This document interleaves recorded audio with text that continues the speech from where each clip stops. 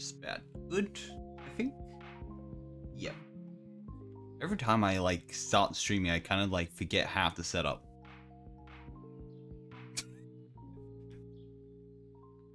No chat for you.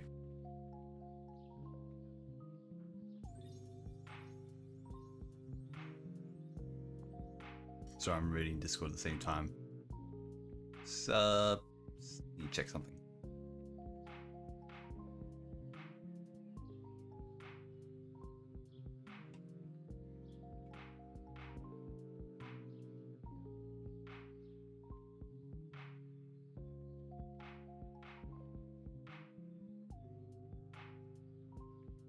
I'm gonna be one more moment.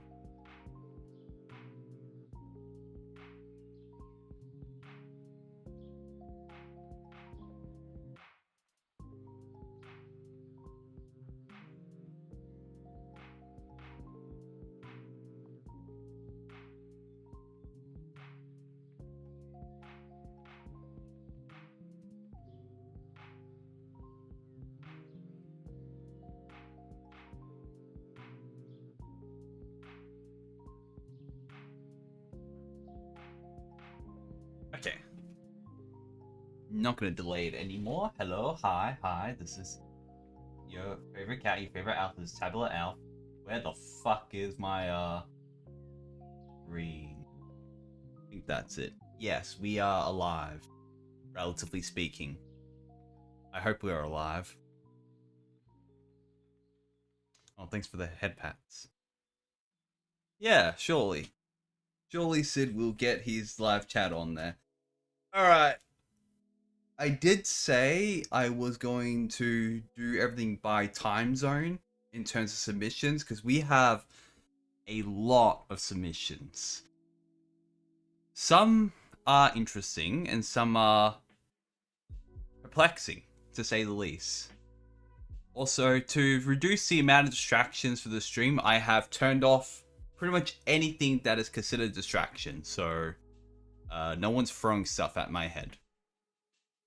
Which sounds weird for me to say now in context, but it's very relevant. Also, we need to rearrange something. Okay. I think that will do.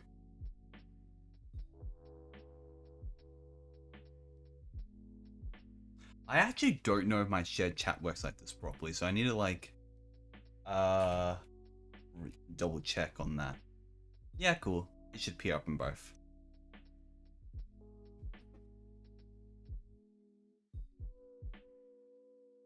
There is no chat option? There should be a chat option in you know what, hold on. I have an idea. I'm just gonna add something on my end. I think I might add a little chat section real quick.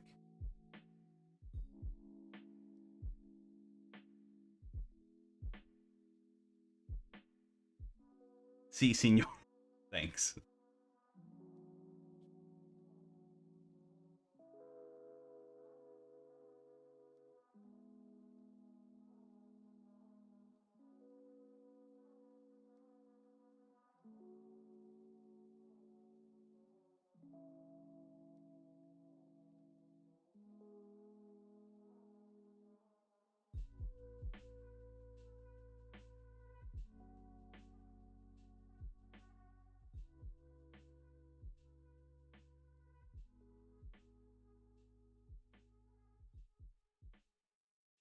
Oh, I am making something real quick.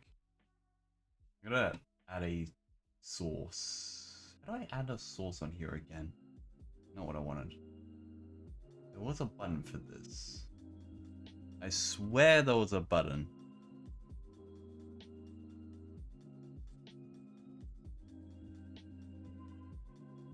Okay, I'm gonna have to try on this screen instead. Let me turn my desktop off. We're in the void. Enjoy the void for 5 moments.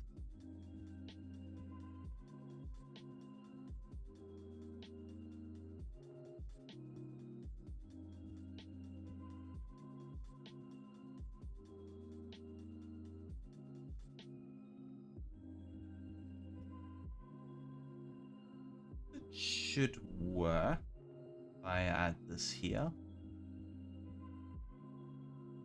Cool. Okay, Sid, could you do me a favor? Can you just type in that very channel that I just made that only you can see and no one else?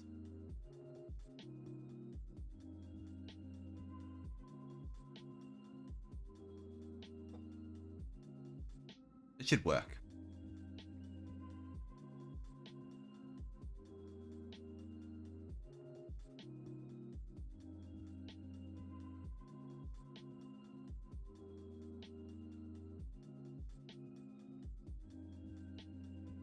Okay, guess I will.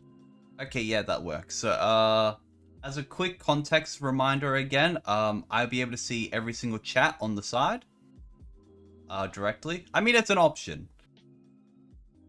It's just in case if you want to communicate with me, there is another way.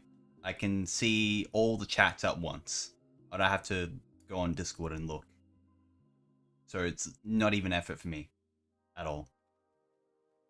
You can go over here, away from everything else. Okay. Alright. Let's actually get to submission reviewing. So the first submission I would like to review is English Sub. Yep. Gonna go for the save load. I do honestly can't believe there are so many submissions here, to be honest. It's more than what we've had the last few times, I think. Oh, close, actually. I think we had 21 in one of them. Still, good effort, good effort. Okay.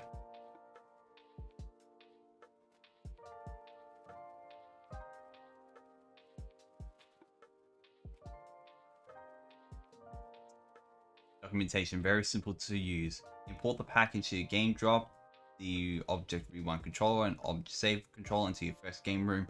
Otherwise, you can call load game 2 and set global.game started to true however you like. This library will likely work best if your game fully takes place inside the room that the controllers are in. I would hope so. Give all objects that are subject to saving rewinding the savable tag. To save, press space to load, press L to rewind, press R. Okay, in the create events, you can change the rewind controller and you see. Okay. One note I will make, normally there is like a license MD for this when it comes to licenses. This isn't terrible, it's at least it's a license. I dig a license. It's just normally there is a separate file for a license when it comes to any FOSS project. But yeah, so pretty much we just have all this. So let's open this up. Yeah, I've noticed that. I mean, there is an itch.io thing. I'm gonna kind of gloss it over it for now because I feel like there was like just a few mishaps. But we'll just see how good it is. How we handling this. Let's see how it goes. We also have a dot ignore here, but that's also fine because we only recently got a proper one, like in the last couple of versions. So there's really no fault there.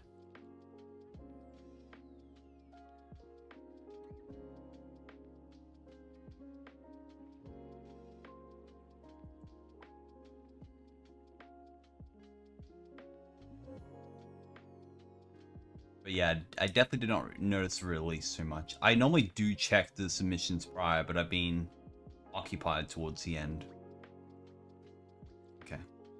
If I remember, we had a object controller, we had a global, and we had space, press load, divine. Okay. I'm gonna keep this on the side.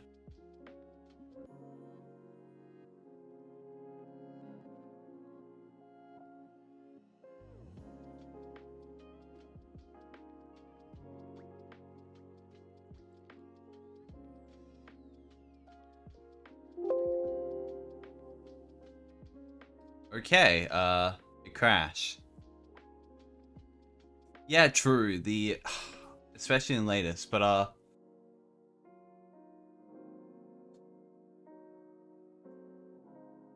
don't think this was meant to happen. Not at all.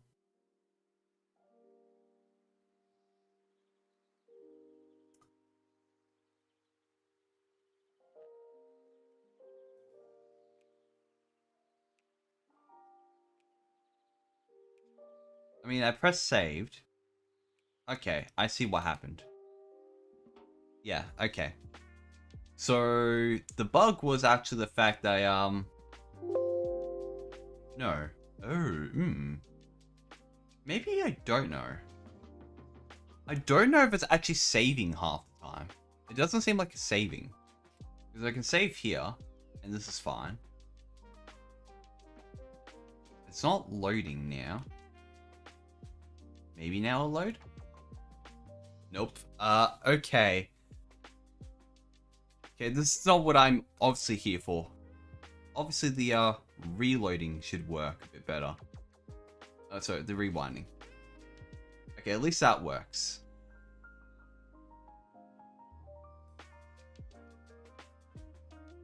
That's also broken. Probably. I'm going to pull up the debugger and actually see what's going on with that. So I am kind of curious what's happened. Alright. Have a safe drive. That's all that matters. Alright. That should probably be good for me to set a breakpoint. Is it the controller that's controlling that? It would be, wouldn't it? I realized it was even WASD movement. But I just wanted to see what it had from the documentation.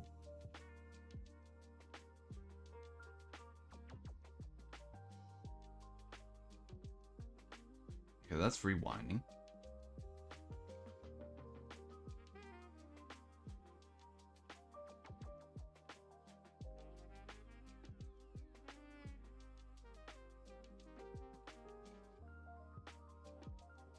Okay, got saved.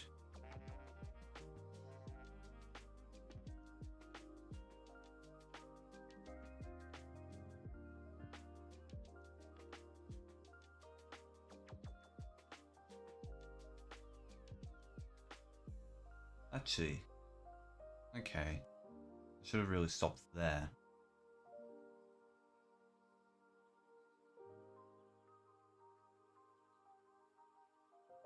Okay.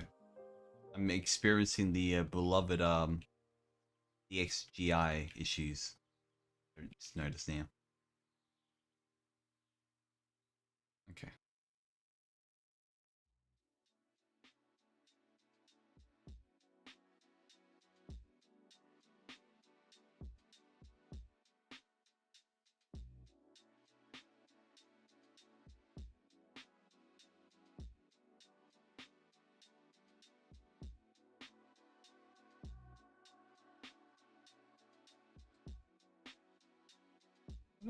Okay, so this is looping through every single thing that is considered a reference.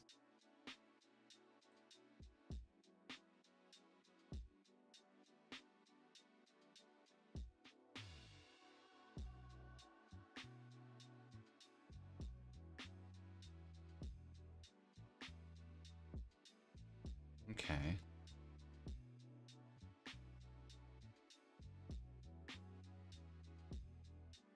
Yeah, I think it's just getting instances, really. It seems to be, like, mostly getting instances. Because everything that that function is relying on an instance. But that instance just doesn't exist anymore. If I'm wrong, I'll give up $80 to the worthy cause of buying myself Lego. And not for me! No Lego for me! Really? Wow. Despicable. Okay. This submission is definitely not ready. Not by a long shot. The demo itself is... It does work. I'll give it credit. It does technically work. But it's buggy. I actually kind of want that Game Boy too. The Lego Game Boy is so nice. I want it. Okay. I think the only thoughts I have to honestly give here is...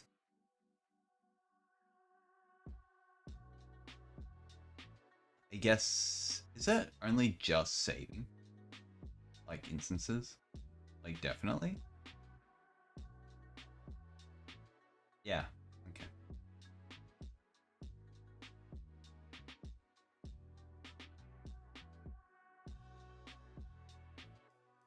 Yeah, I think like honestly the only thing that really needs to be noted is that the saving and loading technically works, but also seems to rely on instance IDs, or at least there's no proper validation on instance IDs.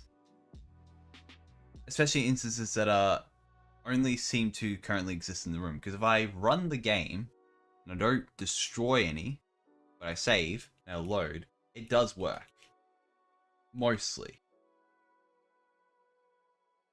It doesn't do it for any new instances, which realistically for a save and load system, you definitely would want those instances just disappear. But I guess it is what it is. It happens. It happens to the best of us. So I think as much as I was willing to keep this submission as it is, I feel like this is technically on the grounds of disqualification. Only because it isn't really ready to begin with. But otherwise, I do like it. I do like it. It did have the potential to be relatively nice. But I think it just needs a bit more time to be worked on. Okay, I have no further words really. I think that's about is all I can get. But we'll come back to that. Sid, I'm gonna move straight to yours. Your next, you only had one, right? Yeah, you just had GX types. Cool. Now, I kind of did want to avoid knowing what submissions were actually included, but like mainly what's inside of it. Technically, GX types, I already know what's in there because I told Sid about it, like just the idea, and then Sid kind of went full on board, and then eventually his other submission that he had, eventually this got replaced. This replaced it. We have a repo. That is good. We have docs. That is also good. We have a basic sample. I'm still kind of mad that itch didn't let me have like a proper selection. It didn't let me do jack boxes or anything. It just refused to render them. But that's fine.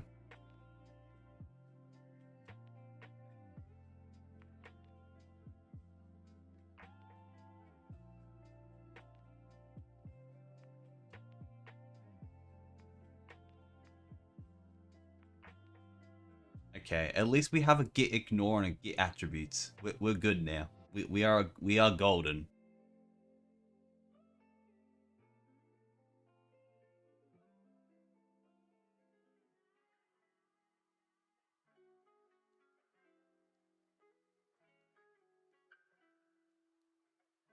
Alright. Bring this over. And get rid of this for now.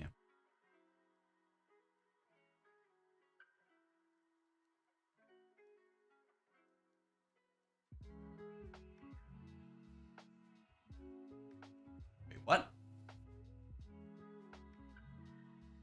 I mean, I haven't checked the release because I'm not going so hard on the releases, although I might actually make a genuine release. True. Actually, I should probably read the... Is there actually documentation on that? Yes, there is. Cool. I mean, I know Node, but I honestly just sometimes blank on Node.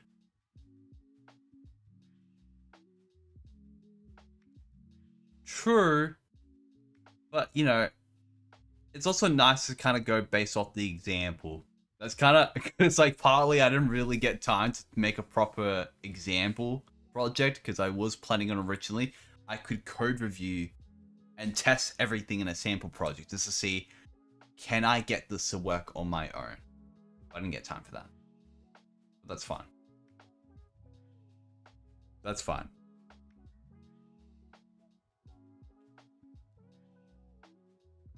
Oh, wait. Oh, no, wait, I know what I did wrong. That's my bad. It's my bad.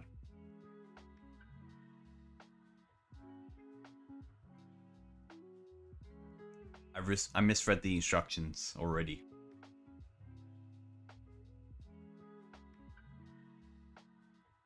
but I'm gonna build it. I've never built TypeScript stuff. Alright. Well, oh, it's a Full Metal Alchemist Brotherhood. I like my backgrounds, okay? Okay, we have a map. We have a buffer.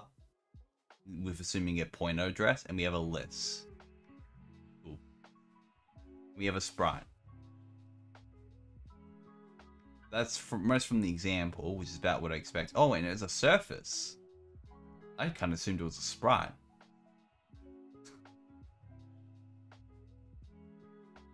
Alright, so if this ain't clear,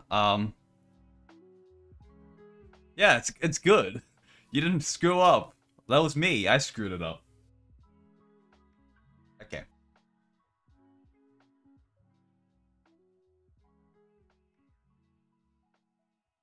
Yeah, I could. I'm about to do that in a minute. I'm just like kind of overviewing it because I did remember you doing sprites and such. So I assumed this was just a sprite. I didn't realize you just took a whole ass surface and shoved it in there.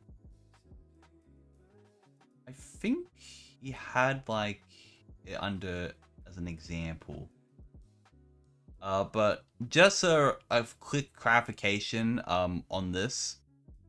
So GX Games recently got JavaScript extension support, and the API for it is a little bit of a mess, but it works. But one of the things you can kind of do with it is you can actually execute any GML.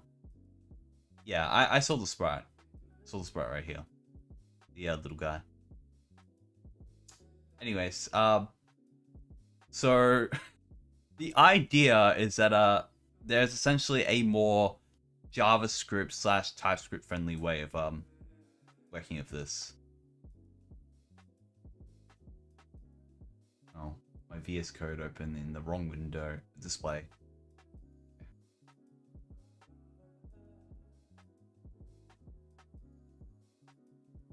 Oh yeah, okay, I see Hannah. I see now.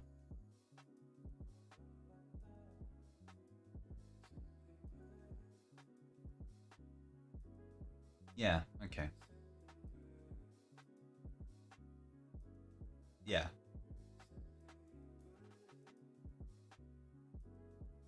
I'm on TV. Wow. Hold on. I need to share this. Well, if you're gonna send it in the chat in the cookbook, I may as well put it on there.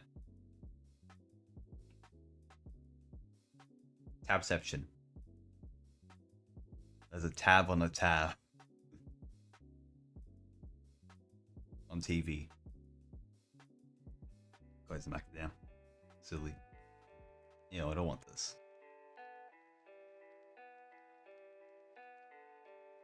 Beep. Oh. Thanks for the sub, Chompy. Hope you're well. If you want to kill the weed areas, you need to open a folder up so VS Code loads files properly. I mean, probably, yeah. I did kind of just open it straight up in there.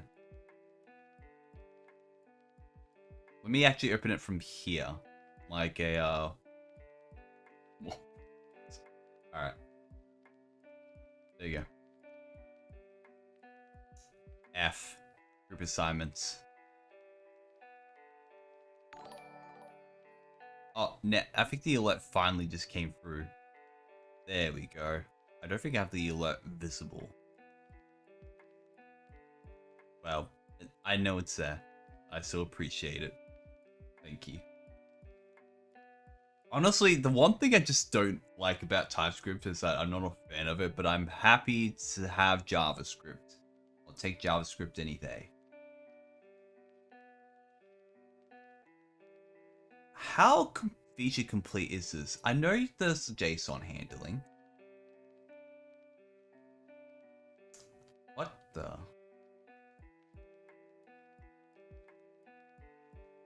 Oh, right. I guess, that might be necessary. So one thing I should have probably done is, probably looked up TypeScript more.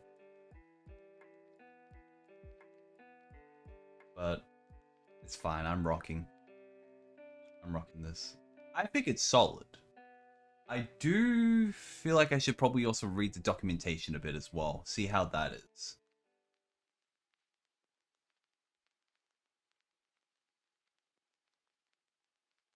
Alright. Yep, straight to the point. Let you call Gmail functions from your WebAssembly GX GameMaker game. I mean, I feel like you got all the basic types in. I know you have, at least when I peeked at it, like weeks ago, you had events. You had the async events. You didn't get, I think you got sprites. Yeah, you got all the sprites. Lord, there is a lot of functions. Sprites.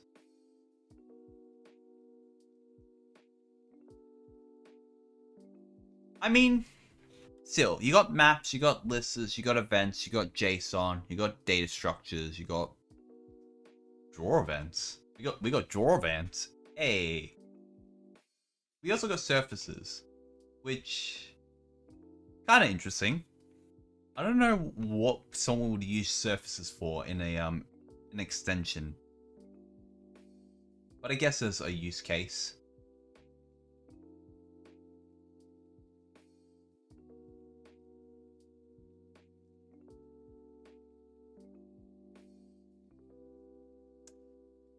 Features. Wrappers for various GameMaker functions. Support for creating, managing dynamic data for JavaScript such as buffer surfaces and data structures. TypeScript typing for various GameMaker types. I mean, yeah, I kind of saw that, like, this drawing functions, but it's like, this one is fine. I'm not sure about surfaces. It's still peculiar on that.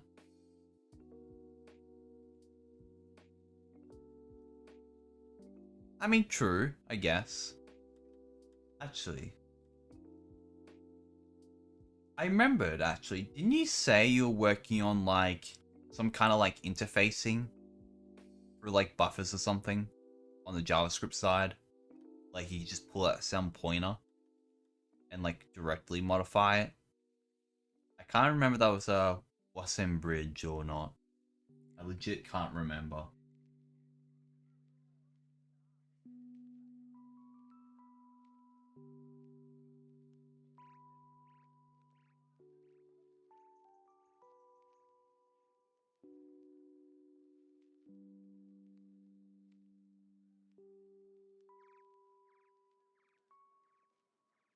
Well, I don't think there is actually anything here anyway. Maybe I'm missing it. Yeah, okay. It all makes sense here. Alright. Move on. I remembered you talking to me about, like, you figured something out. That's all I remember. I don't remember if you got anywhere with it. But it's fine. Alright. Why was GX types made? I first messed buffers directly for Western Bridge, overriding game memory directly from the webpage. Then Tabula Alf, me, found the JS get GML function in Western exports. There's an actual expression on that. You know, I like how subtle and nice this is. A part of me feels like I should correct it. Because I definitely did not find it. But, you know, we'll just say for convenience, so you don't have to edit anything. I found it. Yes, I found it. I found everything. Yes.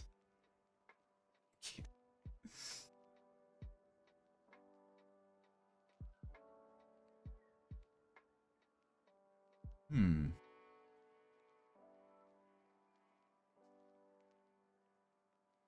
This is... Ooh. No? Okay, then this is fine. True, I did. Okay. To be fair, it's like... I told you, but Russell told me about it first. Like, in DMs. He, like, straight up told me, oh, yeah, we have this. And what was in DMs exactly? It was prior to the screaming about Game Maker. We were all talking about it. And then, like, he mentioned to me offhandedly he was working on this. And then, like, a few days later, he just handed me some code and was like, you can access this here, you can do this, and you can do this. And I was like, oh, cool. And then I was playing around with it for days. And I told you about it. Actually, I think I told you about it around the same time I definitely got told, but case to the point, I did kind of find some other things about it, including some of the obfuscated self and other stacks that was happening, which wasn't meant to be obfuscated in the first place. But yeah, I mean, as far as I can tell, this is relatively like feature complete, at least from a glance. Oh, by far, for sure. Way less hacky. I do gotta say though, these docks are peculiar. The formatting, that's all. It's manageable, but I guess I'm more used to how I formatted my stuff. Yeah, true. Actually, oh. I don't know GMRT and YYC was the same. That's interesting. Very interesting. It's probably like the one thing I expected something to be different. Like at the low end.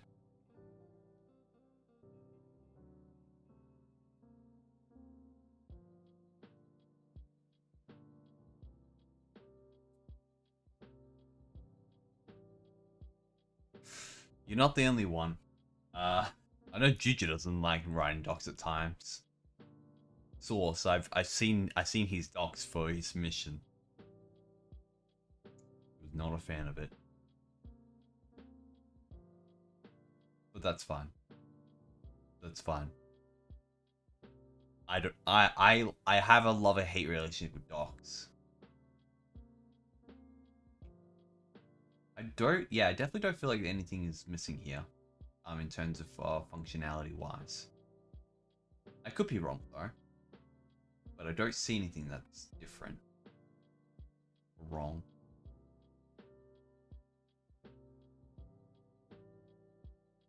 But yeah. Alright, we got color. I forgot we have color functions. I guess I could be cheeky and start comparing a little. May as well make sure everything's matched up.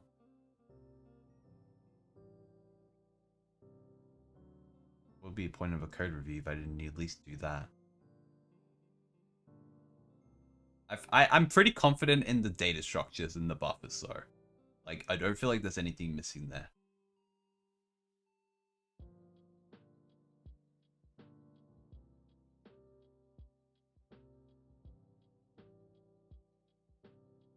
With group projects, it's always nicer to be like in a closer social setting. Like, especially like face to face, because you at least can actually interact and work with people.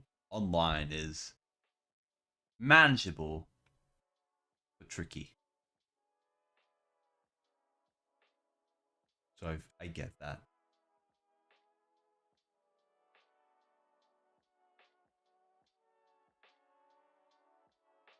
Alright. Let's see how well the surfaces are, though. That is a good question.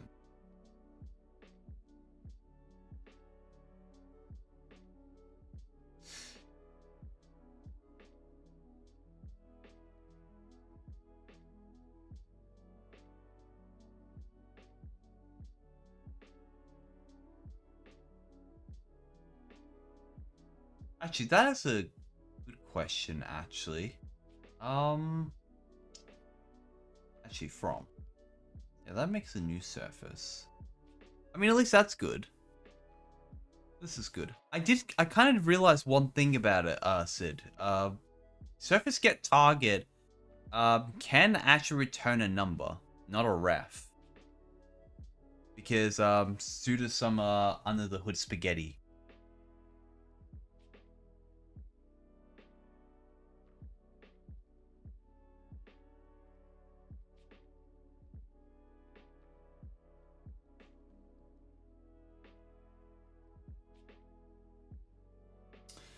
So I kind of actually find it a little bit interesting in that perspective. Yeah. I mean, they do, but I guess it's something observation in terms of like matching that compatibility layer.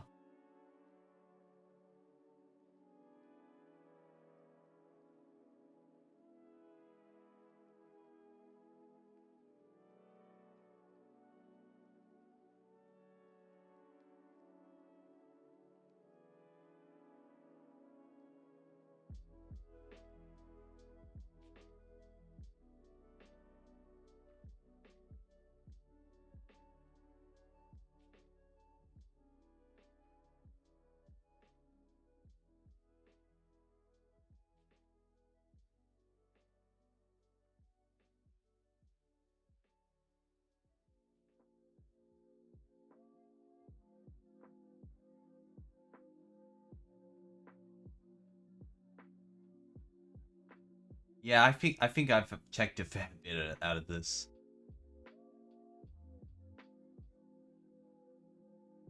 True. I mean, I guess we won't know until I actually generally check it out for real. I may as well actually. Might quickly edit your test just to see what we get. So kind of am curious what it'll get. That's not the what I want. Um.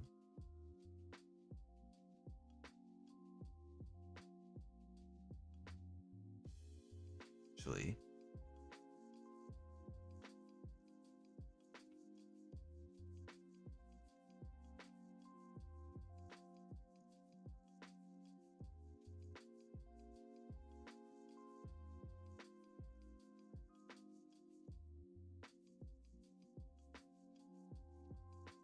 I think this is valid. I don't feel like this is. Part of me tells me this is not valid, but I think I'm fine. Right? Yeah.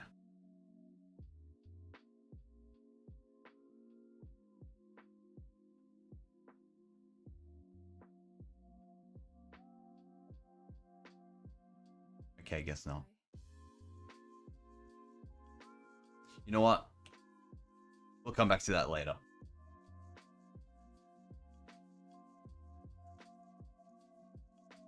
Yeah, I think this is sufficient. This is good. I'm happy with this. You have a release. All is well. It's 0.01.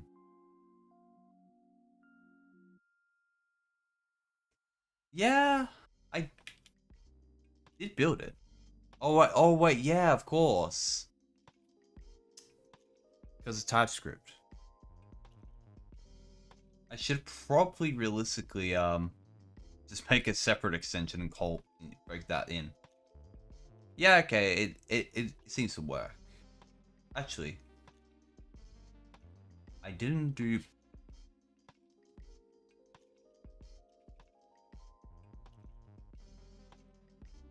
Should actually do this.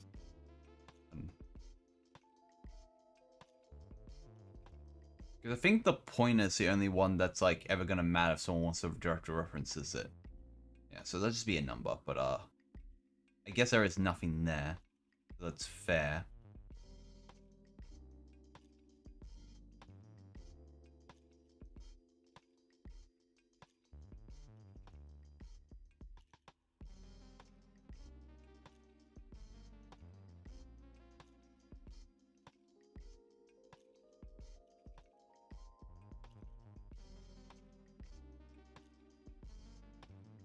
Yeah, so like it's not really an issue unless someone was like, I don't even know. Wait, what was that error?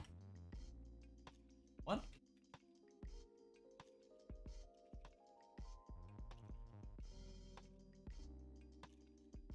Ah, wait, I know why. Okay, well, no, that's fine. Yeah, this is fine. This is fine.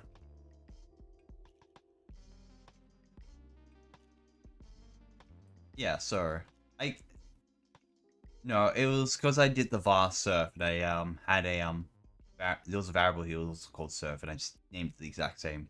I was not matching my naming conventions. I would normally do it. I Just being lazy. Yeah, I break. I'm good at breaking things. Very good. Okay, but I guess matter the point is like it's not a problem unless someone's messing around the pointer itself. Which I guess if that was a seriously concern, a simple handle wrapper to just create a proper ref out of that isn't the worst thing.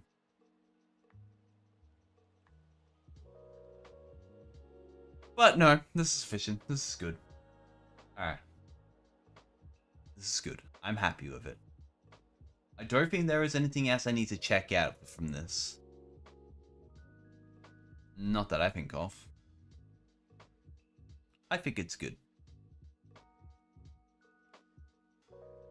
Yeah, like, I feel like just, even though it's not a huge concern because a surface would still work, it's more about like having the consistency that it just remains as a ref.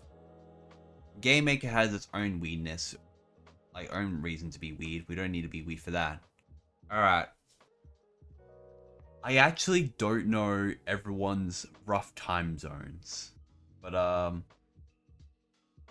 think I might give some time for Turo to come around. I will do Glebs, actually. I think I'll do Glebs. Gleb is here, at least. I hope. I hope Gleb didn't disappear.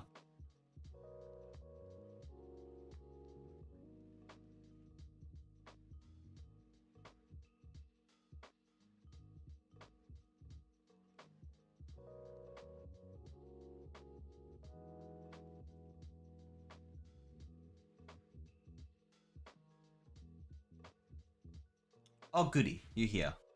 Alright. I know you've been pestering me about Figgy in regards of, is it Figgy? Figgy? I feel like I'm saying something wrong here, and I don't at all. I think that's right. Okay, at least we have packages. We are rocking in packages. Actually, did I ever check if you have packages? I didn't realize I did not.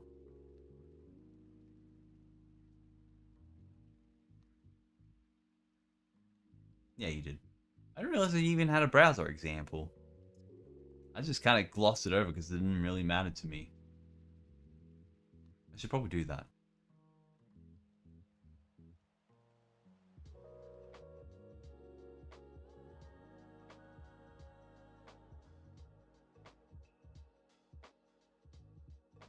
Oh well. Okay. It appear Gmail free and open source. Yes. Love or open source. Love MIT license. Fantastic. Lovely. Gaming library centralized and persistent live configuration system. Wait, what, cheap viewers? What are you on about? I see nothing. I see nothing at all. A centralized persistent live configuration system for seamless game tuning and balancing. Download the YMPS releases, refer to the documentation, installation instructions, usage examples, and full API reference. Game Maker. Cool. It's on the latest version. I'm on the latest version. We are rocking. GX Game supports everything but IO. Console and mobile support is planned. HTML4 is not planned. Death to HTML5. We don't need HTML5. No HTML5. It is gone.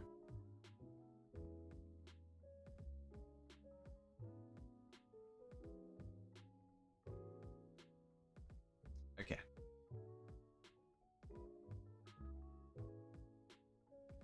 Why, man? I'm gonna browse documentation. At least we have it on both places. Actually, we don't.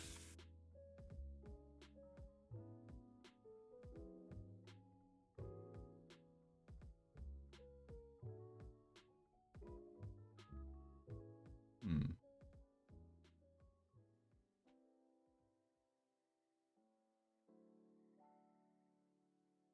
Oh no. Okay. I'll roll with it from there for now. I don't think I exactly see the documentation on your README. That or I'm blind, which would not surprise me. I am sometimes blind. Oh, hello, Red. Not much. I reviewed 2 submissions so far. I also got more views. Yes, cheap. I mean, what? No, they don't exist. They're gone now. They're yeeted.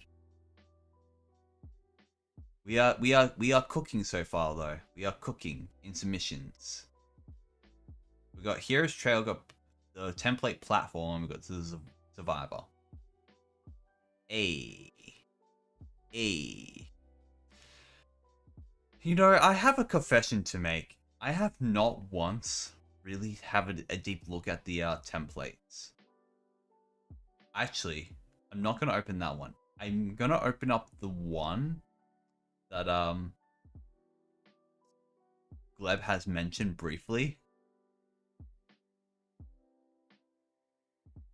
Oh yeah. Well, no, to be fair, the first submission, technically that wasn't my fault. The second one, yours, that was my fault. That one was my fault. But the first one, that was not on me. If I press S, if I press the save button, I press the load button, and the loading breaks,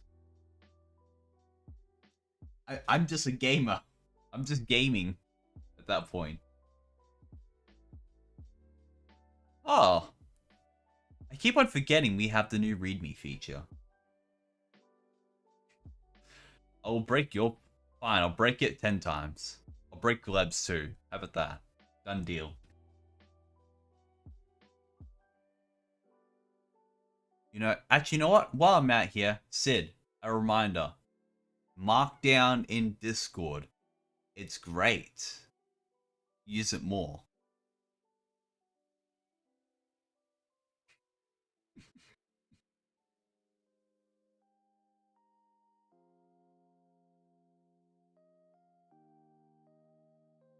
Is YouTube not appearing up now?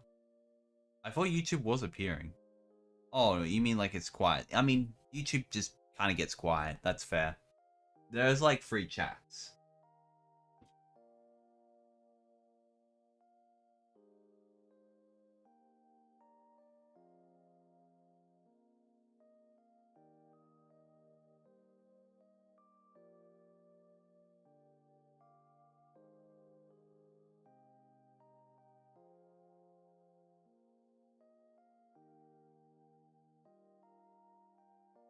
Yes, I'm very happy. Alright, I'm gonna read this now. Demonstrates how easily Figgy can be integrated into an existing GameMaker project. In this demo, we're using GameMaker's official Survivor template as a base project. All mechanics are preserved exactly as they are in the original template. The only additions are Figgy's configs and the minimal glue needed to connect them to the game. Create events, variables, and magic numbers are replaced with persistent, live, editable Figgy configs. All Figgy inserts are marked with Figgy comments. Search for that globally. Okay, we can search for it. See out the Figgy setup function. See the config layout of this project. It's initialize inside the initialize game function that is called in the first room's creation code. The room is room init. You can find these assets in the Figgy implementation folder in the asset browser. Mouse movement is blocked when you hover over the debug layer. Yeah. Yep. Okay. I like this like a what's next thing as if I'm like going to immediately download it. But okay, that's fine. That is fine.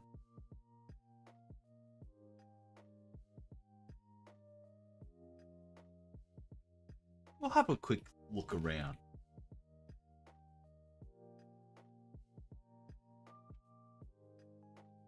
Okay, so I'm guessing this is just all the comments of where modifications were applied. Okay.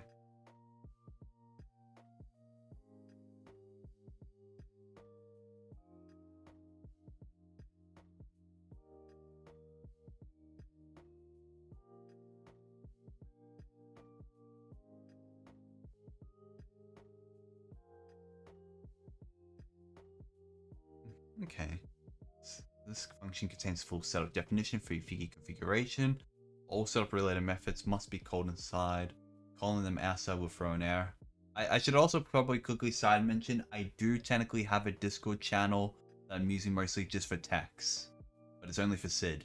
Because Sid can't type on Twitch or YouTube. Because Twitch and YouTube being haha funny. Just wanted to side mention that. I do have a free chat thing. Just as a reminder. I can see all the chats.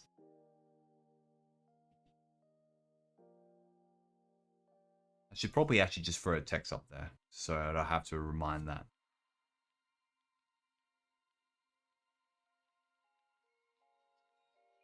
Just gonna do that. I'm sidetracking more than I should be. Sin. Okay, cool. I got that.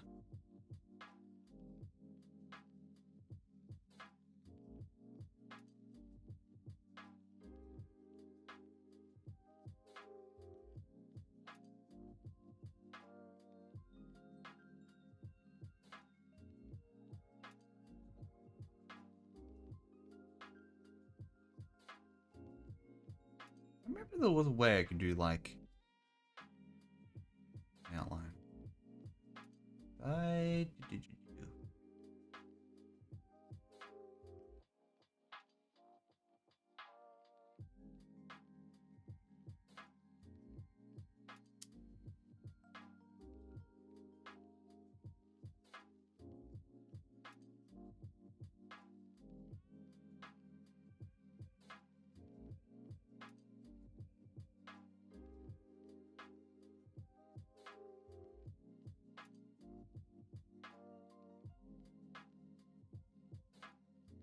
think I can do an alignment thing.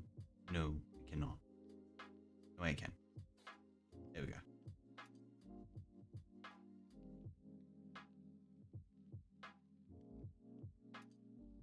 I'll do that. There you go.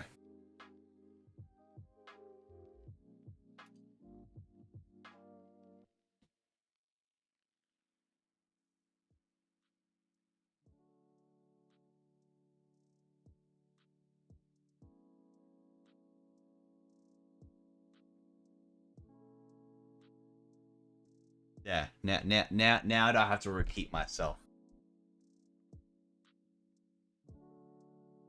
Alright.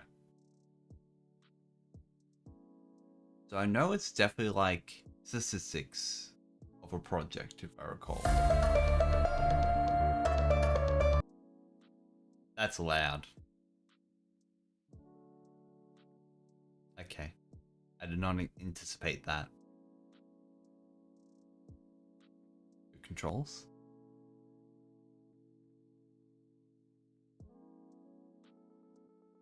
Yeah, it wouldn't surprise me. Twitch is pretty good. Even on browser. Which is kind of crazy. They can change the speed. Okay.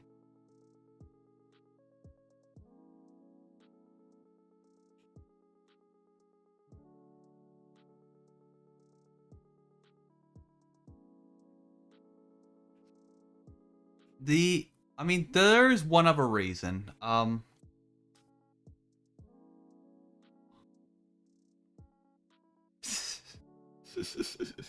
Great. Does that mean I don't need the channel anymore? I'm gonna change it later. But no, I gotta say, it is a little bit interesting with Twitch because it's like, if I want to multi-stream, I can't have like one of its rules is I can't have multiple stream chats in one like screen. So it's just it is what it is. Yeah, it's all for the free views. YouTube's like I get nothing. Just get nothing. But no, so it's like yeah, you can multi-stream. I just realized it actually technically works on mobile. I didn't know the Survive template did that. It's nice. They made it for mobile. Okay. I can change my base stats. I can change my attack speed. Oh, that's too high. There we go. So this is nice. I am going to kind of like leave this on the side if I can. I realize I can't really.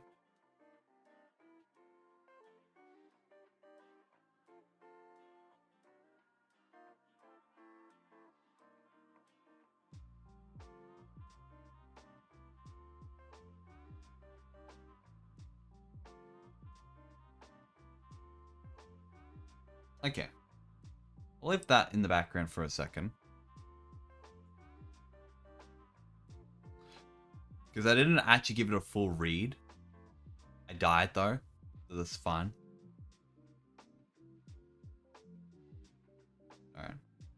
So I mean, the main purpose of Figgy is like, it eliminates a constant cycle of recompiling and searching through assets to adjust gameplay players, which I kind of already demonstrated well ahead. Got ads incoming. I'm going to snooze that for a bit.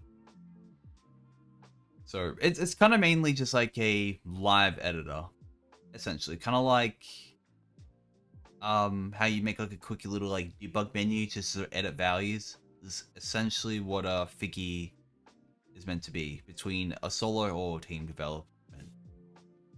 Which I think is nice. I think this is nice. Yeah. I mean, it is very useful, honestly. I've had use Shadowcat's Spectron before, which kind of has a similar vibe to this. But I do like the documentation and the also, I mean, does it come in GUI? I think it's just all built in, pretty sure. Because it is on GX Games, and apparently being mobile support is coming. So it does look like it's just all built-in stuff. Actually, no, yeah, this is all built-in stuff. Pretty sure. Let me double check the project. So I don't think they have, I don't think Gleb has any extensions for this. Yeah, there's no extension. It's just all the basic debug stuff. You got Tom Scott. I think it's another big thing is you can save changes in data files and have cross runs, etc. All built on the built-in debug stuff. Yep, I thought so. I think there is actually a problem though, but it's not so much on Figgy. I'm just noticing this.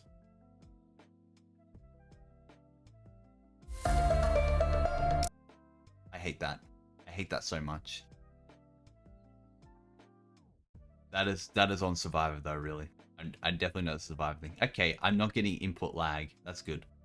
Yeah, you could do this with the debug menu. Like, I think the only thing that sucks with the debug functions is that there's no easy way to organize things whenever after you make changes.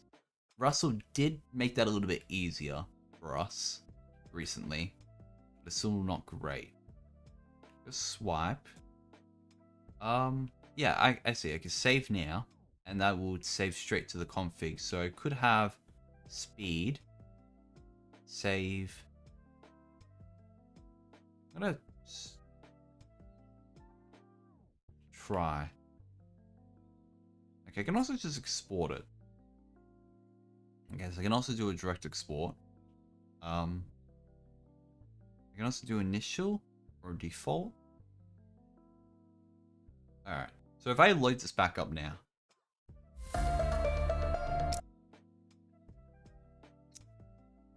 I've only needed a debug option to mute that music forever, so I don't have to re-mute it. No, I'm kidding. But yeah, no, this is nice. This is nice. There was something else I feel like I was mentioning. I was gonna look at. Oh, right. I don't think it was Figgy, it was Lookout, wasn't it? Yeah, no, it was Lookout. That was the example there. But, I've actually used debug functionality for a couple of things already in GameMaker.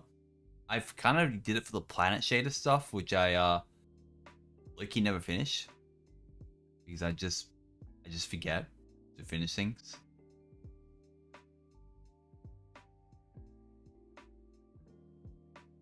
But this is nice. This is nice. Alright, we also have other views as well, actually. We have the game. We can also set the amount of spawns. So I can realistically set the star as high as I want.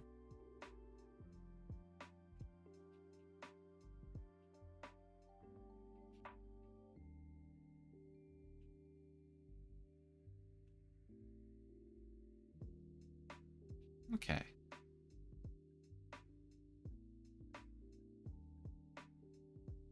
I'm going to close that. I can change the enemy speed?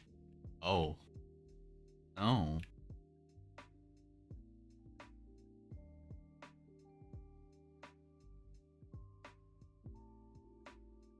Okay.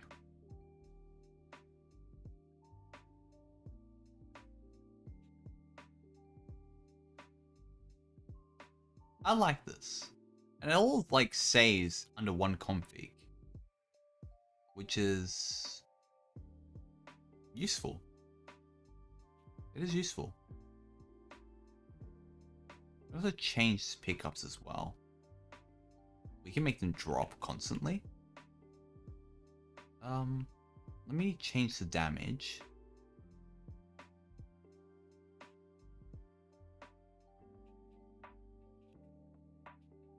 Okay, so I can change how often it drops.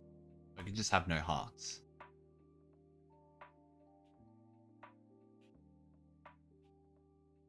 I mean, at this point, I'm more like messing around with it than actually like reviewing the submission. So why we don't go back to that?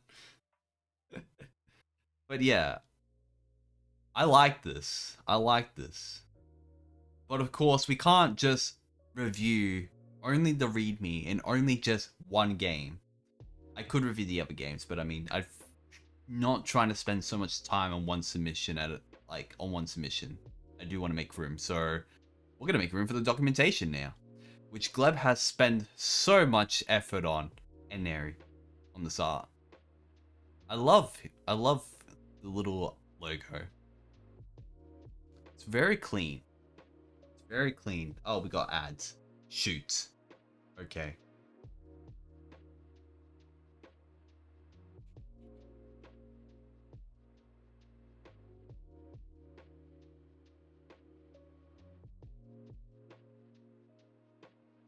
Why is it an onion? We'll come back to that in 3 minutes.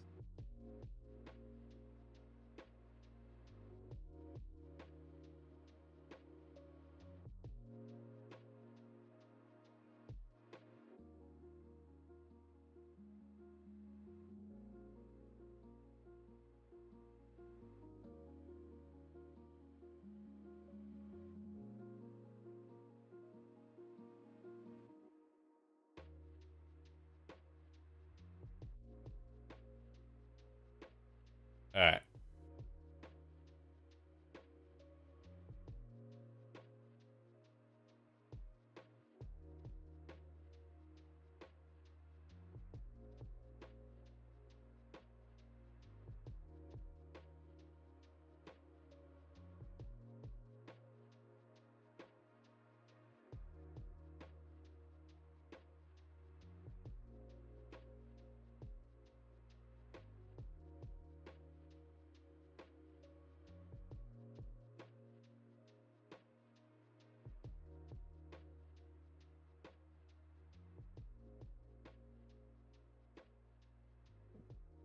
I'm just gonna like chill.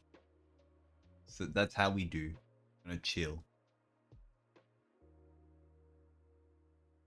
I will actually quickly check something. I'll be back.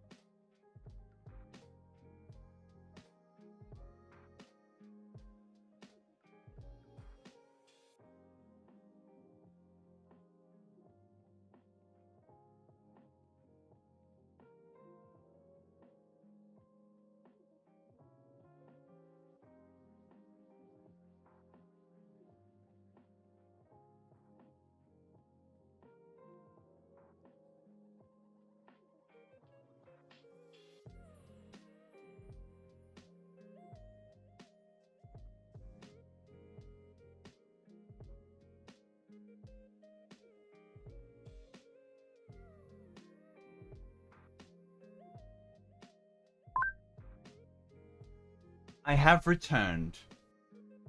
Alright, as I was saying, I kind of low-key thought it was an onion too. I keep on thinking it's an onion. I kind of forget that fig is a thing. Maybe I just don't know my,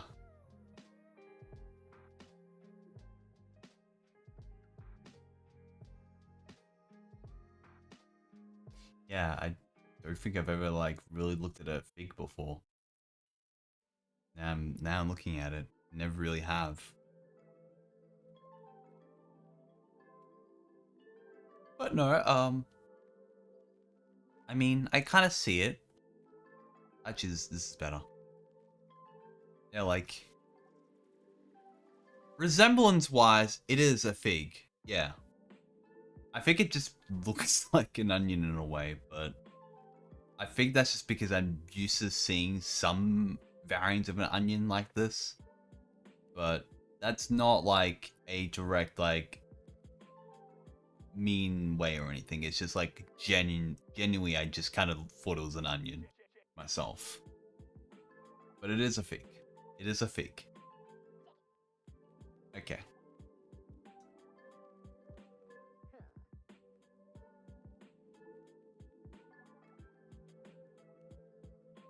Alright, so this is pretty much just from the readme, so I can kind of skip over that. I like that the demos are also separate as well, which is nice.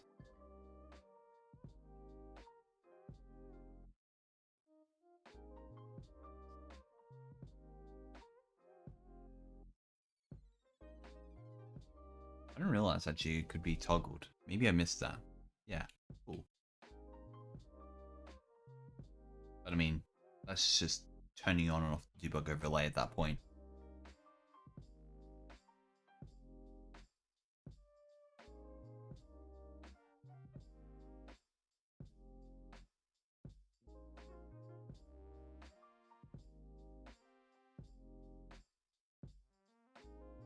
Console support would actually be interesting. But I mean, technically we can do console support not too badly now because we do have, I think, gamepad support for the debug functions as well. I think we do. I remember them something about that.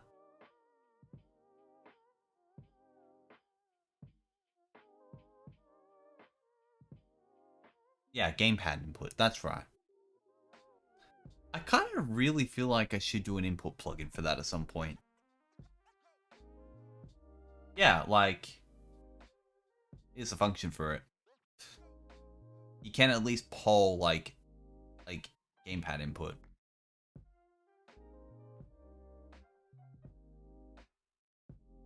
I think you can also set the gamepad that it uses. I think it's in the debug overlay though. Yeah.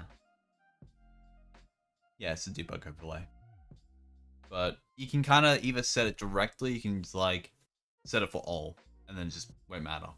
It is weird as an optional argument though, that you can just set to a specific gamepad, which is gonna probably break something if someone ever misuses it. But that's fine. That's fine. That's just game maker things. That's just game maker things.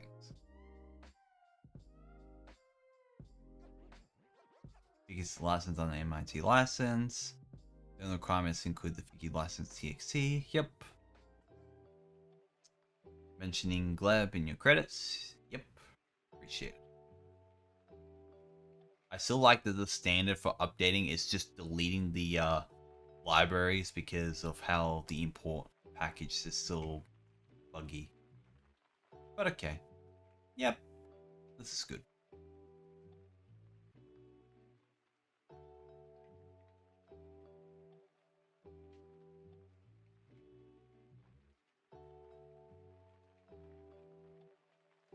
Because interface lets you edit your configs live while the game is running, and setting those changes reflect instantly across every part of your gameplay that's connected to the Figgy. The entire interface is generated automatically from your setup using the type of widgets, scope widgets, shape to struct based hierarchy config. Actually, I didn't really look at the config, did I? No, that's not the config. This is the config. Or at least one of the configs.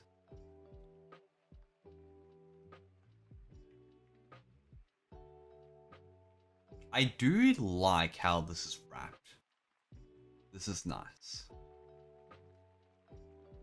It's clean. The only thing we need now is something where we can actually have like a way to attach directly to the window without having to like group it separately. But that's more of a debug function thing. Yeah, it's very readable. Like you can just tell where everything is. I like it. I like it a lot. This is good. There's also main, which I guess it makes sense being public.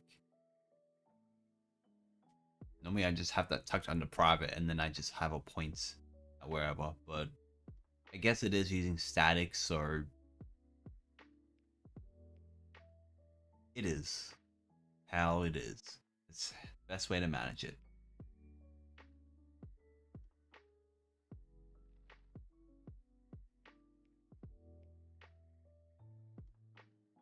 Oh, you're doing the same thing I do where I like privatize my macros, but not the rest of these macros. I kind of private some of my macros like that.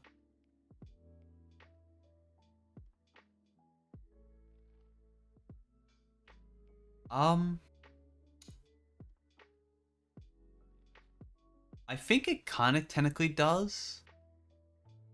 But you can, because like you can close out the, because you can like import and export like templates. I actually don't know. I'd have to check the documentation to see on that.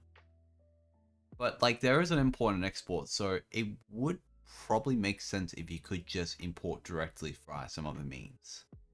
Because otherwise it does have a default config you can load from, which I do know it does get saved here. Yeah. You got a config you can just load straight from.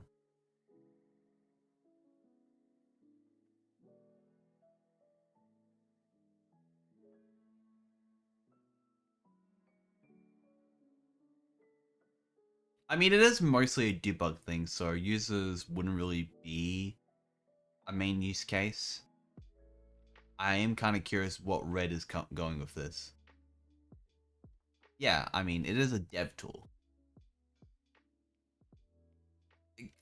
There is another submission of Gloves where it is essentially just a dev tool as well. So it's all about deving, really, for Figgy and Lookout. Yeah.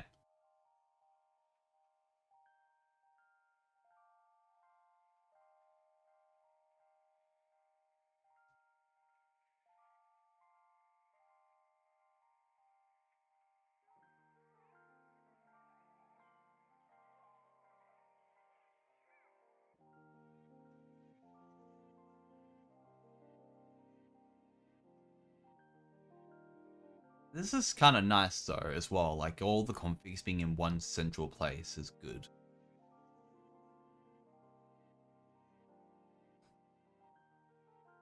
I mean, I guess you could always take inspiration. It is open source after all. Get right in that source code. But, I mean, I can kind of read the documentation here on this, or I could also read from the file, but I still want to showcase this wonderful documentation. There's actually all the names on the side as well, which is actually kind of consistent. But this is kind of like the most out branch. I do have to say, Gleb, you did make some very nice docs. I do like them. They're very good. They are very nice. Yeah.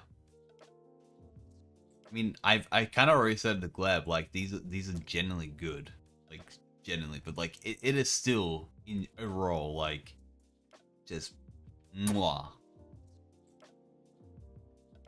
right.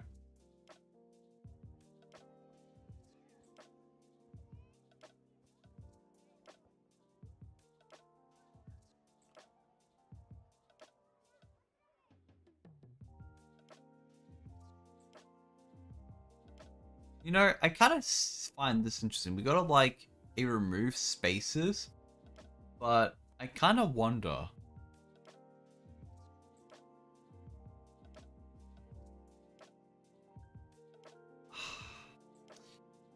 I'm kind of like looking at this now. It's like, what if I want like essentially like just instead just do like camel case instead of like Pascal case for my variables? There doesn't really seem to be like an option from that directly. Either that or not exactly understanding what remove spaces are, but it only seems to be like just removing spaces. It kind of be nice if it could like also have a preference on the kind of casing you'd want. But I guess in setup that would mostly be covered in another way. Yeah.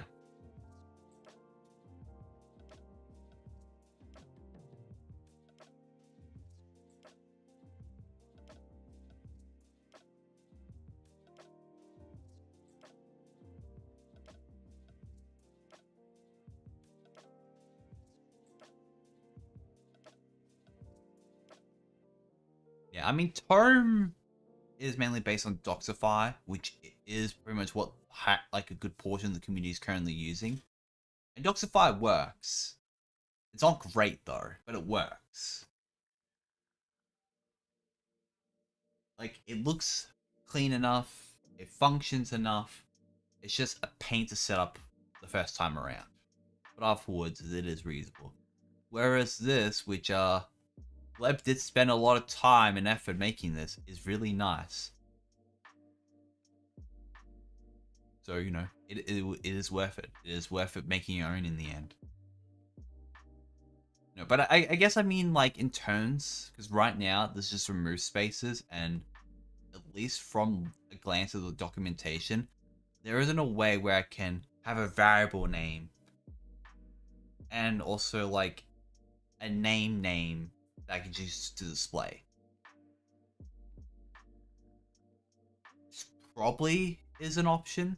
I'm probably not seeing it though. Because if I do because like if I'm going by exactly what the documentation is saying here, then there is no way where I can have moose speed. I can have like, it'd be better if I show it. There's no way I can have. We have moose speed here. I would just do bullet spread. We have got bullet spread here, but there's no way I can do bullets. Actually, sorry, bullet speed. Or I guess bullet speed. I think that is the one thing I am mostly noticing about that setup. But it's like, it's fine if your variable names are at least consistent enough where you can just do that. But I guess if you wanted to be cleaner, but still refer to a variable under the hood, you can't do that directly. That's only for my like assumption based on the function and the macros that we do have for configuration. I think that'd be nice. At least. But otherwise, this is good. This is good. The file name, the extension. Yep.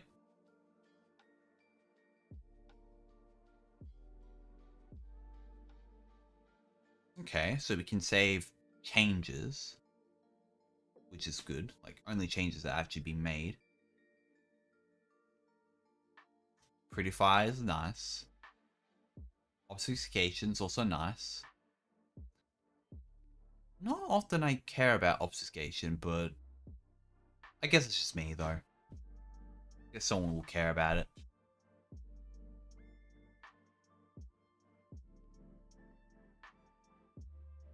Is there a control section? Actually, maybe I'll come back to that and look at what the. No, look at that. Oh no, right, yeah, right, that, right. This is controls, right? Yeah. I don't know why I keep on pausing for this.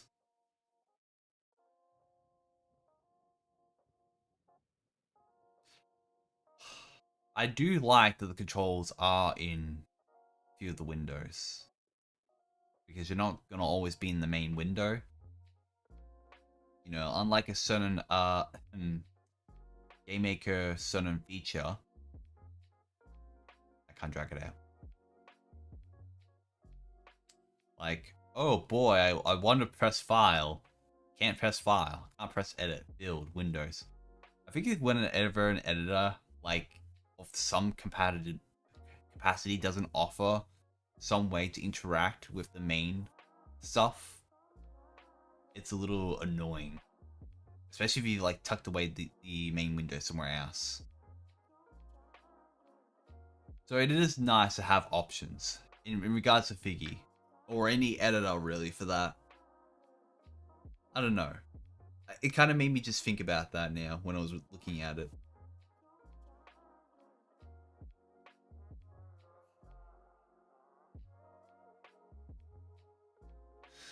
Yeah, it was also built differently. It was built in Delphi. It had a lot more different, better features in terms of the ID, but it did have its drawbacks. The whole rewrite of the ID has been great, but it's missing things. It's just not as best as it could be.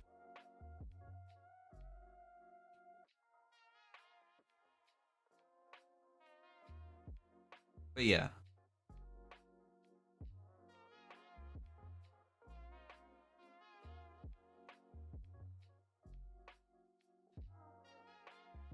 I am gonna kind of gloss over the rest of it. We got changes default callback.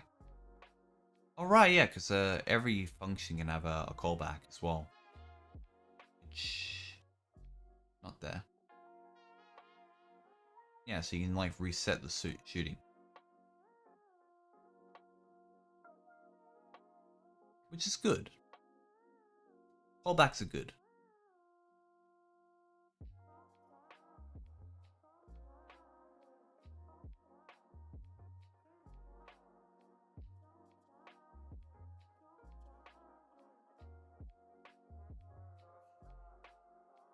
Alright, I think I'm satisfied at this.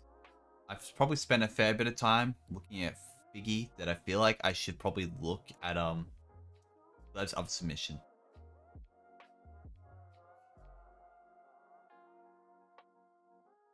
Get rid of that. But Gleb, I do like the docs. Now we can look at Lookout.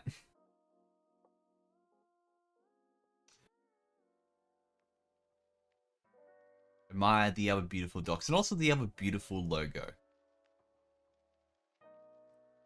Like a watchtower with terminals. No worries. You were here. I had to check it out while you were here. I'll probably check on Reds after this. Gotta remember, actually, how many submissions do you have again? I'm losing count. Right, you have one. Cool.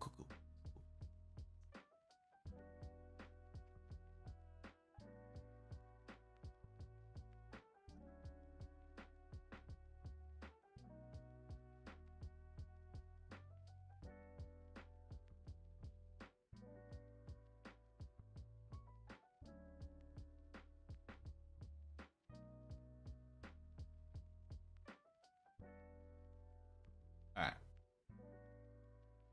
Right, debug overlay. So this is kind of similar to what Figgy was last time, but instead of like being more like dev balancing and tinkering, this is more about identifying common issues. All by HTML5. Yeah, def to HTML5. We don't need HTML5. Get out of here. Get out of here, HTML5.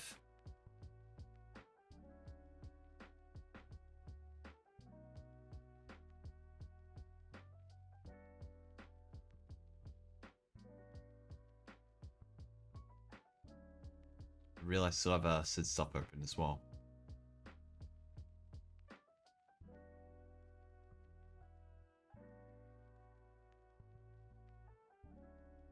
We've got lookout resources, we've got lookout instances, we've got display, rooms, and audio effects. So this gives us basic resources overviews. We've got lookout instances, displays the overall object instance counts, including difference between frames, an option to destroy objects. That's good.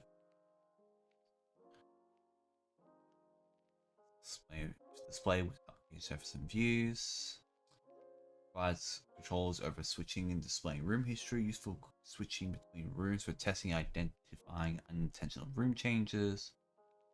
Excellent audio bus, including type selection, parameter tweaking. Okay, yep.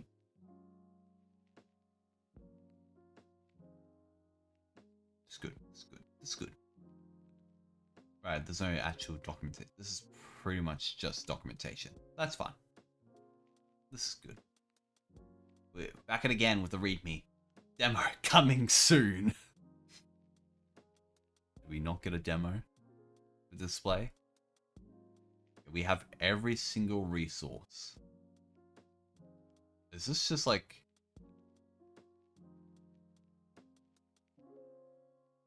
Okay.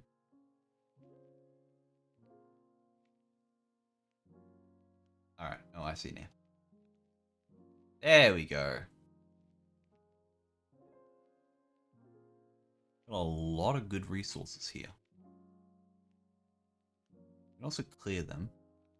You can also clear surfaces as well.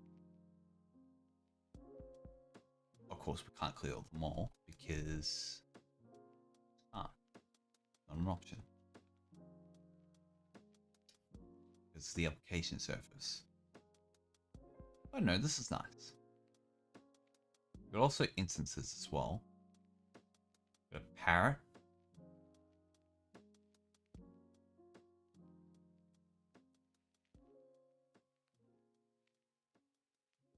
Penguin, owl, snake, gorilla.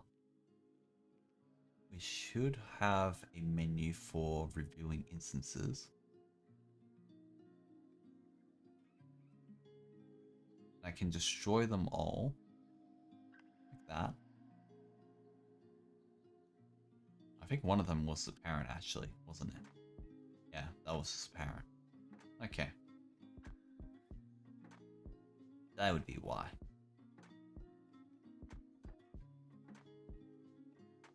But yeah, no, this is nice. We also got audio effects. This is gonna block my ears.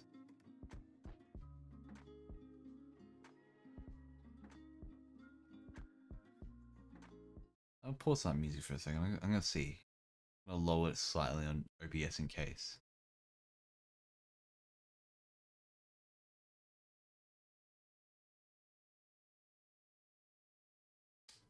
Do we have sounds in this? I think we do.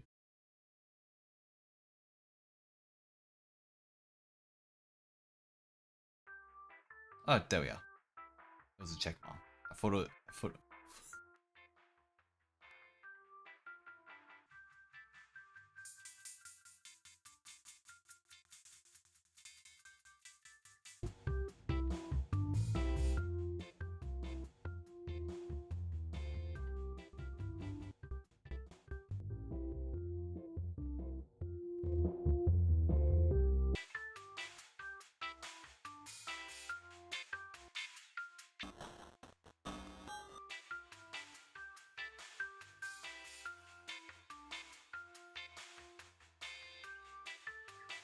This is nice.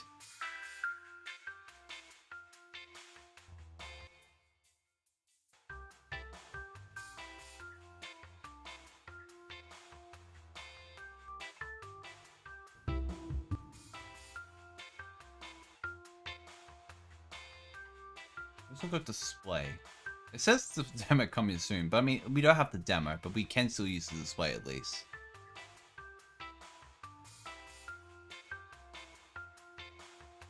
Alright. We set the sleep margin. We set the timing method. Okay.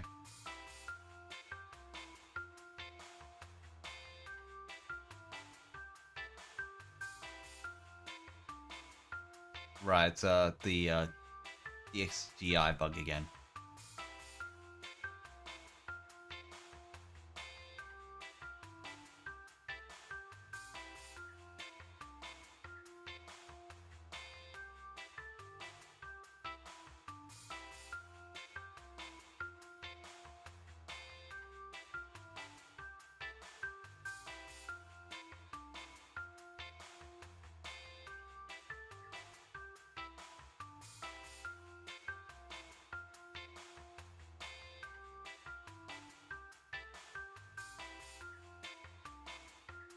I don't need a demo where I'm coming from.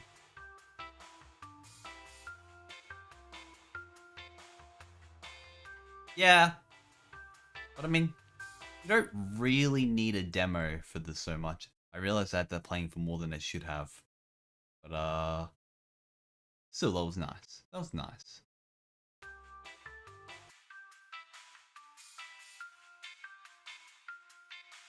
I do like the demo, honestly. It's good. This is good. Like, even the display doesn't have a demo, you can still kind of see how it works in real time. I do have a question, actually. I'm actually gonna look at the lookout before I do anything else.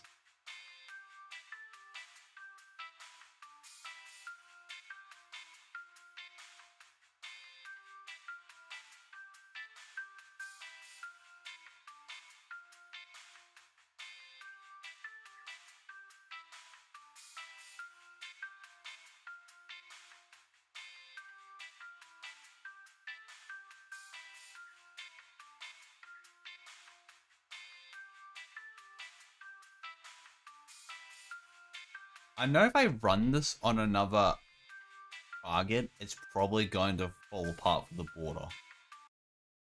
Which, I feel like that's the only thing I probably might be worth. What? What do you mean I don't have other targets on here? Strange. Okay, I'll just download them quick. Fine. I'm not going to do GX, I assume that's been tested, but I feel like if I test it on Ubuntu real quick, do I actually have a setup for Ubuntu for streaming? I'm going to check, and I'll let you know if anything blows up. Because that is one thing I did want to do as well. There was a few submissions I kind of want to see if it like blows up under certain configurations. I think border would just not work if I test it. Well, I mean, I can tell you right now, it doesn't it rechecks the box. So you know what? This is fine. It works all as well.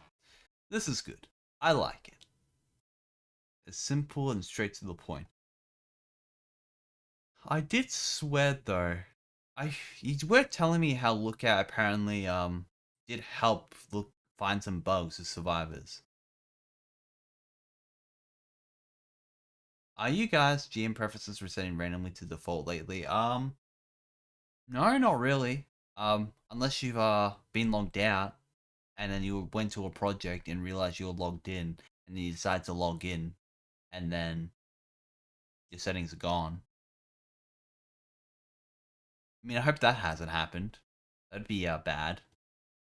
I hope that's a bug. It's been happening.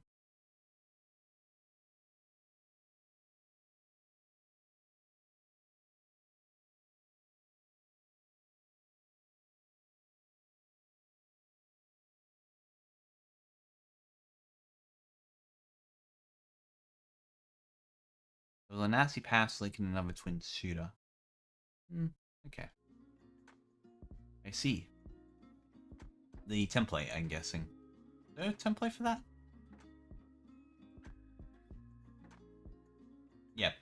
Yep, that's okay. Memory leaks everywhere. Okay, but that's good enough. I think Lookup has had enough of a view time. There isn't really too much to go at with Lookout, but it is good for debugging. Actually, you have screenshots here.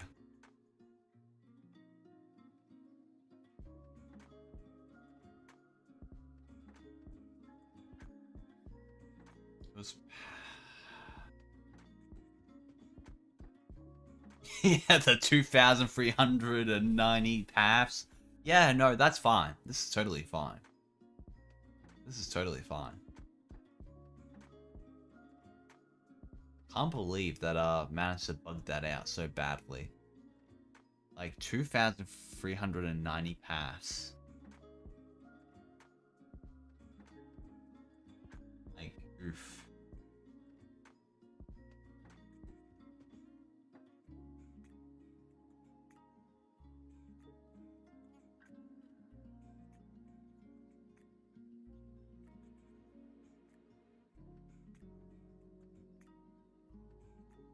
Alright. We do have red and we have Manta now. But I did say I was going to check out reds first. So we're going to look at GMLC. Sure, you know what? I should do that too. I should do that. I feel like I'm an old man. There we go. We're gonna see the glorious. Oh, I love the back. Ooh. Ooh. Little doodles in the background. I like that.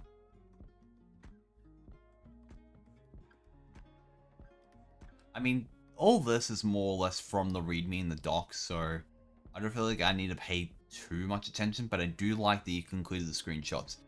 Ah, yes. We have the extensive documentation. That is actually a good thing to advertise. That is good. Yes.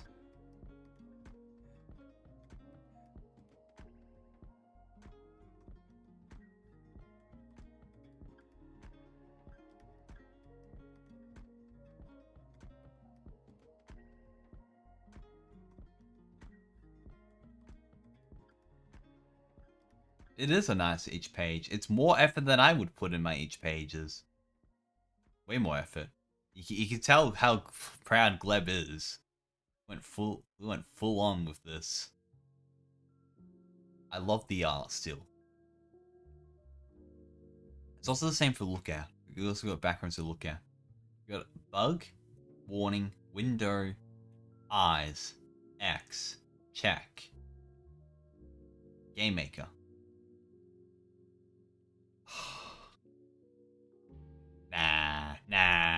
Nah. I'm sure there's worse. Alright. Each page is also looking good. We'll look at reds. It's not gonna have as much as I assume, but that's fine. I will actually look at the page this time. Oh, it's a white theme.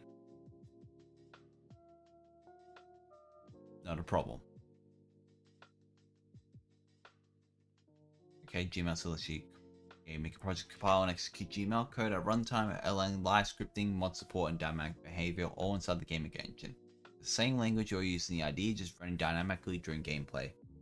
I don't know why it's white. You tell me. But it's not like I'm going to deduct any points for it, because it's just a stylistic choice I put at the end of the day. What really matters is the project and the documentation. And the sample. The one thing I'd say about execute string is it's okay. I'm bad at itch too. Sometimes I forget to itch. Like I forget to ping about events that I set up so people can subscribe to the event. And then I forget, and then after even realizing that I forgot to do it, I forget to ping still. No one. I'm bad at getting myself to remind myself. But that's how it is. That's how it is. But no, this is good. I like it. It doesn't have like I know you've gone about Gleb's, but you don't need a beautiful background. Gleb's background is beautiful. I'm not gonna ignore that, but it does not mean you had to have those standards. Because believe me, I don't go by those standards. But we'll come back to that. We will go to the public repository and think, oh, we have a GX Games. It's on GX Games. I'm going to see this directly. I'm going straight for this. Alright. Alright.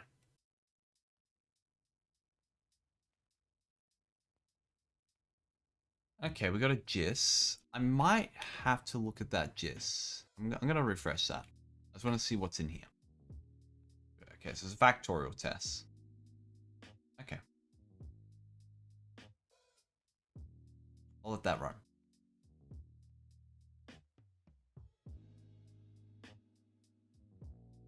Okay, got a tech from the console. Oh. I think that was meant to go off again.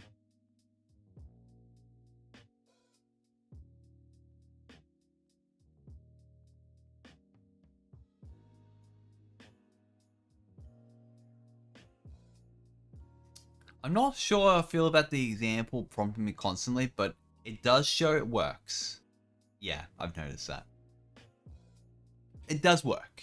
That's the main point. It works. We've only had one submission where the sample did not work as expected. And then the rest is just me breaking submissions. But this is good. This is good.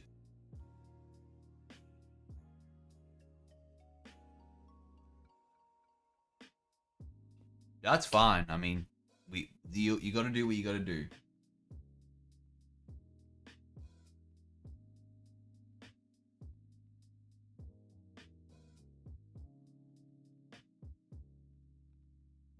All right. Actually, does that have that information on there? Yeah, no. This came after. But that's fine. I kind of honestly with the itch pages, I kind of said this before. I do want a more nicer event system setup in the future because I don't want to be tied to itch.io. But it's just more convenient right now to set up events that way. But I think that would be what I have in mind for the thing. I can't believe I'm be calling my little secret pet project a thing at this point. But it's the thing. And the thing I will reveal about later. When I finish writing things up. But we've about sample profiles. Right, yeah. Should pull this while we're at it. Already have it on my computer because I already had access to the repo. Let me just pull all these changes. That was the one of submission I knew about. That was yours, Fred. But like every other submission so far has been mostly a mystery to me in terms of everything because I just try to not know what's going on, other than like quick look over.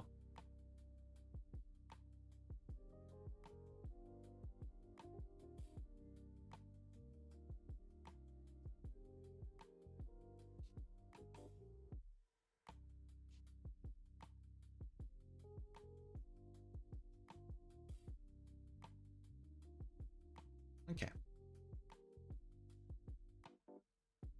Right, I was looking at this. We'll go for blank. We got the web demo. I actually am going to go in that alarm and turn it off for a moment. Or actually, I don't know how much of this I could actually experiment with to kind of demonstrate. But I imagine you have a few gifts on hand for this. I have nothing prepared. Wouldn't mind a little play around.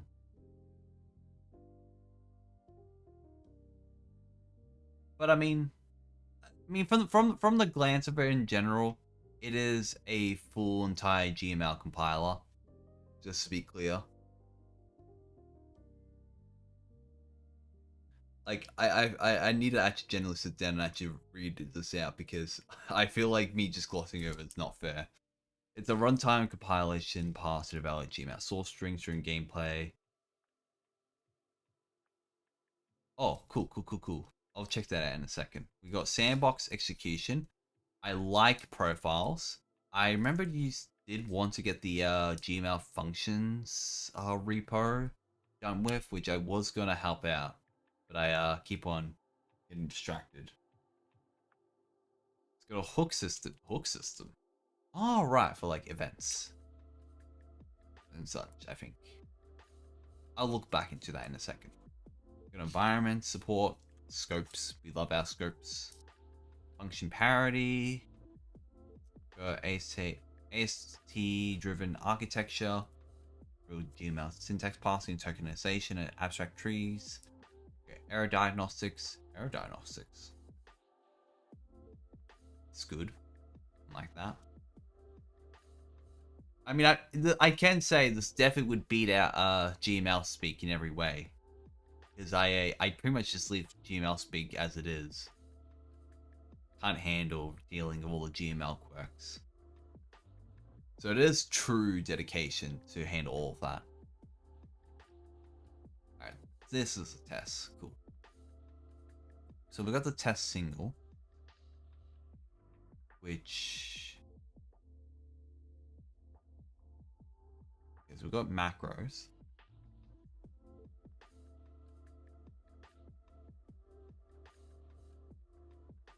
Okay. Actually, I don't think that one was fully set up. This is test framework. Right. Oh, we got shaders. Right. Give this a whirl. We'll have a quick look over.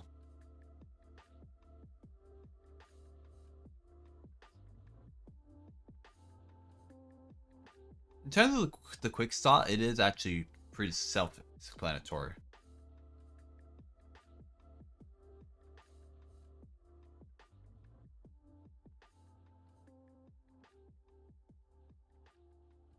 Yeah, that's the thing. I don't have really any test code, but I'm taking it from the fact that this does work.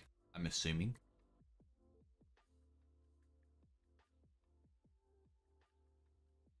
But this does a lot. I did not know I was gonna have audio. Good thing I had the desktop audio down this time. But my ears. My ears.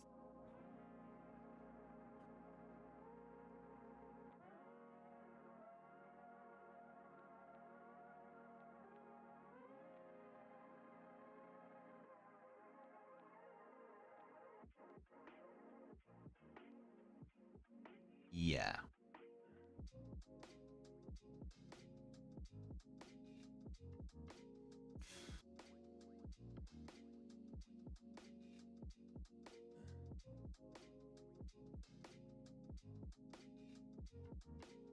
Actually, a reminder.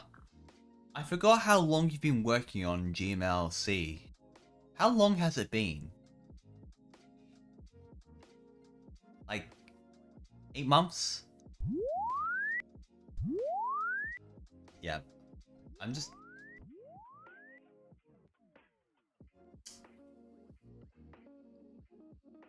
Okay. I think I'm gonna stop it from there. 2 years. Goodness gracious. It hasn't really been that long. My goodness. Okay. Well, I know one thing for sure. It definitely does work. Your test framework works. I'm not going to play the rest of it, though. I'm just going to take on the fact it works. I'm doing it for my ears. What a GC log. Okay, number generation. Yep, no, this makes sense.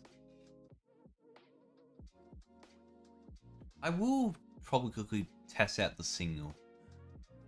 So I can run any code. I remember you got 2D arrays working, I think you said. Actually, did you do that before or after? I think about it.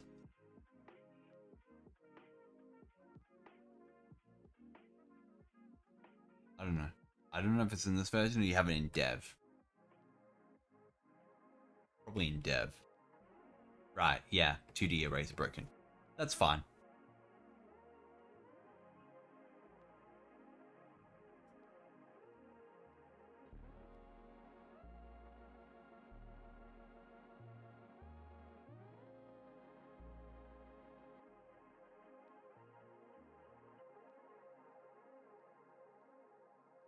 Cool.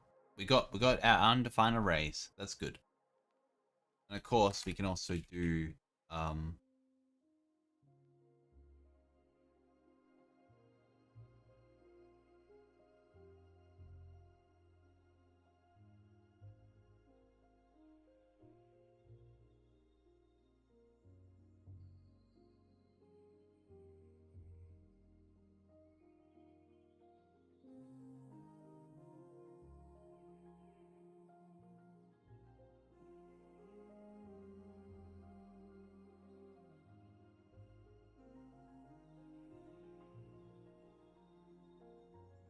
what was it actually? It was DS map add list, right? Soul is abstractly accepting what you're already receiving, yearning and hoping for more, pushing yourself to new heights, and Actually, I can just do this. coming from where you've been to where you want to be. This is soul. What's up? This is January 15th, 16th. Even strange stuff like for loop increment statement actually blocks him. It's nice. Beginning of the year. Yeah, I'm just doing like a very rough test. I don't know what's coming, but I feel like something awesome is coming. Something epic, something fantastic. Right now, I kind of feel like I'm surfboard in hand, ready to catch that next wave. At least we should have we'll do bar actually. At least all the chaining should work. Or most of the chaining.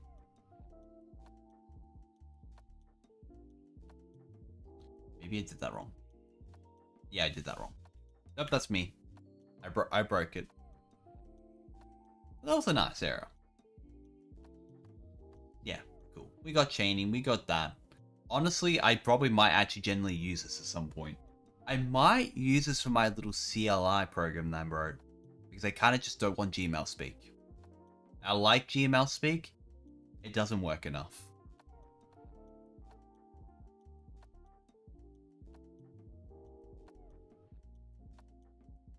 Soul is So I actually might genuinely use this. what you're already receiving. Not for a game, but I do want to use it for a tool. My little CLI. I'm definitely going to do that. I'm definitely going to plug that in. This is soul.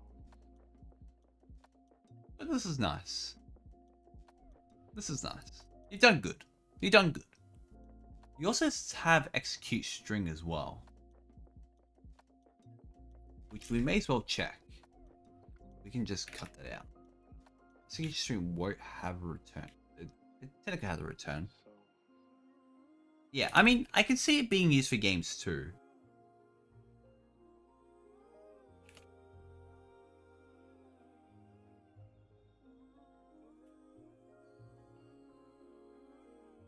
Hmm.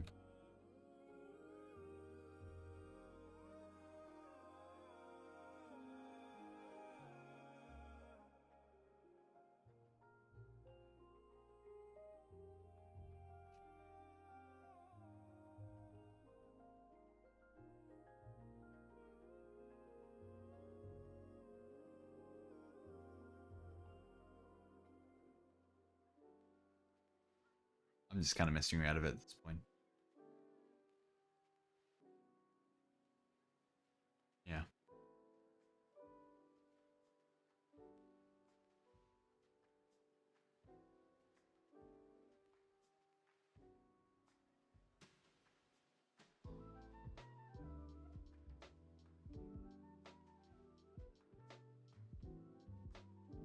I mean, it mostly worked.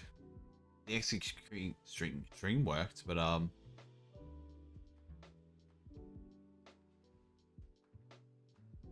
don't think the rest of that worked. I don't know why.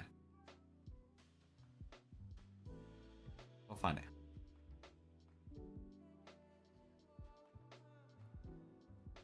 Yeah, that's not returning anything it should.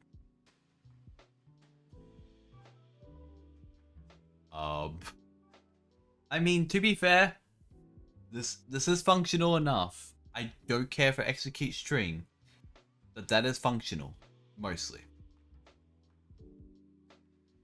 Yeah, I mean, it does seem to actually account for the return.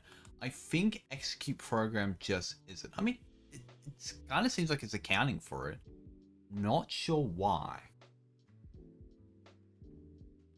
Maybe the return's busted. Let's go back to that test. That's not the right. No, that's the right test. I'm gonna go back.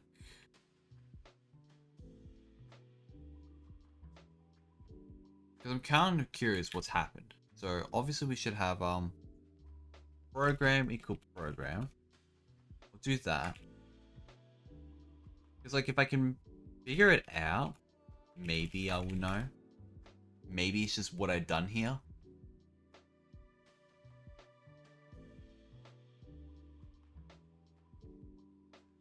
Yeah, I feel like I've broken something here that I was meant to do. But to be fair, as I said, it is pretty underwhelming to get like very close Gmail compatibility. So that's fine.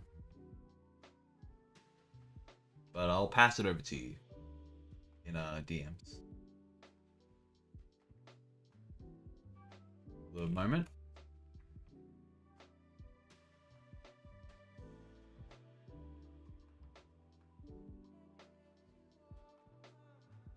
Because that definitely should have worked. No problem. Right. But other than that, I'm happy with it. I'm happy with it. This is good. This is good. Alright. We can give Red a good clap, a good amount of applause. So that was frankly deserved. That it was overall very functional.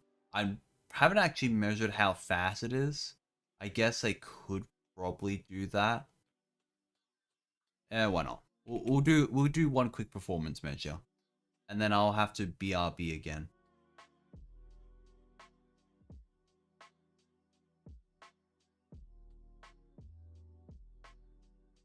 That probably might be the case.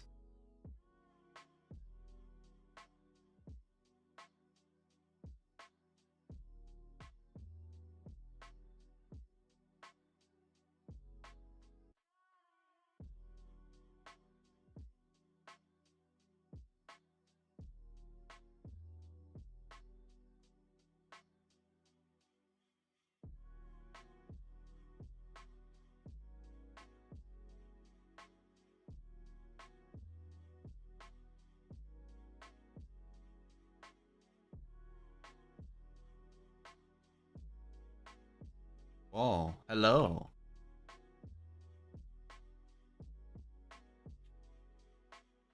Welcome, welcome. I'm doing code review time.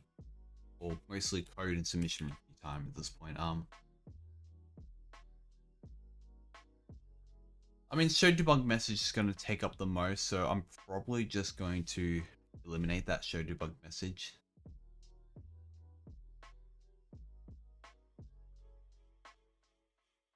Alright.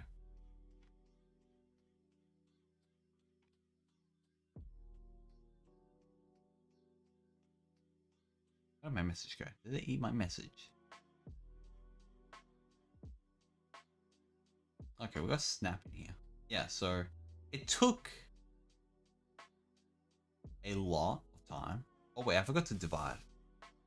But I mean, you can see how fast it is pretty much. This is fast. Like, it only took about 7 milliseconds, which I think the code of the same kind normally takes just around 1 millisecond. I'm gonna do this and do this is runtime. Like, it shouldn't really be too much faster. Yeah, so it's like a hair bit slower, but I mean that is to be expected from like an entire like interpreter, compiler interpreter. But this is good. This is good.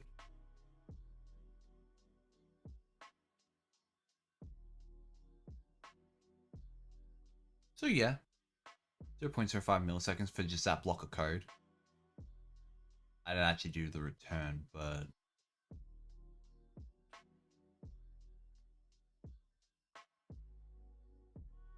we'll just assign that to a local variable. Then it's fair.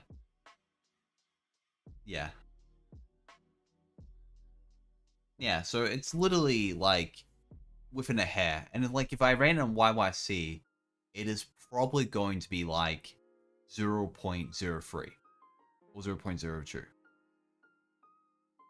I'd be shocked if it was anything else.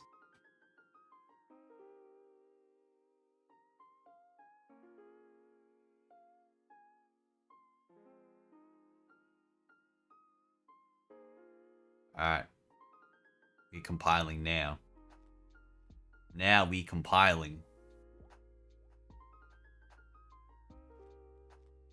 I like that YYC efficiency.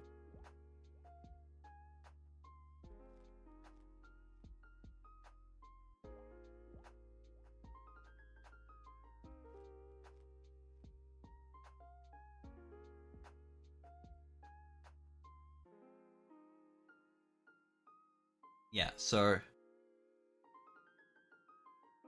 okay, I am surprised. It's a little slower just from that code. I mean, I guess might be a try catch thing. Are you doing try catch for returns at all?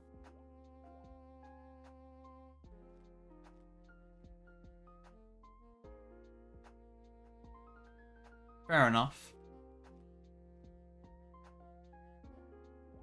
Yeah. I mean, compile time is about the same. Yeah, okay. I don't know what's with the returns then. But, it got a little bit slower. That's fine. Okay. That's good. Okay. I did say I'm going to BRB for a bit. Because I do need to check on something again. So I will be right back.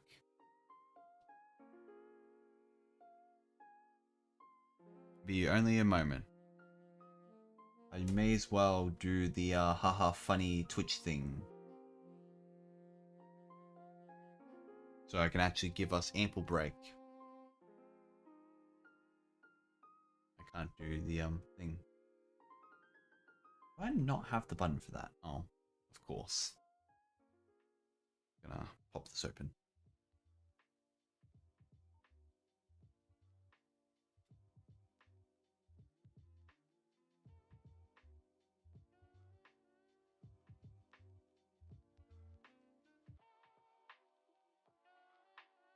Alright, I'll be right back.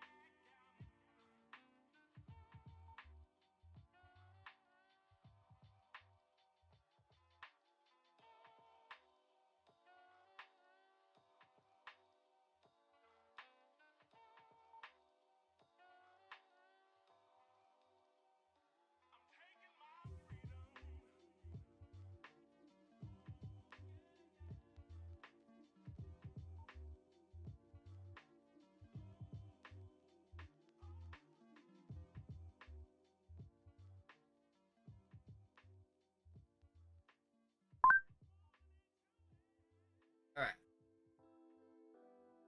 I have returned. The ads are still running around.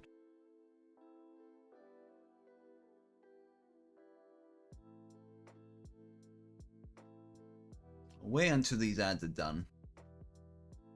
It won't be long.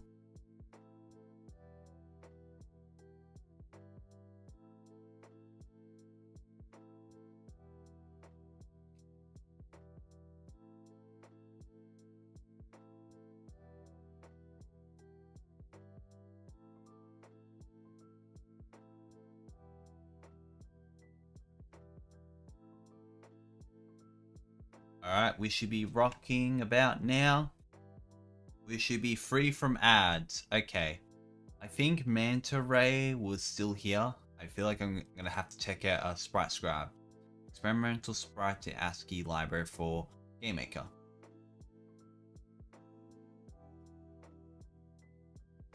We got our documentation, our link.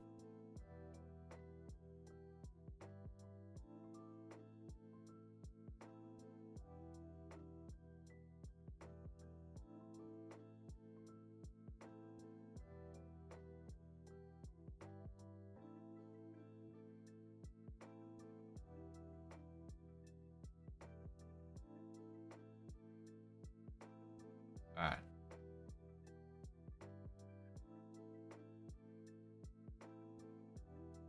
Alright, there we are.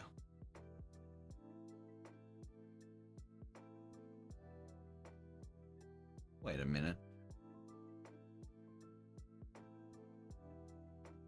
How much was that using?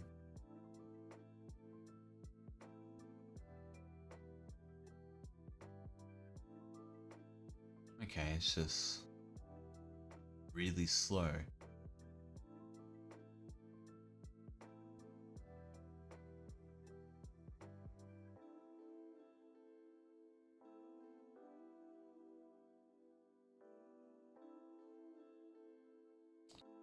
I wonder if there's like a GX games thing that's going on here. Probably is. I'm gonna check out the actual repo. Alright, Scream is more experiment than a library, experimental, complete non-optimized, just plain. Okay, so it's just non-optimized? Yeah, I figured.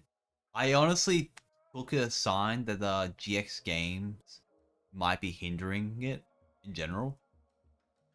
Because I don't expect something like that to run that slowly. It didn't even have an impact on my GPU. We've got scripts. Okay. I guess I'm gonna have to pro. Oh no, wait, we got builds. Okay, we got a YMPS. That works for me. Let's open that up. I will say, normally I do expect like a project to be ready.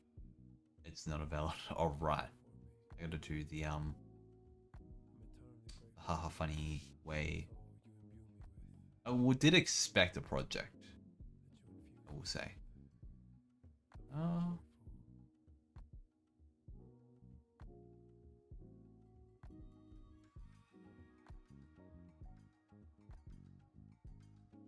Hmm.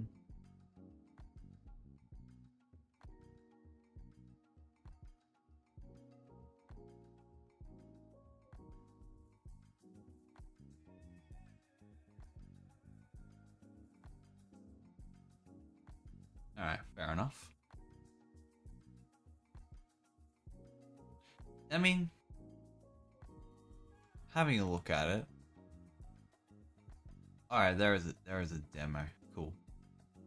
This is a compiled demo. Yeah, I honestly kind of expected on GitHub because that's where I usually go to check for like examples for repos. But like the itch stuff is more just in general for me, just like here's an event, go make pages, feel free. But maybe I should like specify in the future like where I expect it to be. That's like not on anyone. That's just me. That is all on me. But at least we have source code, so that's good. We have a base source code for the demo. I can actually run this.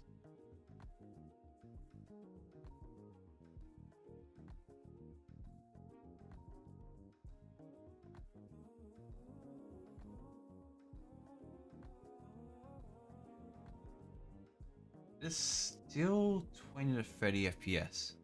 Next gen went. Okay, I think this is just mostly CPU load then.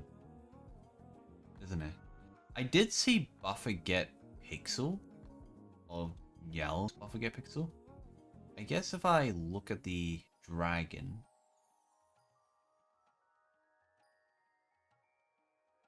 Maybe this is how it works? No. It looks like it's mainly running the CPU. Because it's like... It's definitely not a shader.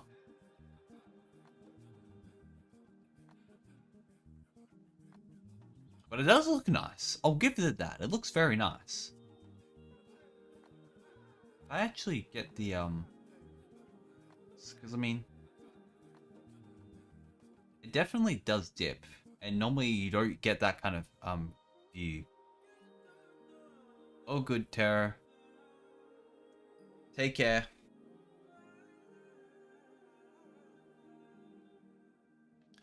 Yeah, I feel, yeah, this is definitely CPU based. I kind of thought it was just like, oh, this is a shader. Oh yeah, by far. It is possible to do it in a shader form.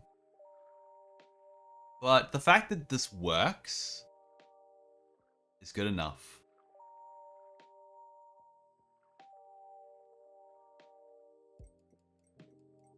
I mean, I know Juju didn't really do much documentation either. He kind of just threw it out there. So, you're not the only one. Alright, take care. But okay.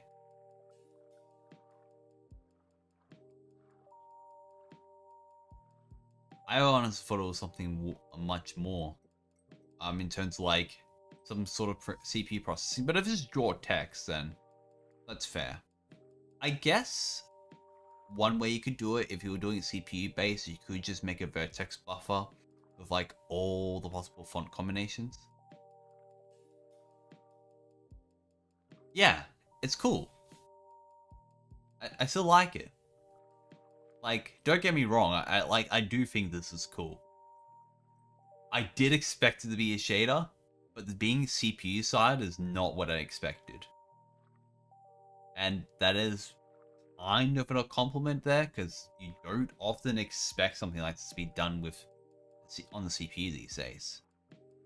But if I ran it on YYC, it probably would maybe fare a bit better. By a slide.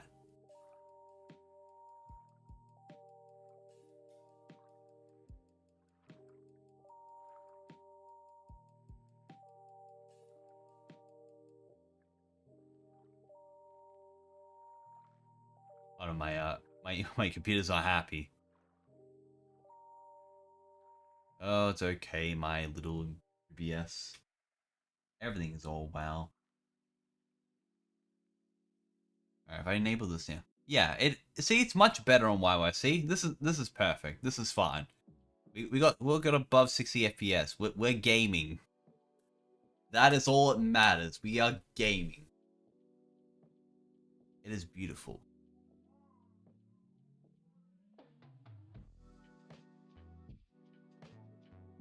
Yeah, like I said, it was like if he made like a proper like set of vertex buffers with the font characters, you could definitely have this work. Like just pre-cache rendered and just render all once. Maybe throw some matrix functions so you can actually offset it. Be perfect.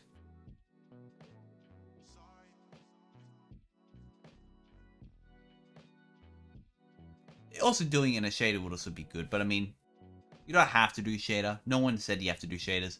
Doing it on the CPU is also got its own benefits, especially being widely supported on basically any platform you could imagine. This is good. Documentation wise, I don't really get to look so much.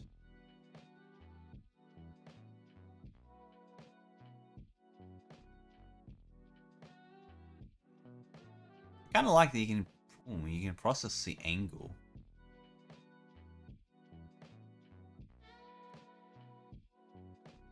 I think you can get the transparency effect with a shader. I think it just takes more work.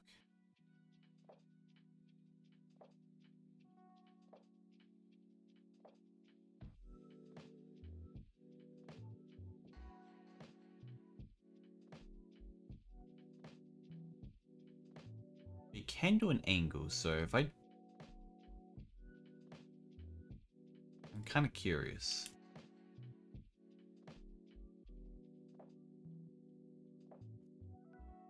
I won't run in YYC again. I can at least change some of the parameters, how it renders. Yeah, so you can definitely offset it entirely, or make it green. Oh, the fact you can actually change the color is amazing.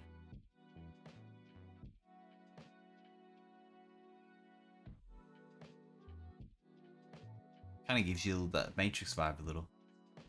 Yeah, I noticed. You got an angle slider as well. But I also saw like you can like pre-calculate the angle as well that it renders at, which is also nice.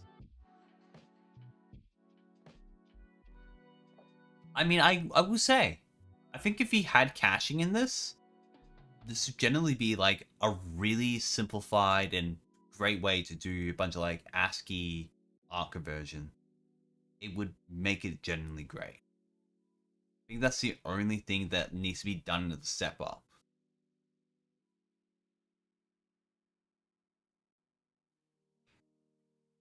That, of course, is no easy task because, I mean, if anyone knows Juju and how he's spoken about Scribble, fonts are not fun to work with.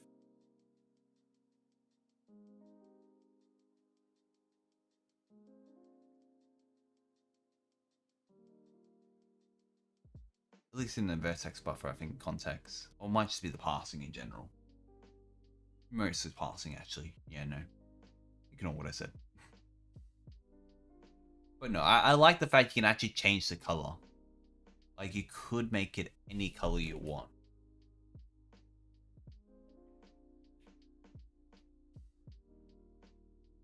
Make it purple or aqua or I guess lime. Yeah. Kind of trippy, but no, I like it. I like this. I like this. This is good. This is good.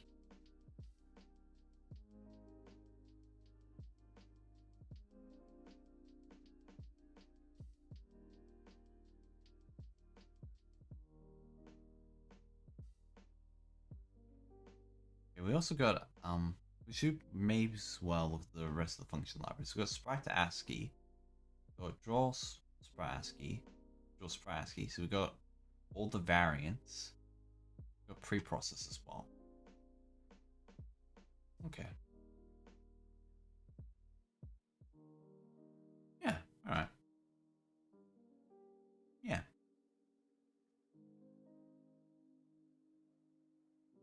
So we got configs as well. Which should be up here.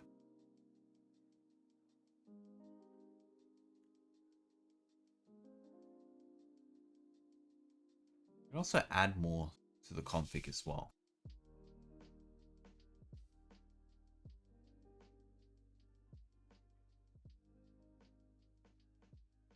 So it could. I mean, obviously, I'm not going to do every single alphabet, but I am kind of curious if I add like a few of them.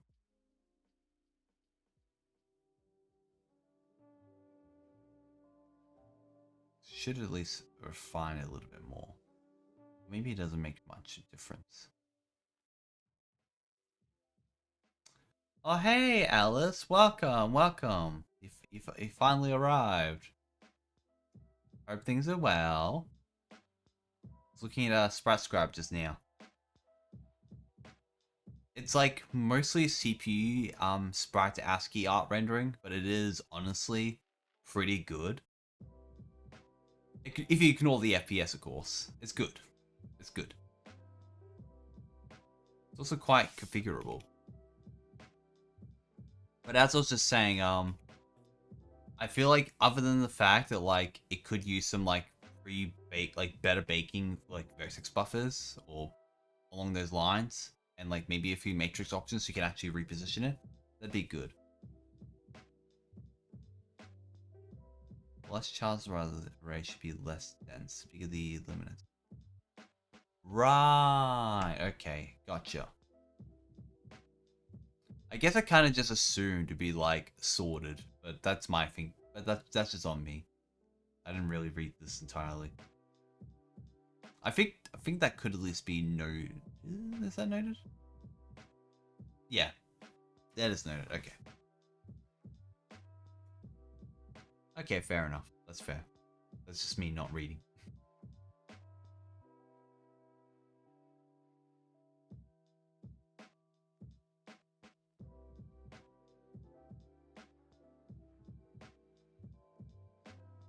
I will try out the clouds. I'm gonna try out the clouds. You just say it renders a little bit better with the clouds in the nodes. Yeah, I get a slight extra boost. Okay. That's good. This is good.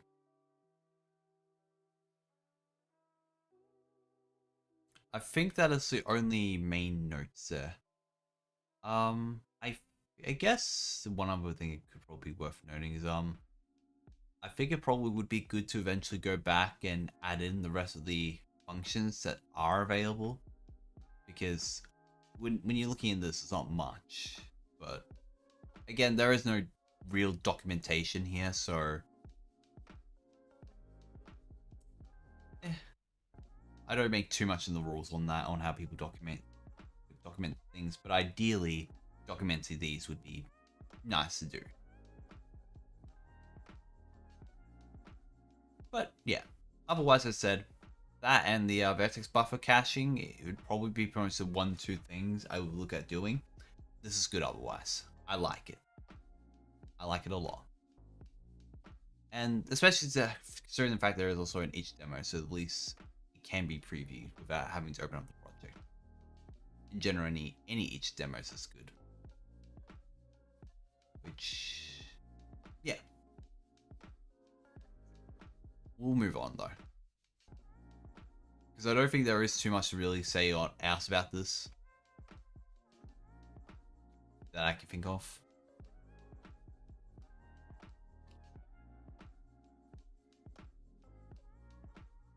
It's good.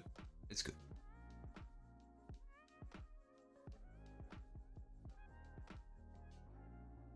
I think I might generally play a little bit around with that a little bit later.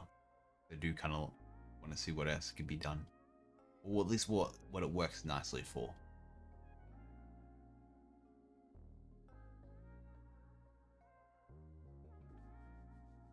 All right.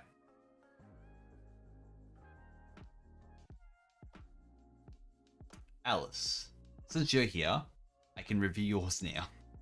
I'm being kind of mostly just going on by like who was here at this point. Because originally it was time zones, but now it's not time zones. I'm just doing whatever order's ideal.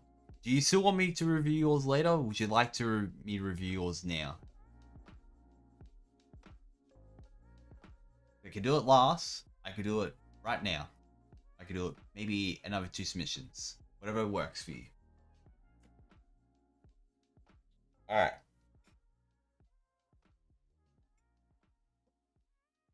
We'll do that review now. A game maker library of basic general purpose systems implementation. That is the most generic thing I have ever seen. We have a web demo. Common implementation library is a game maker library basic implementations of general purpose systems. So this includes the event system, the command system, the property system, the logging system, and the worker system. That is a lot of systems. Those basic implementations can be used in other libraries using a common interface without having to depend on more comprehensive libraries and more specialized system implementations. The package is important to game makers projects available for download. Yep, okay. More or less.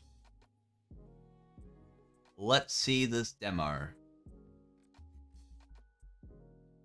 Hello, Kuro. Hope you're well. We have some. Calculate. This just runs in the background. Alright, I do think I might need a little bit more so far because I am looking at just the demo here. I'm probably going to look at the actual GitHub in a moment. Meow meow. Got a little debug tab actually. Okay. Oh. Yeah. True. I just kind of assumed it. I kind of glossed over that for a moment. Saying some calculate service allowing to sum the calculate 1 to 20k, 1 to 60k, 1 to 100k. The terms are summed individually over multiple frames, and the working system manages the long-running process without blocking the game. The various event threads, task processing, starting the task, receiving progress, completion, cancellation. Okay, so the kind of vibe I'm mostly getting is like all these systems kind of work together in a sense. Like it kind of feels like some sort of like asynchronous job application mix of logging. Is this like a combination of things, really? Is this what we're all just dealing with? Like a combo, wombo? Because I feel like you have worked parts of these at least separately before.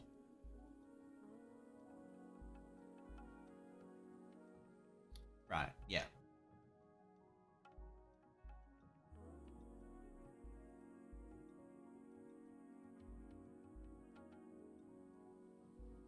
Can do error. Cool.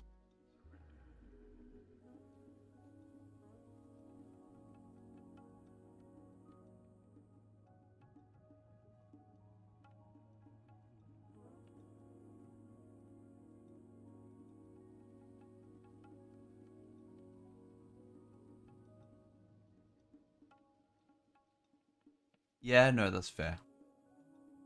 I guess I admittedly did not expect this submission.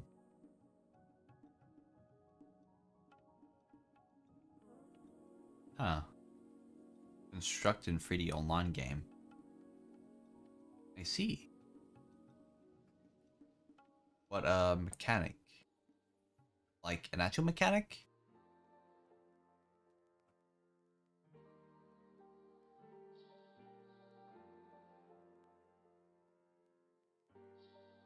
It can. Oh.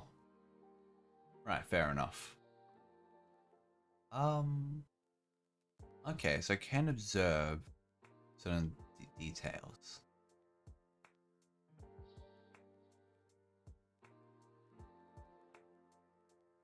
I also observe the log level.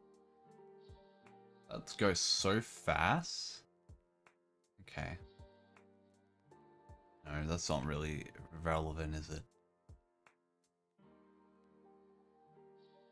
Right, okay. Mostly just playing around a bit right now.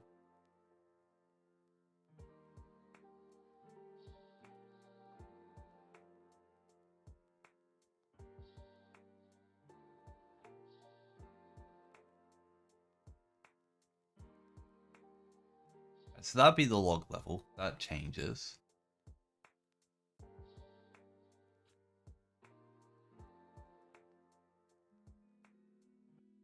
I mean, I kind of get what this is. It's just like, it's still not what I did expect. There's also unobserved. So if I unobserve, then okay. Wait, that's not what I want. Add observer. So I could remove some of these. And add them back in.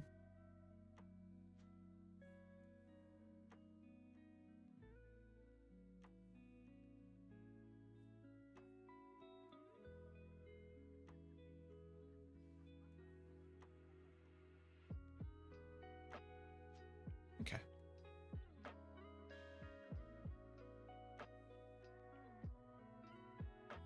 I guess we don't really have much of an example of critical, but everything else here is actually kind of nice. I like it. Alright. I don't think I need to really look at the exact example repo because I think the demo suffices enough in what it does. But I might have a look anyways. Alright. We got about the same description. Got the 1PS. We have the Game Maker manual instructions. You see, if I did my original plan, yeah. If I did my original plan of like I would take the instructions quite literally, which I did say to someone I might do, but I ended up not doing it because I didn't get a really any project examples sorted out in time. I wondered how I would go reading the manual from this, but that's fine. Probably also would have been good to mention about updating as well, because there's eventually going to be an update cycle, and we know how updating packages in Game Maker goes. Even some people to this day, though, don't read the documentation. They kind of just update and replace everything and not actually delete and add. But that's a different story. Better understand the purposes of libraries, worth learning about interfaces and implementations. An interface describes a set of fields and methods expected to be present on a specific structure. Moreover, an interface carries expectations about types of individual variables, method arguments, and return values. In implementation, the interface is a specific entity that matches the interface structure. The implementation might have additional variables and methods on top of what interface expects in different implementations. Usually have different internal logic or corresponding interface methods. But general expectations are still met. None of variables or none of variables or methods should be missing, and all of them have compatible types. Yeah, that's fair. We do have all our types here as well, which I will open up. And then we've got them in the docs.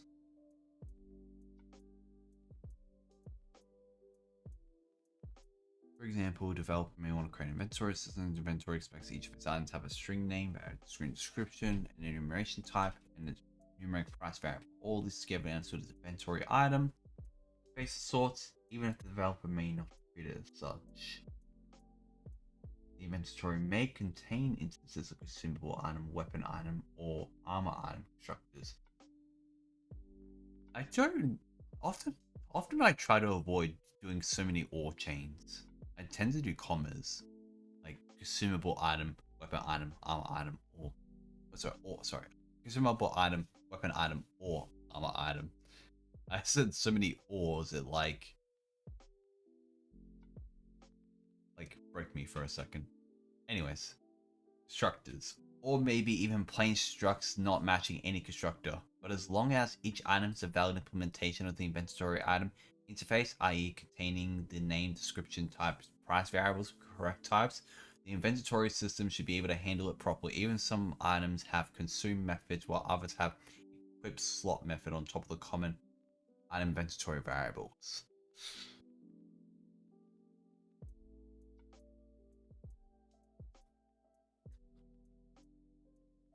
I guess valid implementation is correct there. I would have done like a valid inventory item as like a much shorter way, but that's just me. But otherwise, that's fine. Then in mind, simply, simply. I guess that's simply, yeah. Library's purpose is twofold, or simple. Bleh. Bleh. My verbal dyspraxia, I don't know if this is screwing up for me. So as a point of reference for common interfaces used across other libraries, provide sensible default implementations of libraries that interact with these interfaces. Okay.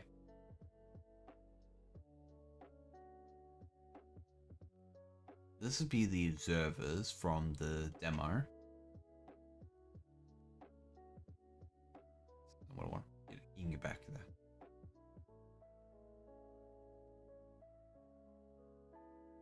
The event system helps different components communicate, having one component detect changes, send notifications, while letting other components respond to these changes. That'd be the whole observer pattern. Yep. This has a broad range of potential applications. Phone by value, collection changes, reporting long-running task progress, sending in-game progress, enemies defeated, points collected, achievement system, organizing game maker async events to better tailor system and the like. Implementation. Before we get to that, I mean data.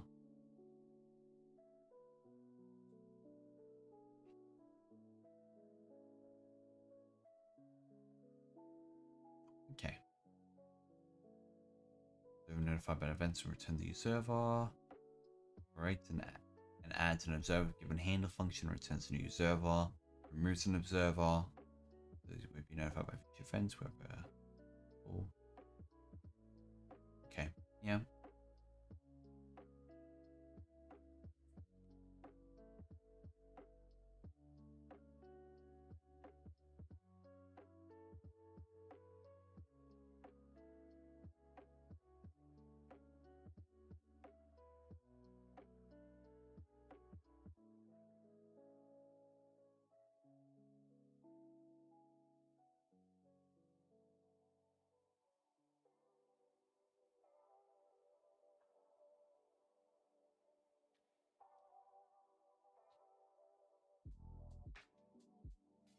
We'll have a look at that example.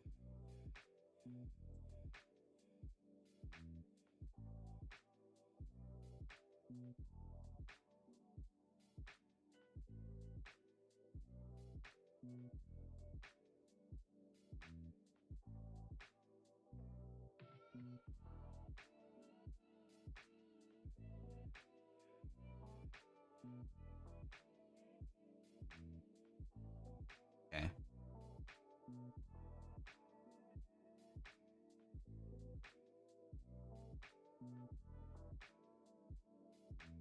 Commands. Good. We got the commands.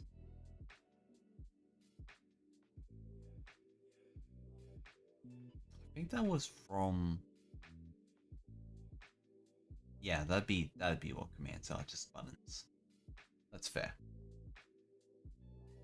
Kind of just matching it what each one is. Logging's pretty straightforward as well.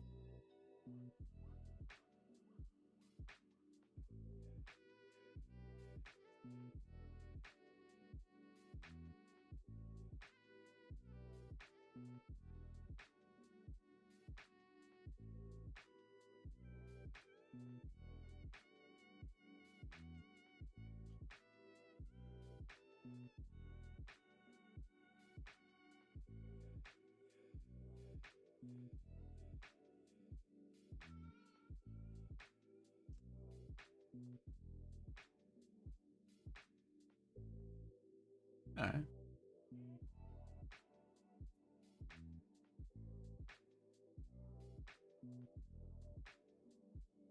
I have once kind of thought about this recently in terms of logging. This is just an related rant that I kind of just thought about.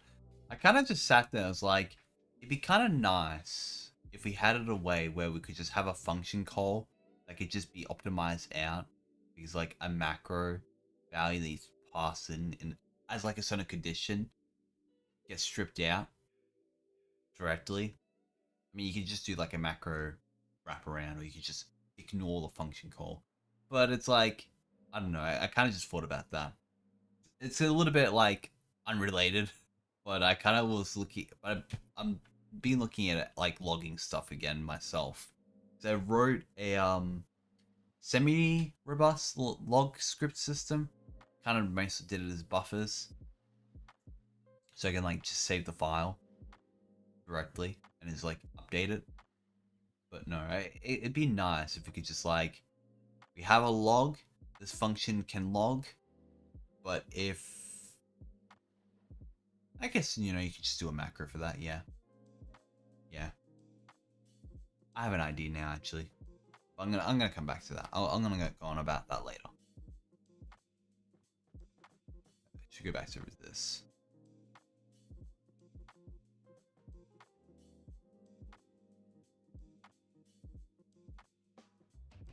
Look, message level, trace level, debug level, message info level, success level, warning level.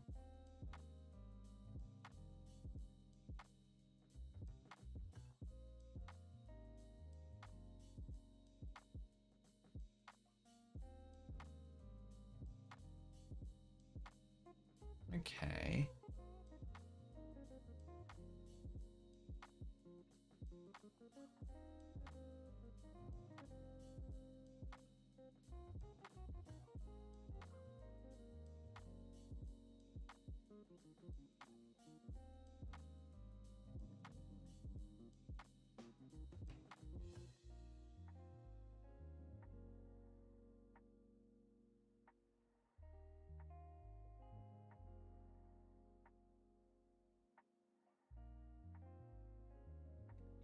I do kind of like this. I'm not sure how I feel about like doing log trace and debug and info, but I think that's just also just me. I probably would have said like on critical, just critical, maybe. Maybe. I don't know. I guess like if you're gonna name it logger and then you have log.trace, I don't know. I guess maybe this is fine, but it just seems weird to type in log, and I know there's like a log function. But I guess that's just me. But otherwise, this is good. This is good. I don't think I have too many notes here really to add in. Yeah, no, definitely. But it's like I guess it's more like the name. I guess I'm more used to see just trace or just debug or just info, rather than like log underscore for each and every one.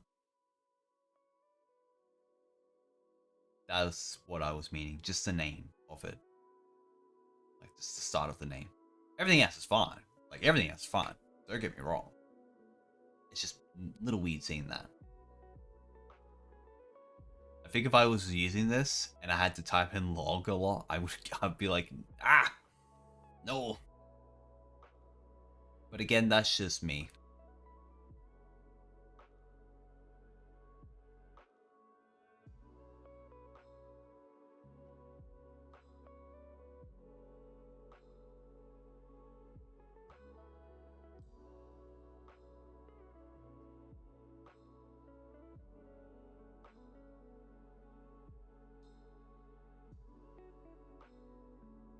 Yeah, I mean, like I said, I feel like it is honestly just a preference. I know a lot of people have their own sets of preferences. My preference is more so I like to keep it as short as possible, unless I need to be specific. But I mean, we don't all follow the exact same standards, and I'm at this point kind of commenting on documentation and script function layout.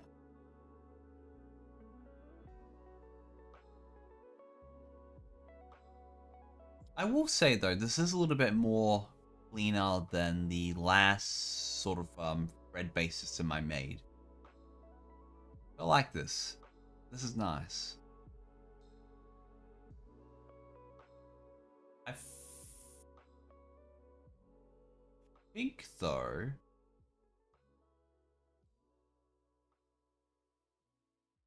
I guess if I'm looking at this, so I think there's one thing I have noticed, which I guess it kind of threw me off a little.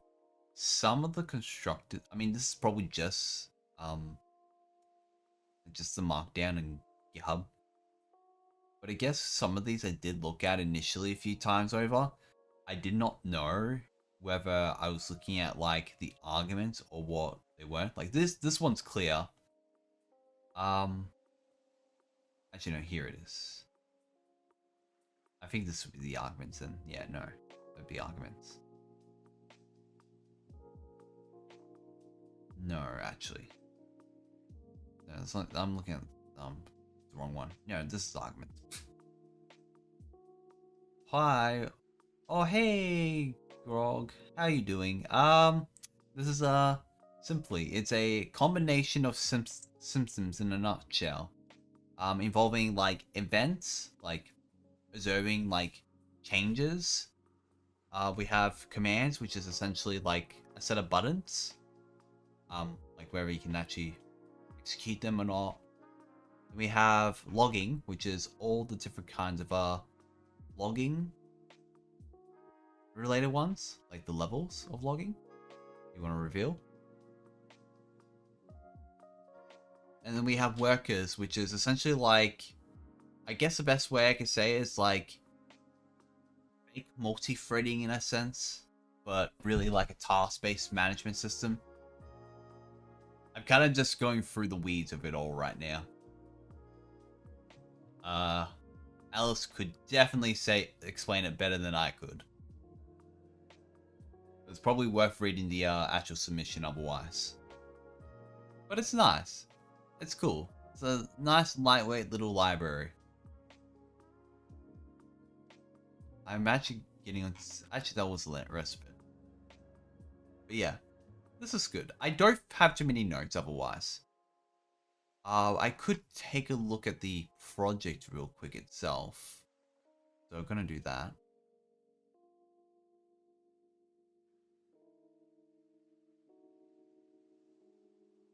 Yeah. We'll go back to that actually.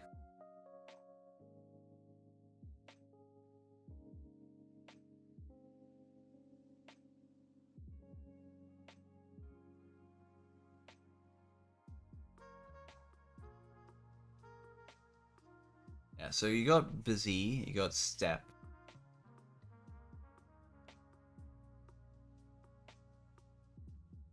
Okay, so run until. Yeah. I guess the way I kind of did it for myself is I did everything in like it's a percentage based of like the actual frame time, which I guess is a little different, but it's also not bad to do.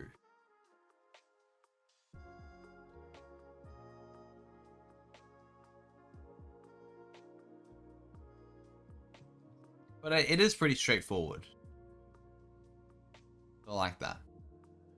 I like its straightforwardness. It's simple. It's clean. I still will go on about the logging functions, but that is it. That is the only thing I have. Literally, the only issue. It's not even like me saying like that needs to be changed. It was just like, oh, I just don't write it like that. I just don't do stuff like that.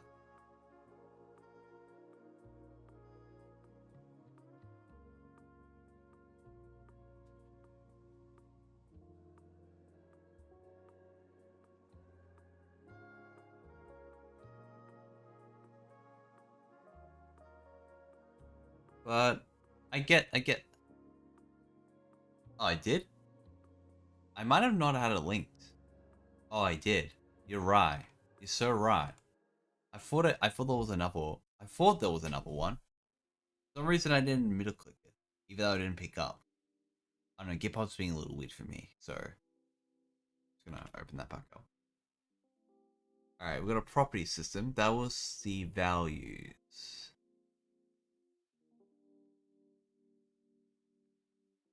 Property system can be used for managing and providing specific values. In particular, properties can be attached to additional logic to setting a value, making sure it's correct in the range of having related values updated as well. They can be helpful for binding to UI systems, exposing special variables or scripting language, scripting system, etc. Yeah.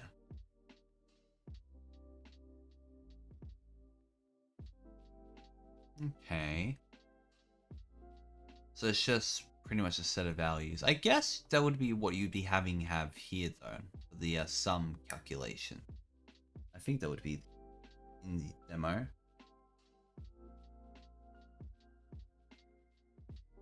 I guess we also have value change. We actually have a instance created with this as well. Event subject. Okay. I see. Yeah. Gotcha.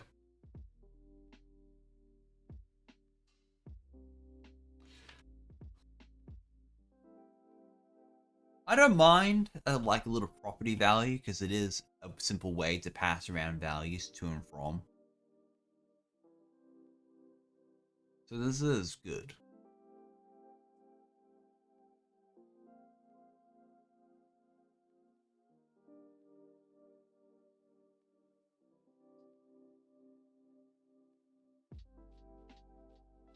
Yeah.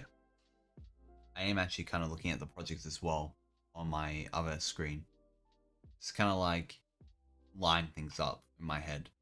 So like I said, like I do get this. My brain just like there's so much thrown at me at the same time. So I'm like picking it out bit by bit. But that's again not on you. That's just I don't think anyway. I think that's just me right now. Yeah, yeah. I tend to do way better when I'm like Like, not in a constant conversation, but it's like, that's kind of point why I like streaming, because it's like, I can converse. And, you know, no one else has to converse at the same time. So it's a nice balance.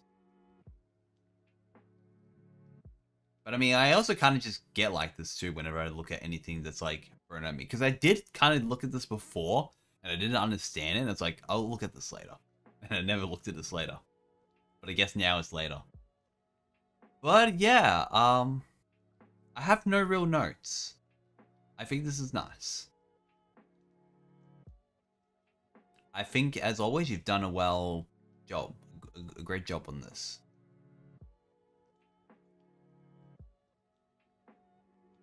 Literally, like, there is no nitpicks otherwise. So I still would like to know how someone else would feel about this log and log debug and log info. But other than that, this is good. This is good.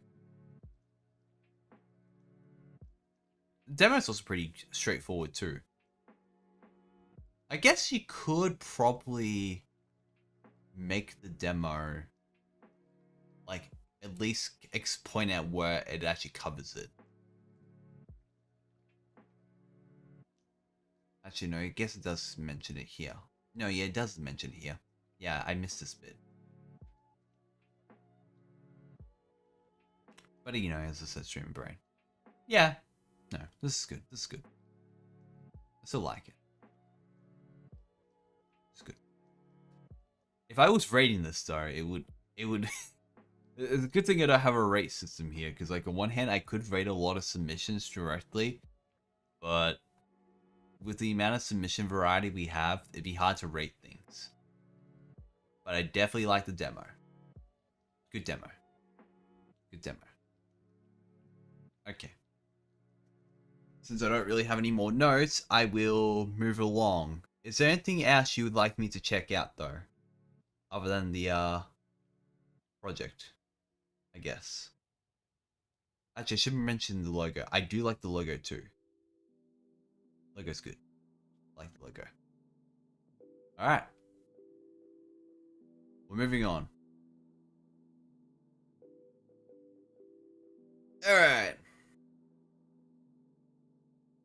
So, I know I'm an issue isn't here.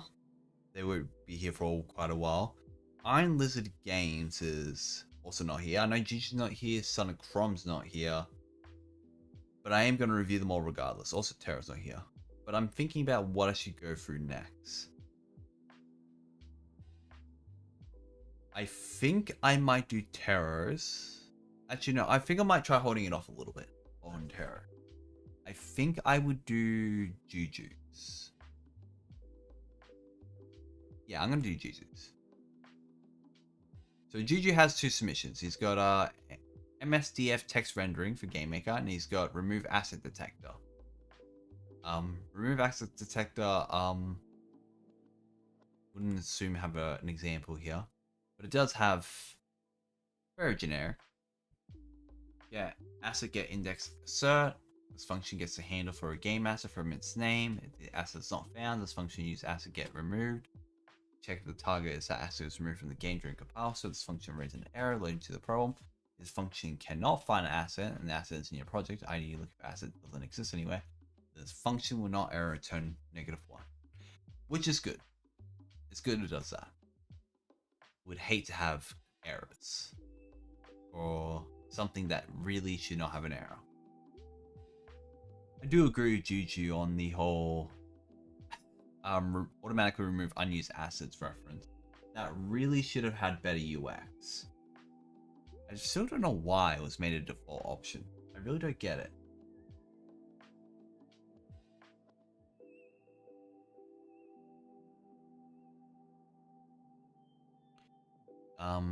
Raise an error if you compiled your game and running inside the IDE.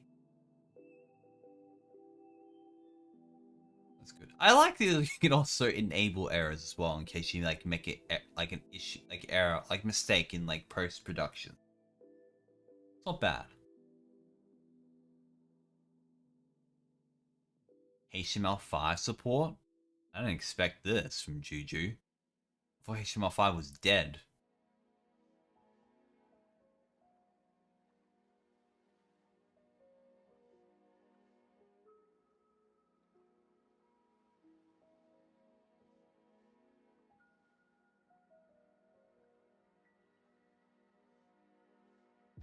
This is the spelling mistake spotted. We have a spelling. Well, we have a spacing mistake.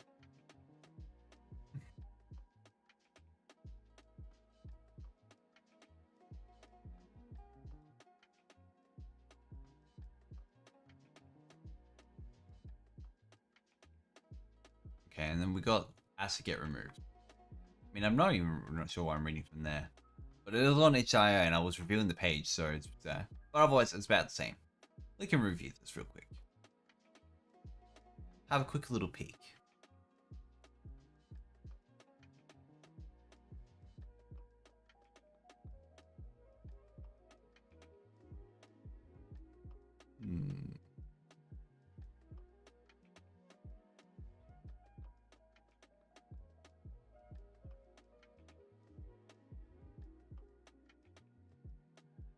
Was main. Alright, we have our example. We have automatic remove unused assets when compiling. With our demo. Let's run the demo. We got errors. Excellent. I uncheck this. We should also get no errors.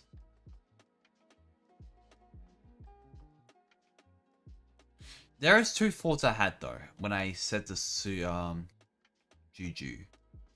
I also said it to, I think, because Sid also worked on this as well. Yeah. The one thing I had mentioned about this is I don't think it's going to work in other cases. I don't think it was anticipated for it. I'm going to run this in two ways. Because this should work cross-platform. Yeah, that works fine. I don't have a Linux setup, unfortunately, so I can't show what's happening on Linux. But I also need to do one other thing. I'm actually gonna run a terminal command. I do want to see if I can get Igor to actually compile this directly, because I am curious. So I believe, if I recall, there is a pre-built step that relies on YY target file. And I don't know if that actually treats it as an export or not. So I'm going to figure that out. I want to find that out. Because I said I will find this out on stream. And I'm going to do it. It's like everything else is pretty straightforward with this library. If it's fails to find the asset and it's absolutely not dead, then it's just throws an error. Otherwise, no error.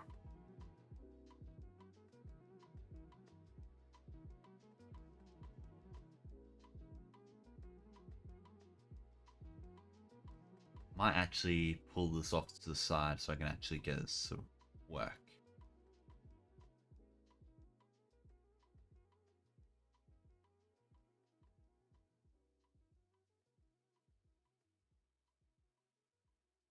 Need Igor for a moment.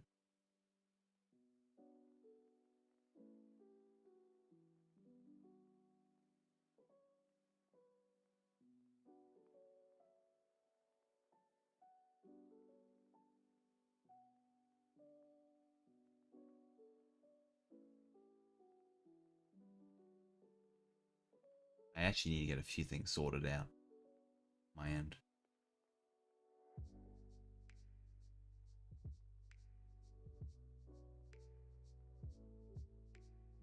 Actually, I can cheat. No, I can't cheat. I don't think I can cheat on that, actually. I was gonna pull out an extension I had, but half of that requires having running direction from GameMaker, so I'm not going to do that.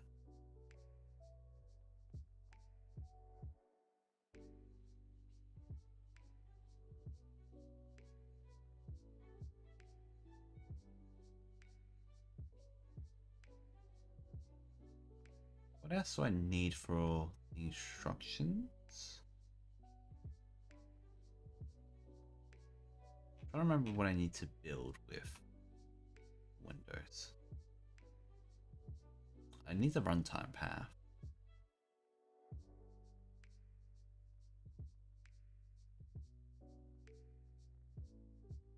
We can snooze that for a moment.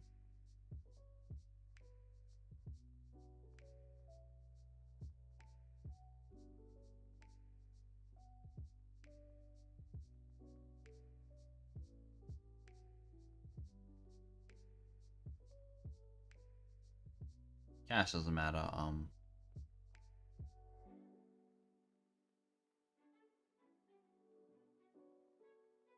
We are gonna need the project.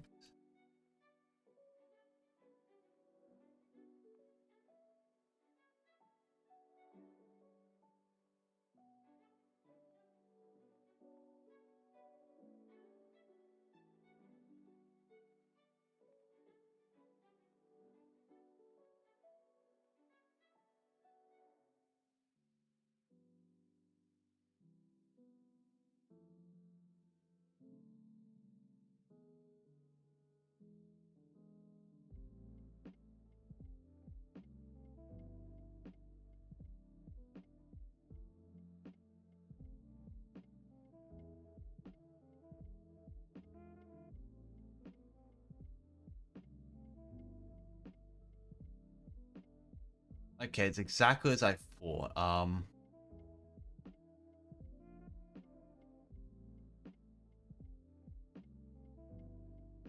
don't think is that from the extension actually. I need to double check that.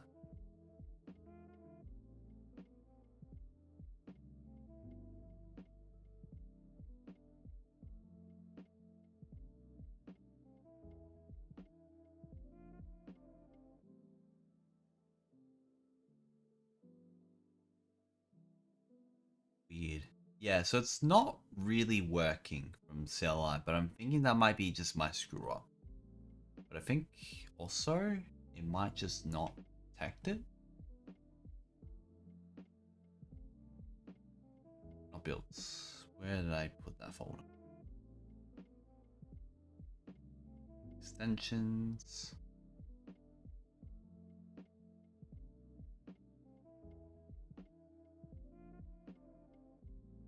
Yeah, because I don't think it's actually picking up at all.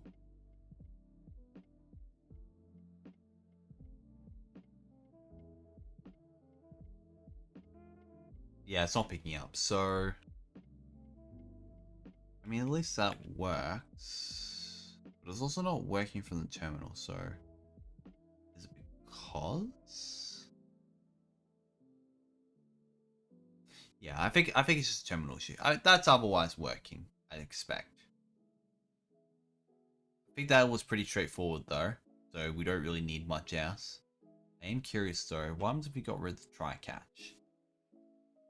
Getting rid of the try catch. Or at least one of the catches.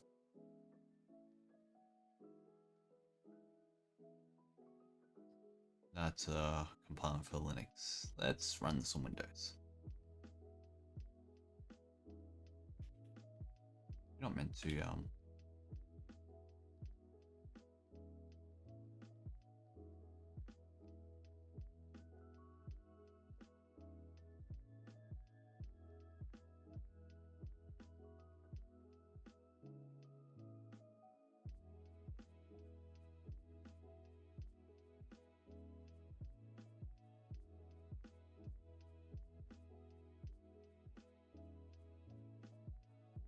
that even doing an error?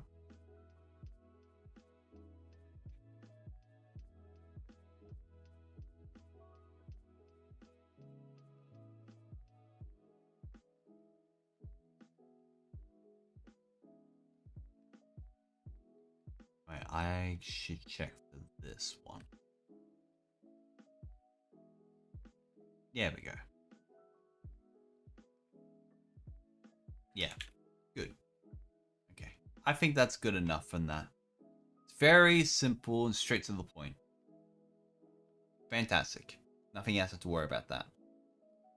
I'm still curious what happens to the CLI side of things, but I'll diagnose that another day. We also have our MDS renderer, which is pretty much a tool to swap out GameX native SDF text rendering for MDS SDF text rendering. Improved technique that retains sharp corners and generally is a high quality render. So it is codeless, including the package are instructions for replacing GameX existing shaders and enable rendering MSDF fonts without needing to set custom shaders. That's nice. Let's open up the Git repo. That would be all the instructions there. Goes on the advantages, disadvantages, DNI MDS rendering. Is it good? Is SDF good enough? And available to use with on ad, unlike some Windows. I mean, yeah, that's been known with that tool. Font effects not available unless you modify the native GameMaker shaders. It's a little extra work. No bold or italic font variants.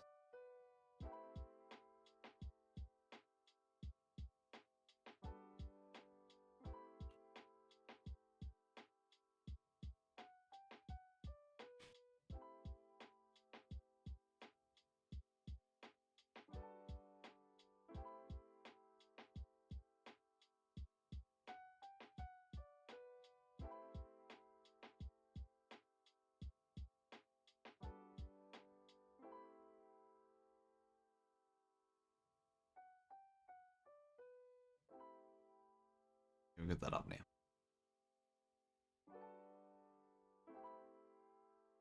The setup is mostly straightforward. Do I have to download? Does it not come with it? I guess it makes sense if it doesn't. I'm gonna check it out.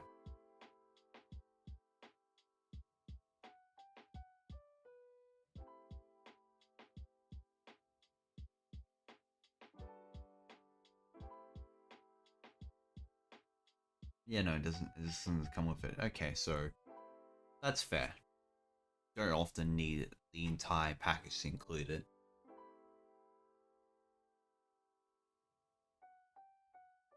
But I can at least give this a quick overview. Thanks. I like my SDF shaders installed.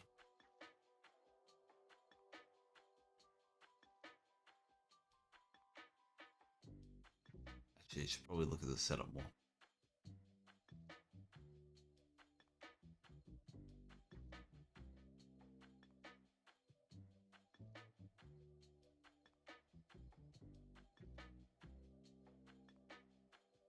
This is not there.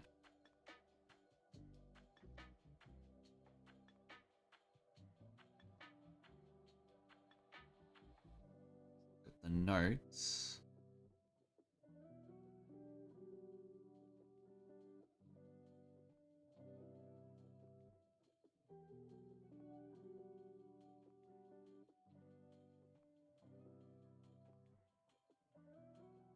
This would change now, technically. These setup instructions are no longer compatible. Because that's now in a different area.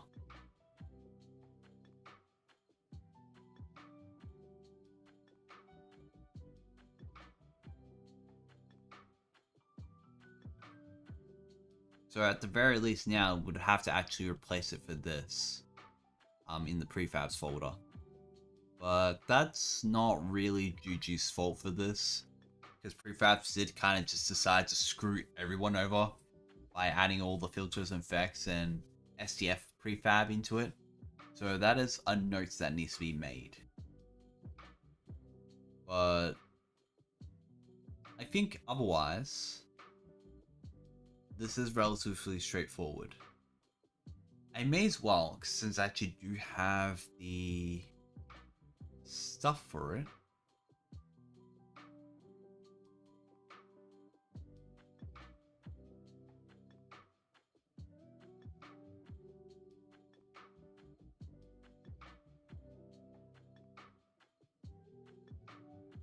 I don't think that has the extension here. No, it does not. I'm gonna download that extension.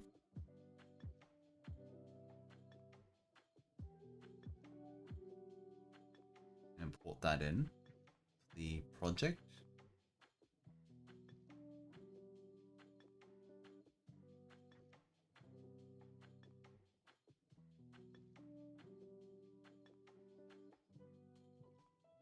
Alright.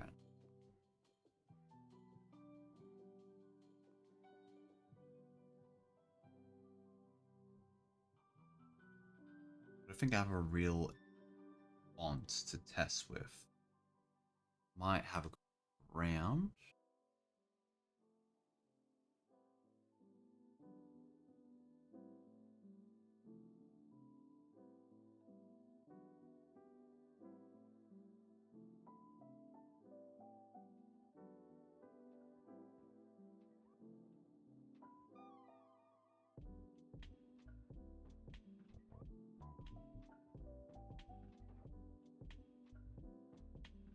I have one font example actually. Maybe. Yeah, sure. I got a font.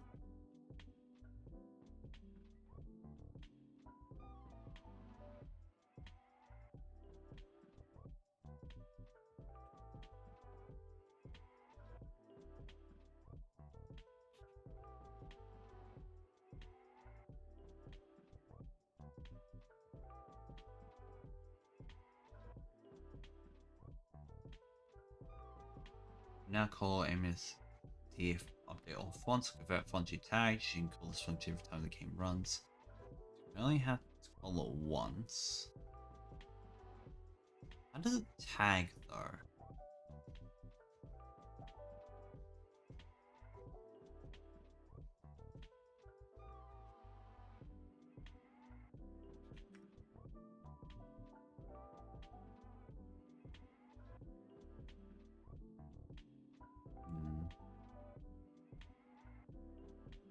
Okay, I guess you just gotta add it in as a font.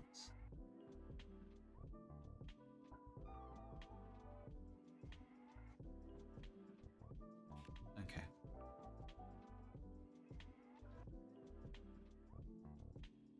That means it does need to be installed.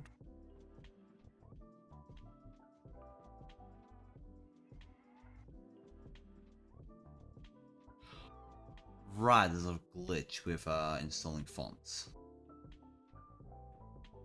I'm gonna have to reopen GameMaker. They have a bug involving refreshing system fonts, so you have to manually reload GameMaker entirely. Not the end of the world, but I kind of just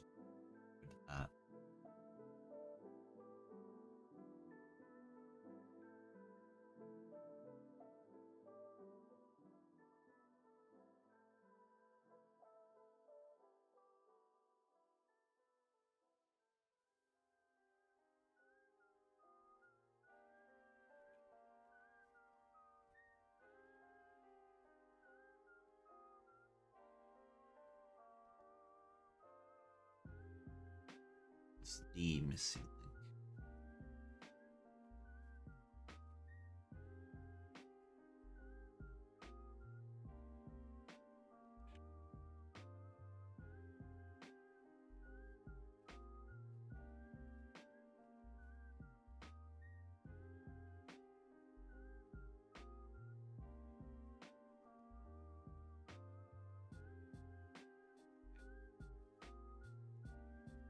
I am curious what.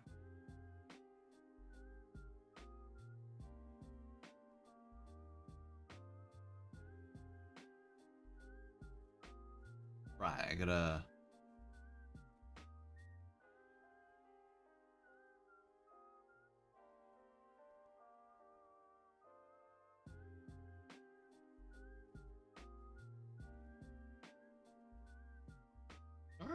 I think I did that right.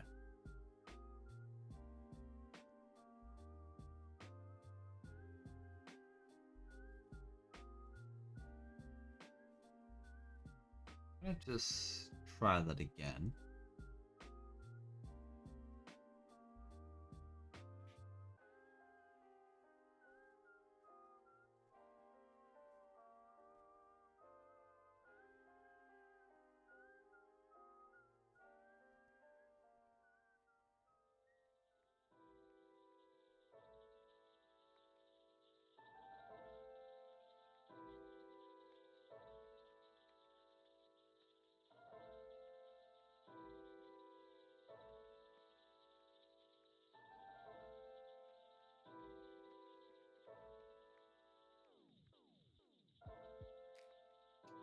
There is tracing for this.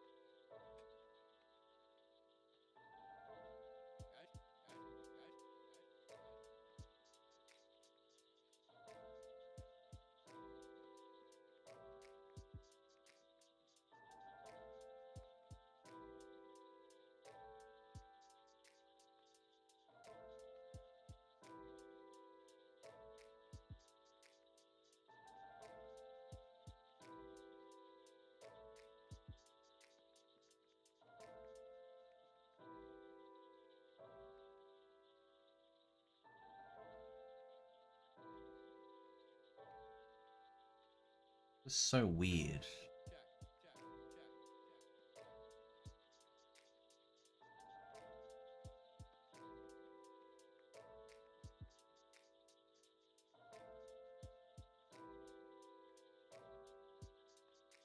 Maybe because it's...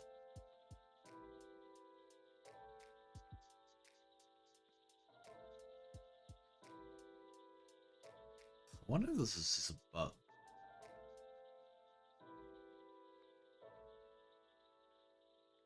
It's a bug.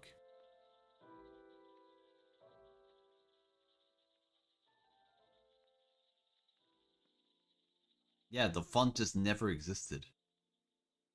The heck?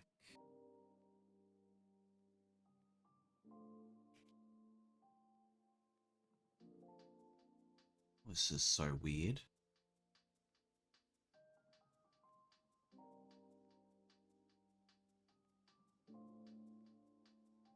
It's working now.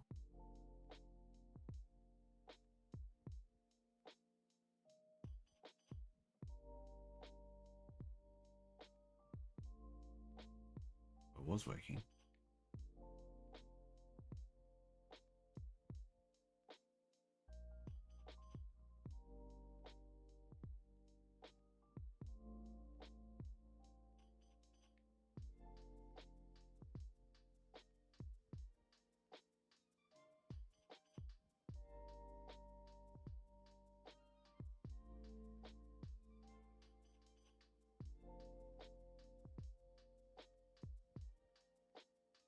Alright.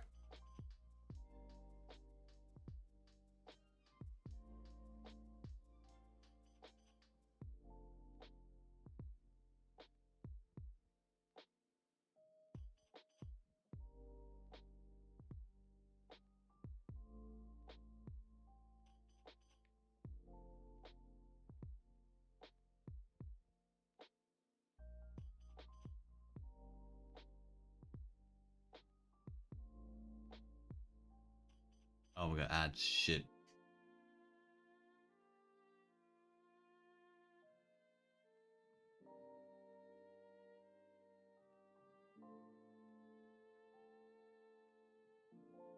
I can quickly debug this in the meantime.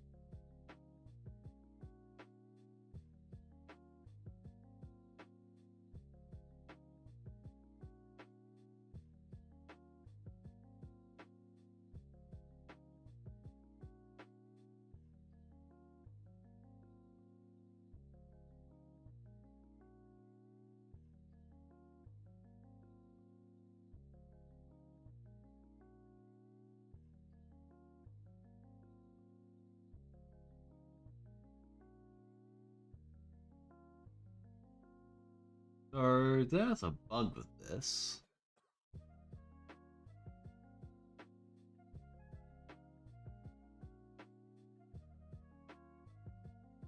More than one bug.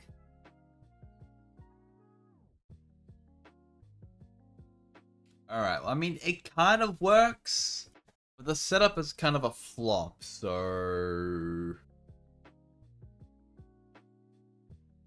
Main issue is that, this function, which is meant to update all your fonts, is a little too quick on fetching the results. And it's relying on the fact that a JSON file is created, but it's not created immediately. And it got grabbed so soon. So that is no go. I guess that is another submission that I'm probably going to have a word about.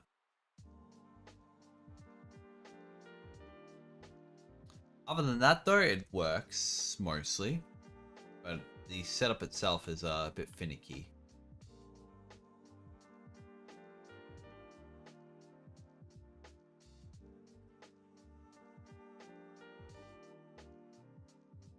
Yeah. Tat. Yeah, I know.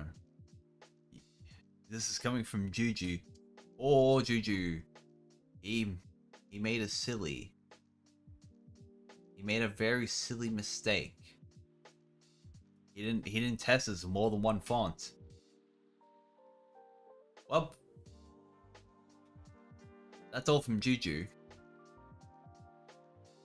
Let's see. We have Sonic Chromes and Gene Flex and yeah, we got. You know, I'm gonna go for the paper doll demo. We're doing the paper doll demo. Let's view the project page. Got a little nice video. Oh, it's got music. I can actually turn this up now without fear of my ears being blown off. What quality is? Oh, 720p. Okay, it's the highest it can go. Ooh.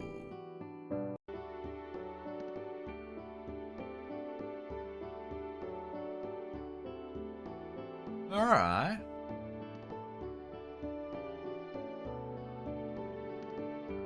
It doesn't look like the shaders either. It looks like just normal color blending, which is not bad.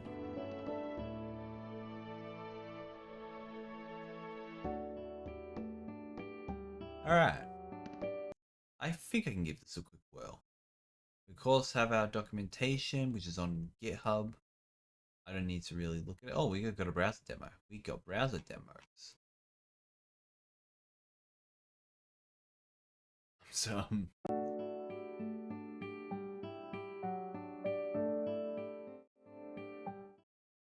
that should have an X. Also, yeah, I think this is, interpolating colors between pixels here, isn't it? Yeah, it is. But it's fine because, actually, you know what? I think, um, I can just probably turn it off.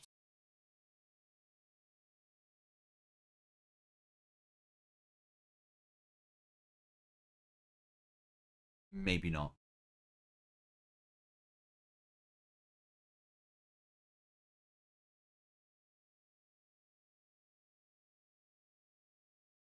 No.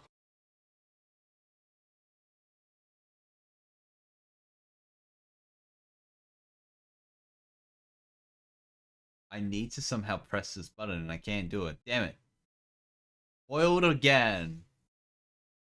That's the thing. I can't copy and paste anything. If I try copy and paste anything, it just doesn't work. I could try Notepad, but I don't think it'll make a difference.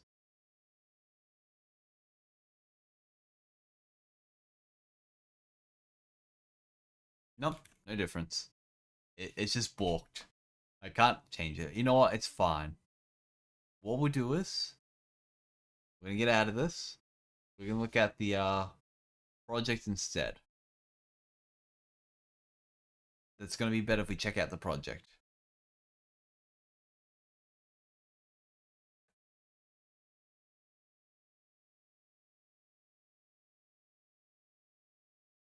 I think that's already been fixed in the beta. Gotta finish this Xbox engine of mine real quick.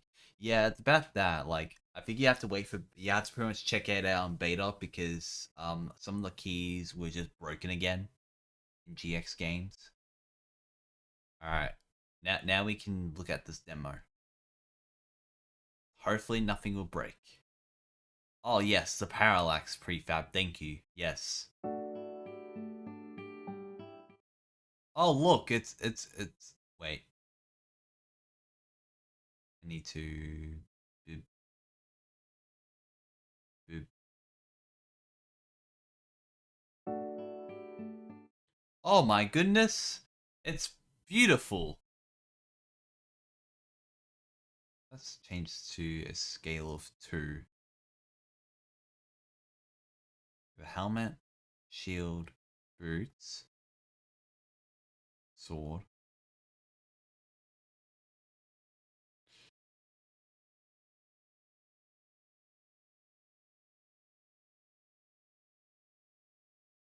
So we can have it all.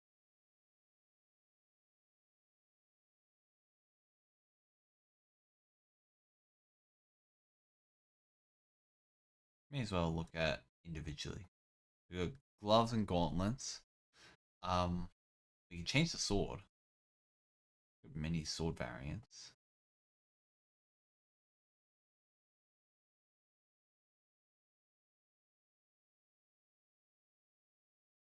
I'm a buff man. I can't change my boots. I don't need boots where I'm going.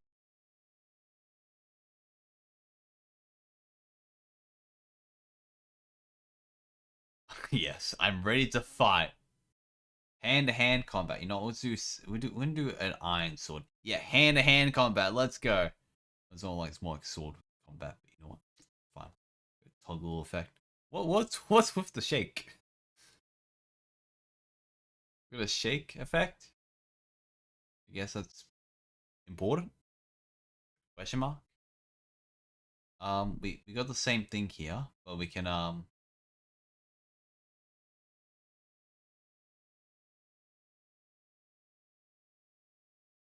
what?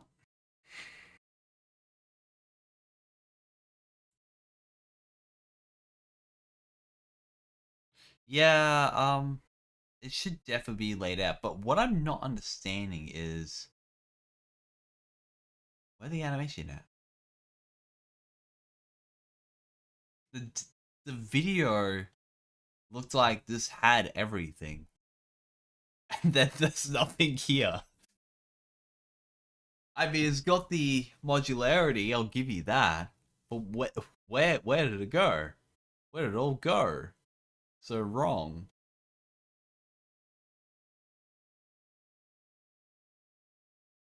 All it does is change the room. It also resets all the options as well. I think. Yeah, like or at least per room.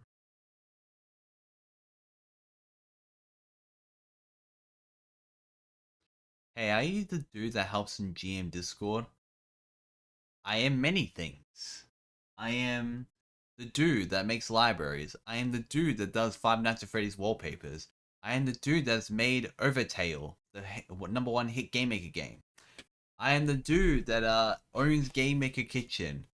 I am the dude that helps people with GM stuff on all over the place between Discord, um, Kitchen, between even the Japanese server actually recently.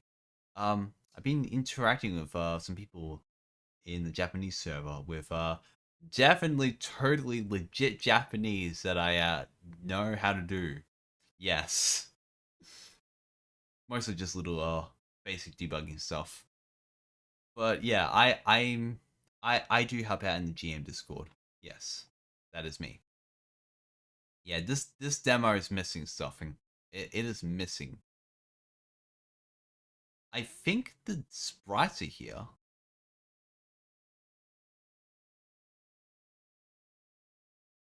Kind of.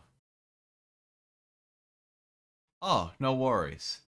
I forgot what I've helped with, but I'm sure it was great. I helped so many people, I kind of do forget a little bit of details. Yeah, I think generally, I mean, at least I got walking. I just expected more animations. But this is nice. This is nice. Good work, Rob. I was just expecting animations. I think that's now the only difference, is that the demo does not reflect what's actually there. Is this like this on the online web one as well? Yeah, it's the exact same. Alright, disqualified immediately. This is terrible. How dare you? Terrible. I'm kidding. Huzzah! Forgetfulness. Great minds think alike. Or forget alike, I guess. We at least got templates, animations, constructors, pivotal systems, struct, templates, tell the paper physical characteristics of the sprite sheets. So it does rely on sprite sheets. Kind of would be nice if it doesn't have to rely on sprite sheets. Like if I could just define a bunch of sprites instead, and then it just uses that, or like sprite frames. Or no, sprite frames would be a little bit of work. No, it should be able to. Yeah, I don't know why I can't. Just let me refer individual sprites. That'd work. We got important methods. We got unimportant methods. These are not important. I would think some of these would be important. Okay, setup system. You must define one or more animations with an array using the PDS animation constructor and add frame, X scale, frame duration information for each. Find a sheet.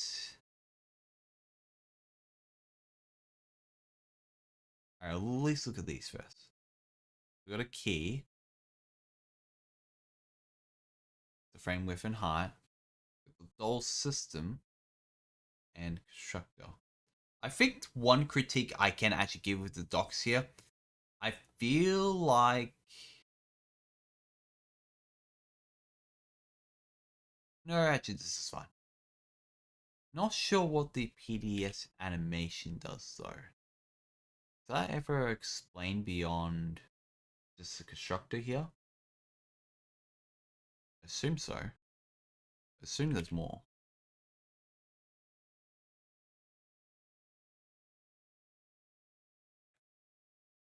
Be good if I actually did this.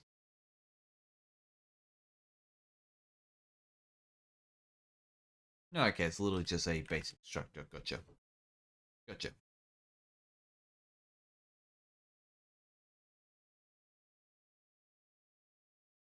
That's fine.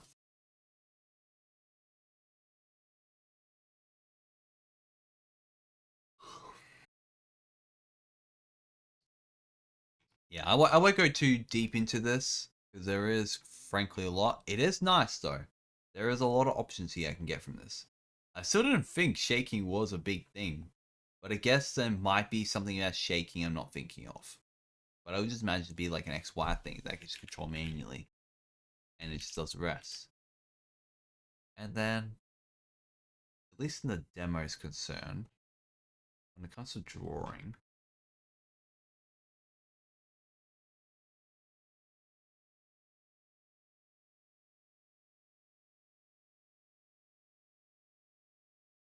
yeah, I guess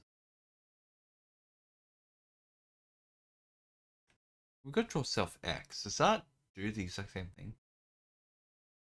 Yeah, I guess shaking is the one thing I don't think would be needed for a system, especially if I can just tell where the X and Y is. But I guess there might be a case I'm not thinking of. But nonetheless, I think that is pretty much the only thing. I guess also we don't have JS stock. These. Oh, we do, but it's just, I guess it's just matching the naming conventions, which I just tend to do never ignore all for that. So I think that is pretty much the main recommendations. The video doesn't match up with what's actually there. The lab suggestion on debug new line, and I think the final one was I kind of just forgot.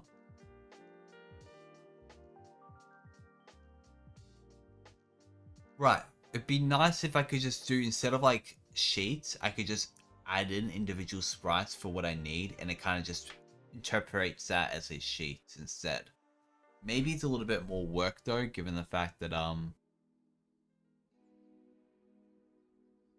go back to this. Yeah, the fact that we're just doing draw par. We are definitely using a shader though. Yeah. We definitely do some texture page building with that down the line as well. But that's a different story. I guess I just didn't expect like we're drawing parts of the frame.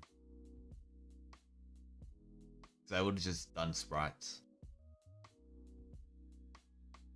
Alright. I think it'd be nice to have.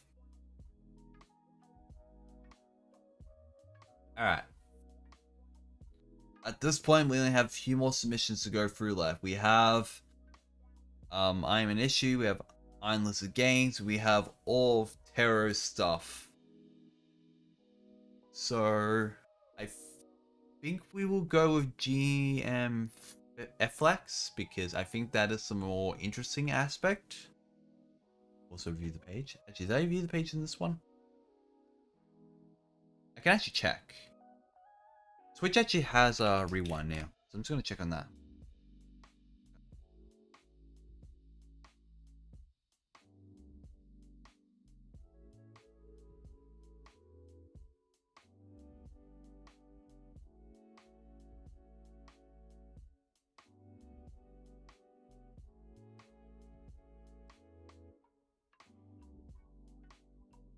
Actually, no, I'm pretty sure I just. Yeah, I checked it. Yeah.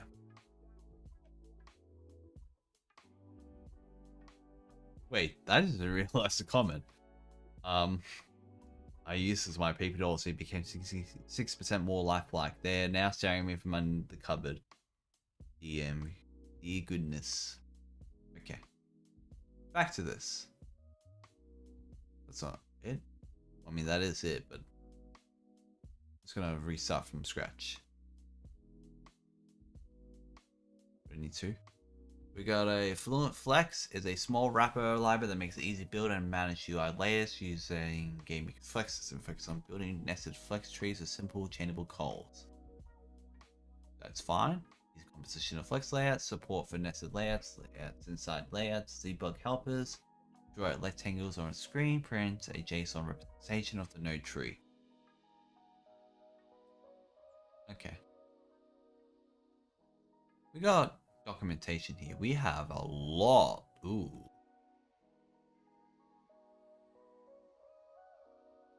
I might actually use this.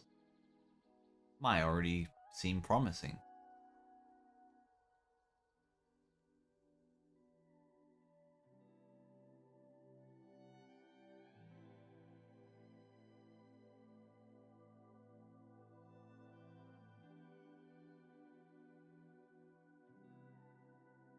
Alright.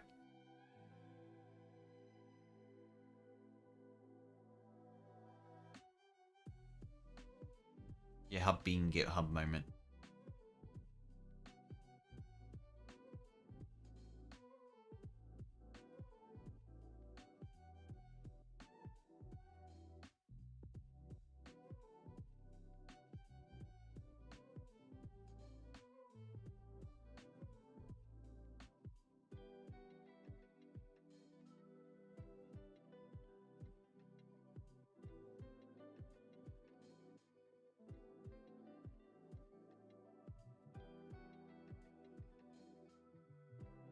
Got scribbled union here, which I'm guessing is a dependency. It doesn't say it's a dependency though. But we're gonna run this anyways. Where did my display go? Oh, there it is. Oh. I see what happened. It's full screen. The buttons don't do anything. You can enable debug. Oh, this is nice.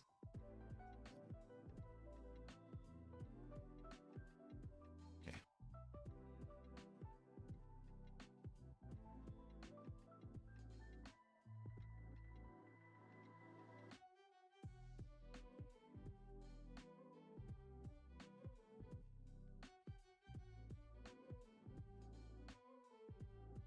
So it just seems to be the example that mostly uses it.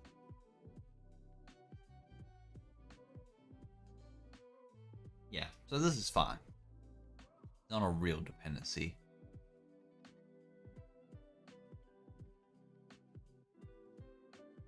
It's actually kind of fascinating because it's not even like a genuine layout. Oh, interesting.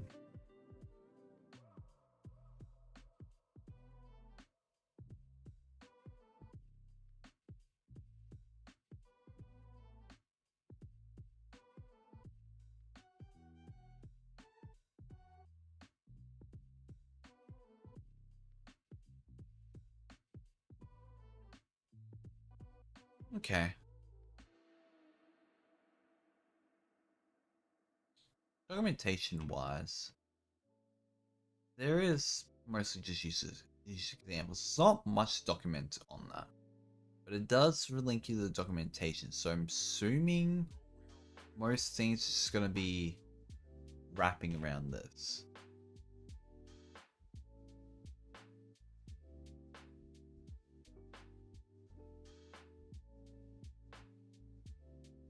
Which again, totally fine, actually. It does say justify. Yeah, okay. Yeah, so this is pretty straightforward. I don't think I can give too much notes on here. I probably would have expected a bit more of a nicer, like, demo. Like, it's a bit more to show off, but I think you can kind of work around it. If I get this out of full screen.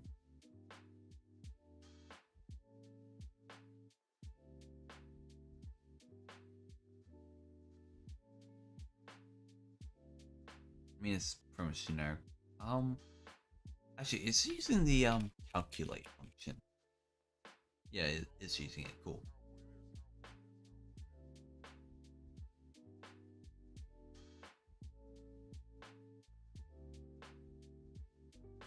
Yeah. So it's just a nice way of working with flex panels. That's fair.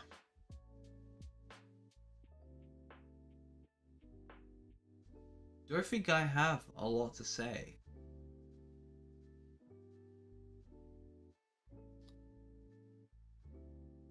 I don't know if linking the documentation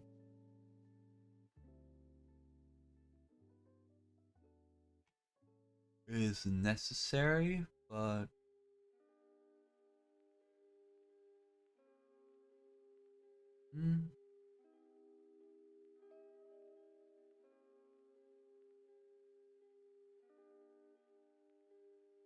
I guess it is just mainly meant to match this, so I guess it's fair.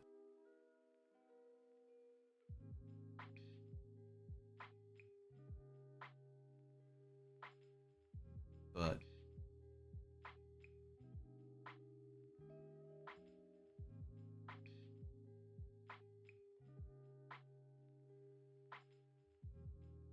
I guess it also just makes an instance on the fly.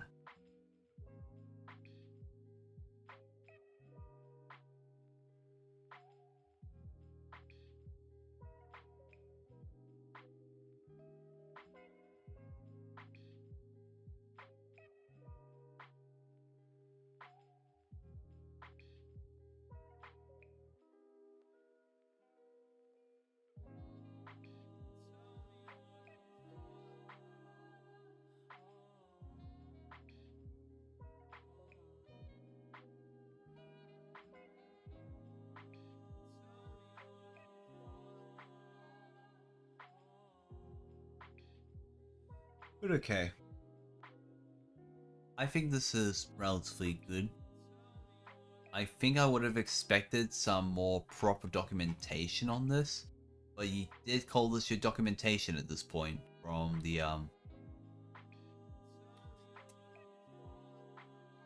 where you linked. So this is pretty much taking it at space value. Could have used more documentation beyond as an example, or I guess at least more examples. So there wasn't much to go off other than we have flex panels in code, and this is a little bit nicer to manage with, which I don't disagree. It does look nicer. But I'm also probably in streamer brain mode, so my brain's also probably just not here at the moment entirely. I don't know. But I think this is nice otherwise. We also got the monthly manual now we can look at. But otherwise, it's good. It's good. Could use more documentation. But that's it. Or more examples. Alright, we'll move on. We also have JIT Speak, which is one of the only few submissions where it's kind of like got a V001. I did miss GX types, but I'm just gonna allow only that one. It's because it is technically functional. There's no reason to be 0.01. Got match and catch expressions.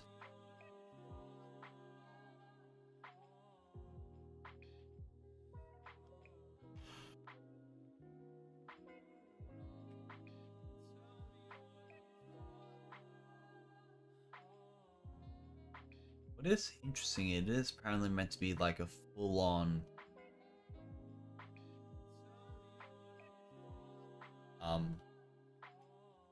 like cat speak to GM bytecode implementation, which means I'm kind of curious how well it even works. So I'm probably gonna have to just poke at it more.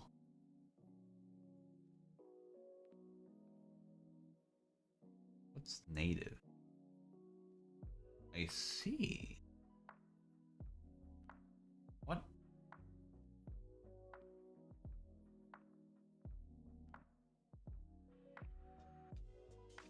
Okay.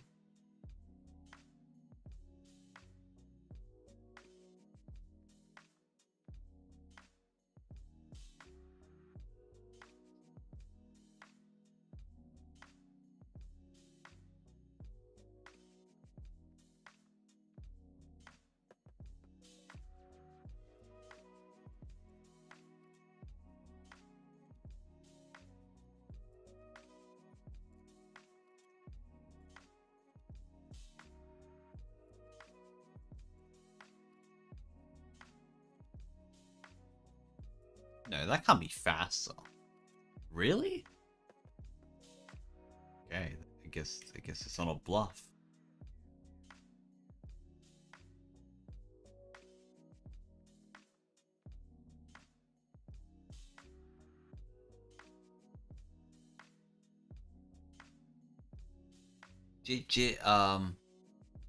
About as fast as GML, which is interesting.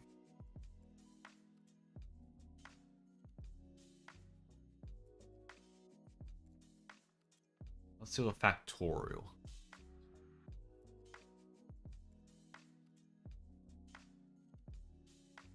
I don't remember this being this fast.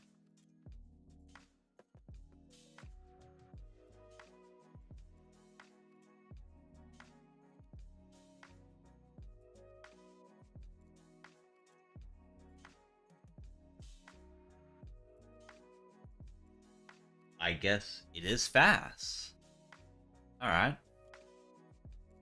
But can it run in YYC?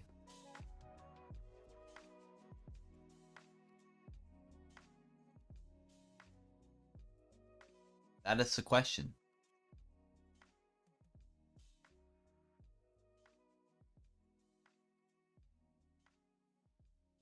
And will my computer keep on screaming because I am running it in YYC? never likes it whenever like OBS and I'm compiling code. It just freaks out for a moment.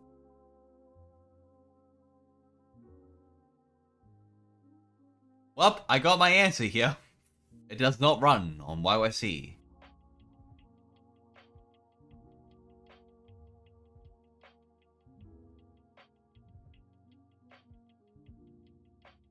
Okay, I mean, to be fair, for something that is meant to run on a on like pretty much close to native code is pretty good. So let me see if the output log says anything else. It's not really.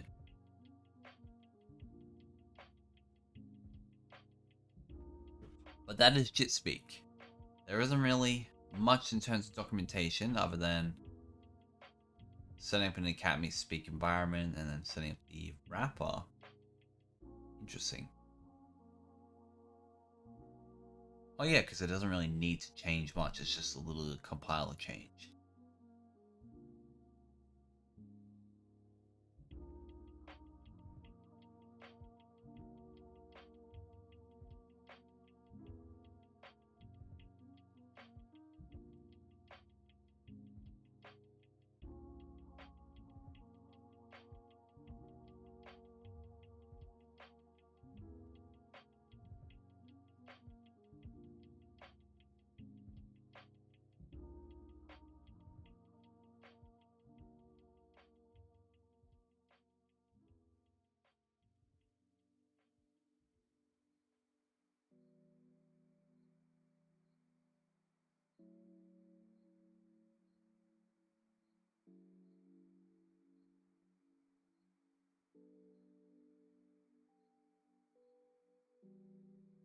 But yeah, not too much to go on about that. You can configure it so you can actually throw errors on. How many configs are there actually? That much configuration?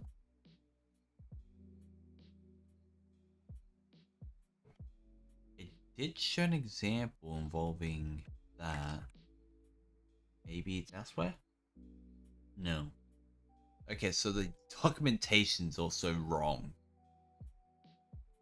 Well, but I have a few notes. Obviously that's not meant to be the case.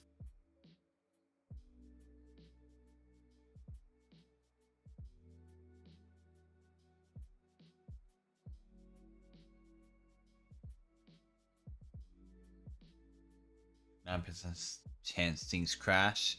You know what? I like a challenge. Challenge accepted. We're gonna crash.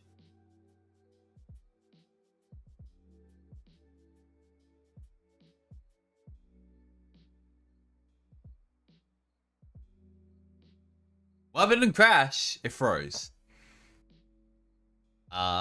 Mission accomplished.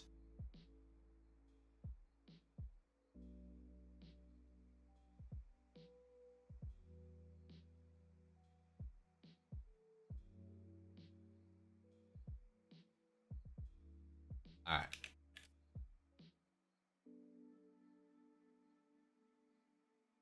Diamanic global.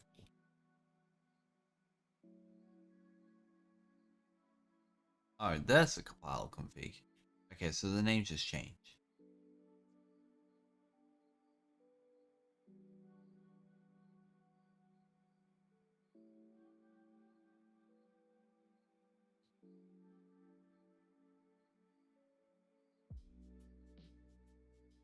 That's good.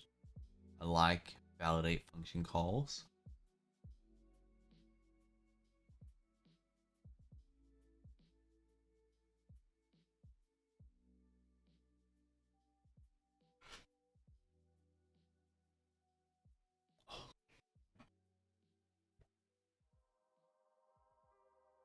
I just realized I got a message on something and I didn't check. I'm gonna be a second.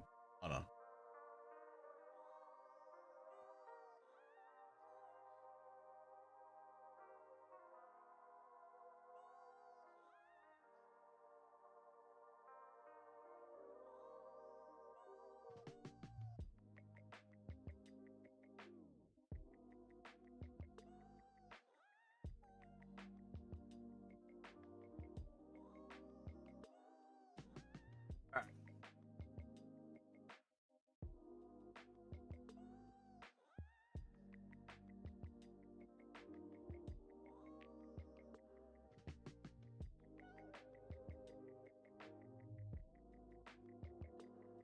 Well, I don't think there's too much to say about JIT speak, but it is pretty much as close to GML, not faster. So nice. I wish for YYC support. The only thing I would say. Also, probably just an update on the documentation. Oh, Sunny PlayStation, thank you for the follow.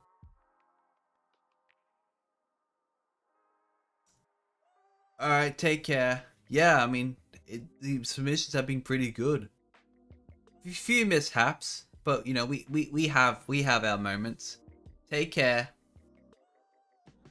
Yes, I could tell it was you from the Discord. I had known. I might have already known your name.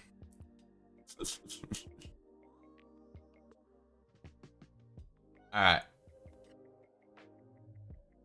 So the only thing we have left now is terrorist stuff. You know what? We got a deferred and batch GPU readbacks. We have the library fine tune bounty box by using power of GPU. Interesting. And we have library for CS2 style holographic sticker effect. I actually want to look at this one first. Also, give the moment to look at the demo. Oh, cool. We got this. We got a video as well. I mean, we don't really need the video, obviously. We can just look at it directly in here. It's pretty. Very pretty. Yeah. Indeed.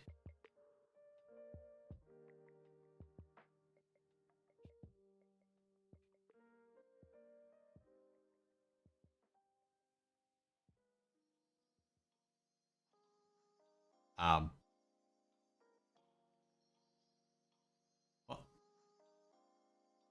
I guess that's fair. Oh, wait, no, I see now.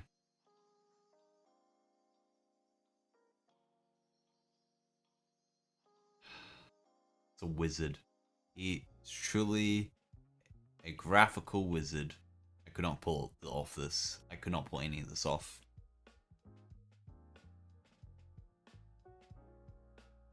These are nice. It's really nice.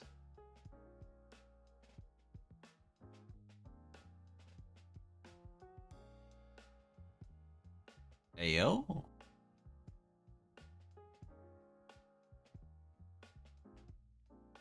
Okay.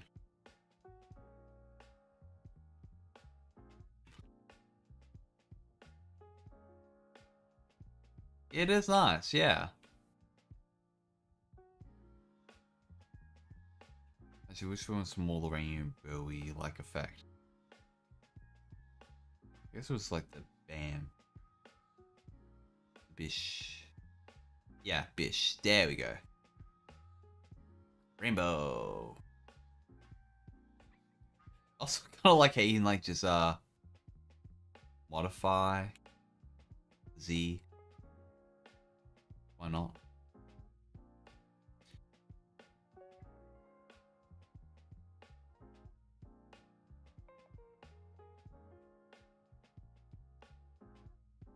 Oh, we even got camera zoom.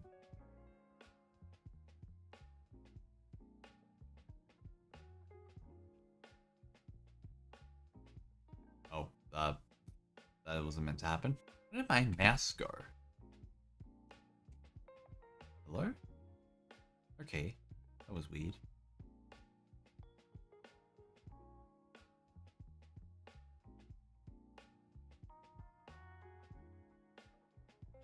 I'm liking this rainbow effect. I also like I can just adjust it.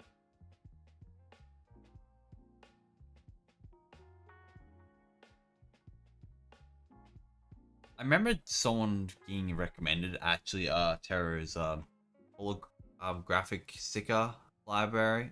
And like I didn't want to really like assist with it because I didn't want to like look at it. Rainbow Holo, yes. But I feel like this definitely could be implemented easily in a 2D game. So I'm gonna take advantage of that.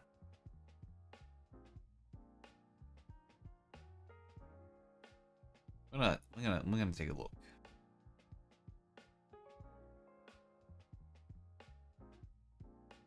There isn't too much documentation here, so it is kind of throwing yourself straight into the blind end side of things.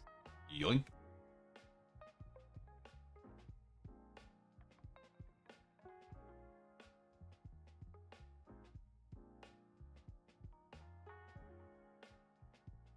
So I'm kind of curious. What if I just like don't do 3D? Can I just not do 3D, or would it not let me? Might be committing a cardinal sin.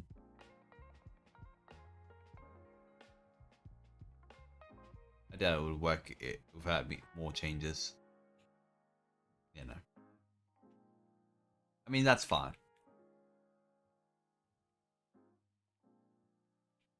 Maybe I have to do something else. But I mean, this works at least. It doesn't really even tank the GPU at all either, which is also good.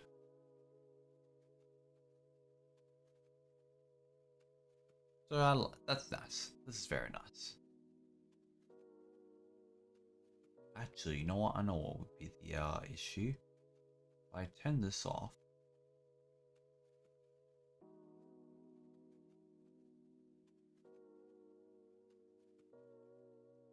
Nope. Alright.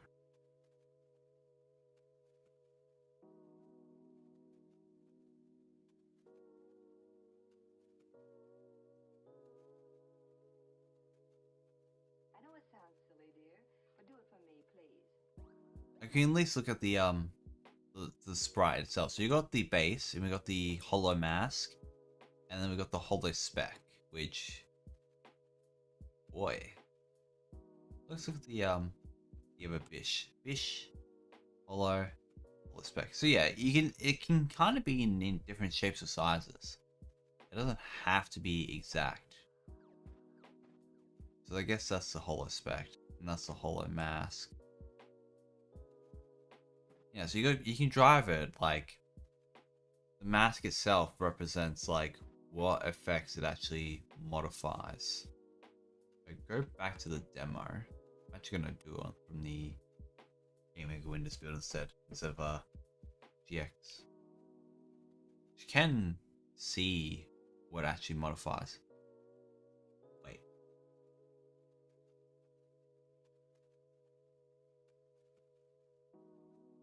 Yeah, you can see what it modifies correctly.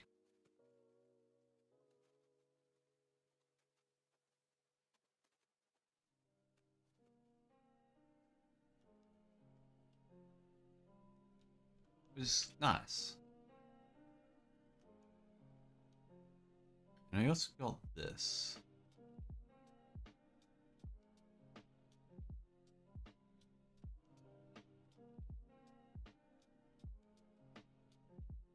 Which kind of also shows the effect even more. Because like it is literally just modifying where the hollow spec is whenever you like use right click.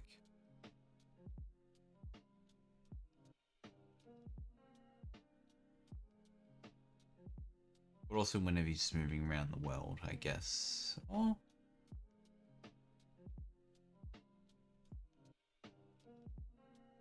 Yeah, I'd say so. Yeah. It's kind of like a bit of both. Move it around, you can also... Yeah, okay.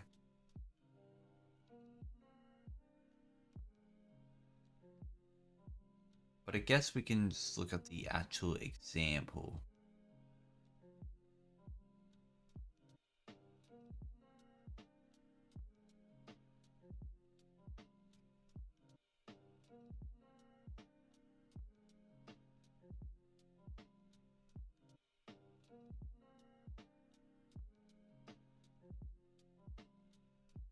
Interesting.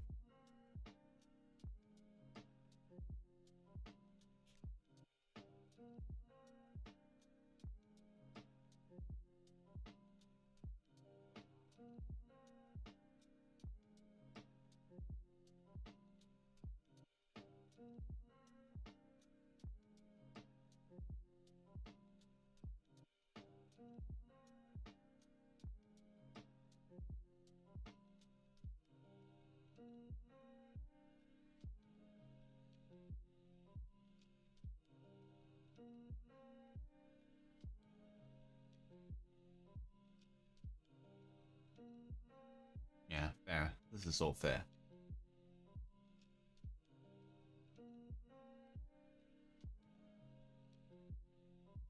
So you can at least also tell it what how it should draw the sprite, which is nice.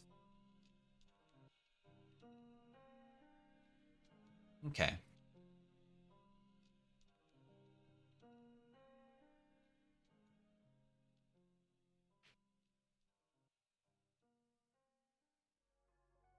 Alright, I think this definitely could have used a bit more documentation, or at least a basic setup.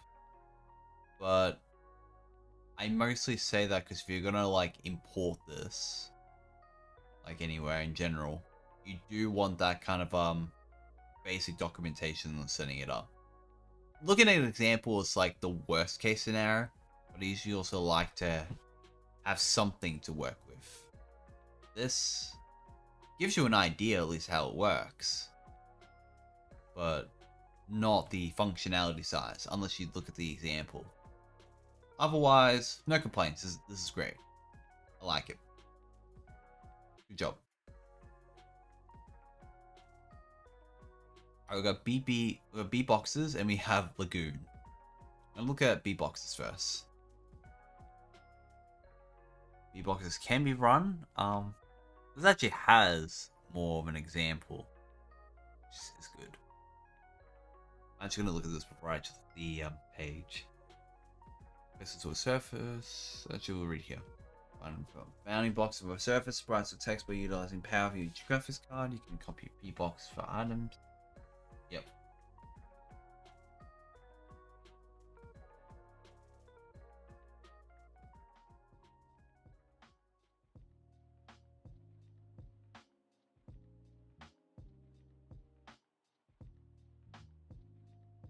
Hold on, 48.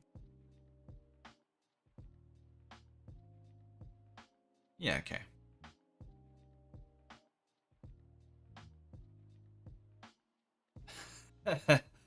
Well, I mean, like I said, other than the fact that there is no proper, like, at least a basic setup, other than, like, looking at the repo, it's good.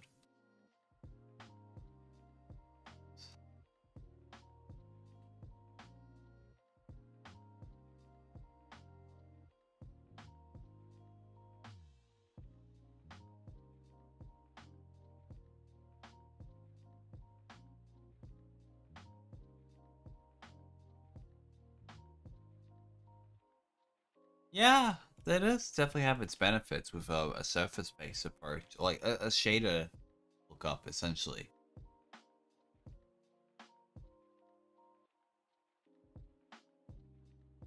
Which would probably be faster than everything else. Abulet Health. That's a new one. Hello, Joanna. Welcome. I am reviewing things from the Cookbook Jam. We can middle mouse wheel so we can see the debugging. D-curve. Wow.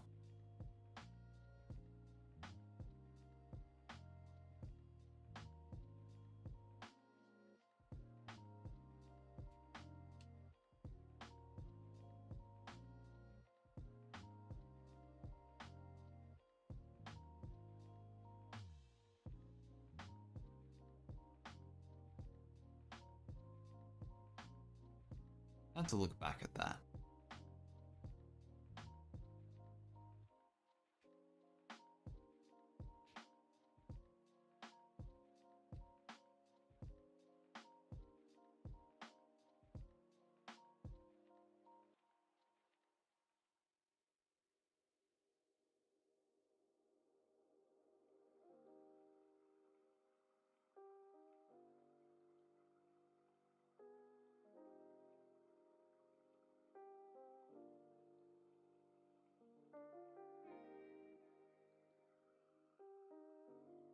Free libraries.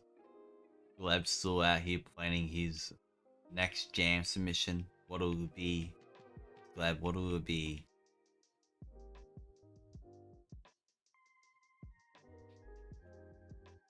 I'll jump to it.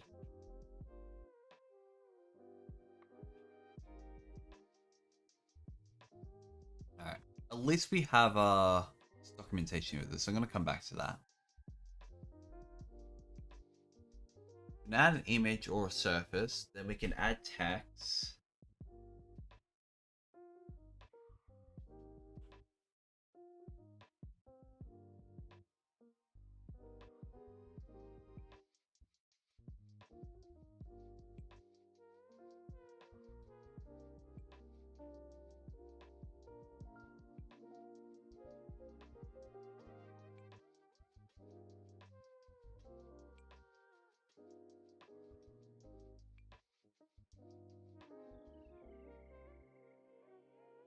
Okay.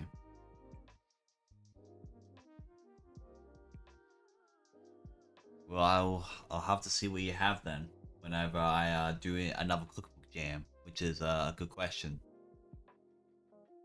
All right, at least this actually has a proper example.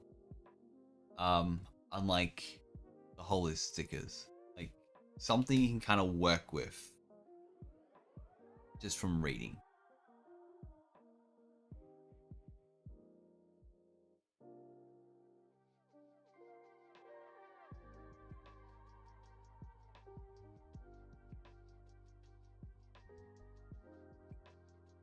The next one's in a few months.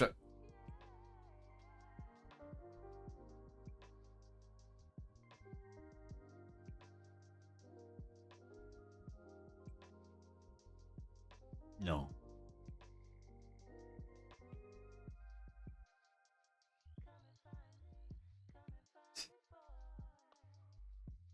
You can't pressure me, for I am unpressurable. You summon the demons. Oh, I mean, hold on. Allow me. Allow me. I got you covered. I got you covered.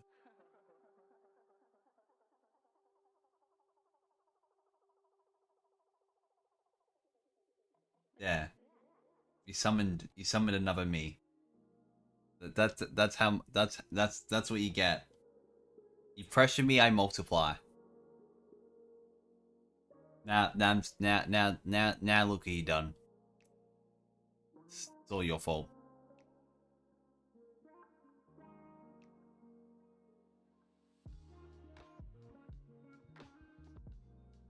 It's like gremlins. You never put water on the gremlin. You never do that.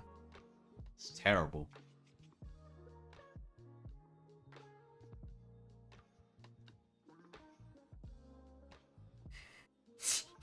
Yeah, sorry, I turned that off. Oh, we have ads in 2 minutes. Okay, well, what am I gonna do is, I'm just gonna quickly have a glance at this. Yeah, that's the whole surface. We have that text example that gets thrown in. Got our sprite. Yeah, pretty self-explanatory.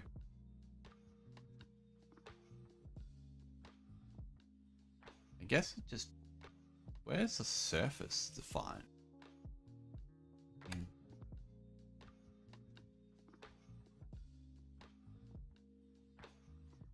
Okay, cool. It's fine here. But yeah, no, this is actually kind of simple and straight to the point. You just add your image or images, and then you just submit it, and it just gives you the results. And then the results themselves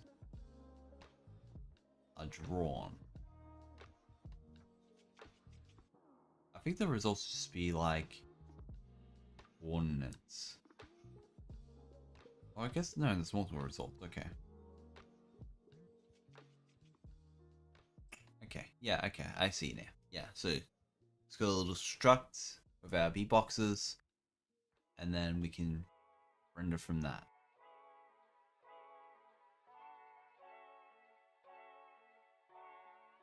Cool. All right. That's enough for that. I think I like it. This is nice. It's actually got its own use cases when it comes to text and sprites and surfaces. And I would have just used something else entirely. It also would have been pretty fast too. Oh, not the fastest, but I'd assume it'd be fast enough to profile it. But ad time.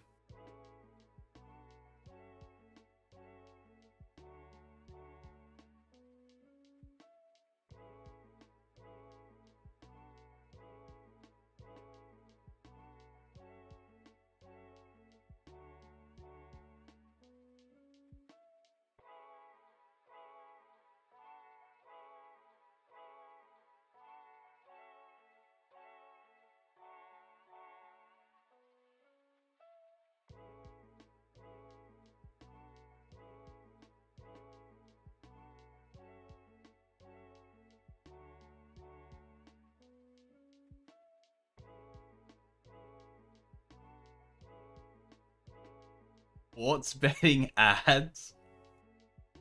Oh no.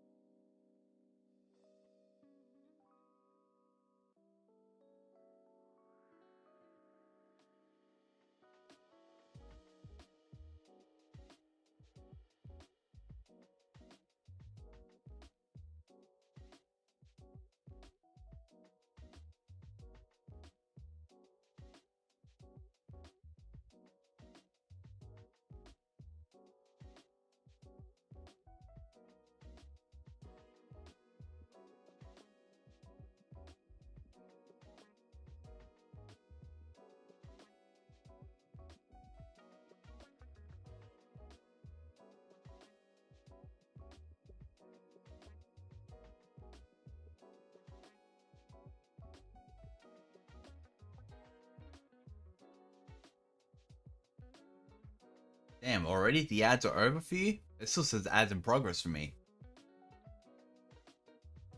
Also, congrats on betting. I hope you lost everything. Also, I have it fixed the pet thing. Now I can be petted for real. Yeah, I can be petted.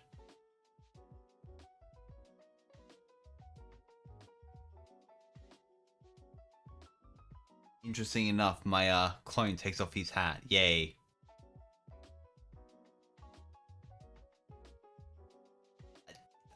I don't know why. We'll go with that. Anyways, I'll wait for this actually clear up on my end, and then we'll go from there. No, it does not. It only does it to 1 because it only set it up for 1. It didn't set up for a multiple. But anyways, we have Lagoon. We are back from ads. We can now actually look at the page. With this library, you can collect several small readback requests into a single large readback. You can also collect requests over the frames. GameMaker can only read back the whole full surface. You cannot take portions of it. Lagoon allows you to read small portions of the surface under the hood. Lagoon has its own surface where it copies requested items. Where we faking confused shaders with firing shaders, floating point textures, and you read small portions of the surface, which is actually like your compute buffer. Yeah, you can use structures so you simplify it. Into get surface. The readbacks are asynchronous, done at the end of the frame. Yep. With each request is placed in a cumulative surface waiting to be read back. Cumulative surface has an initial capacity. When you keep adding new requests, capacity might be exceeded. You can handle surface sizing without previously accumulated projects. Okay. Alright, I need to get rid of this clone. This clone is bothering me. Get out of here. I've evaporated myself. Be gone. Yeeted. Delete this.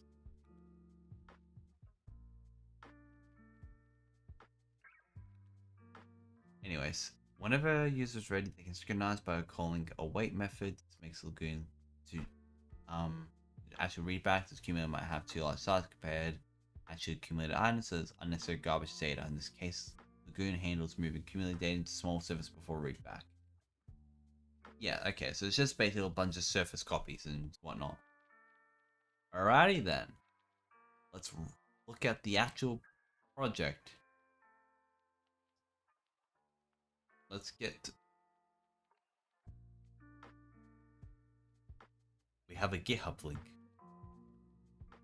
This is an inception now. Eventually, the links will stop. Eventually. I'm kidding, I'm stopping myself. Don't know why that is linked there, but that's how it is.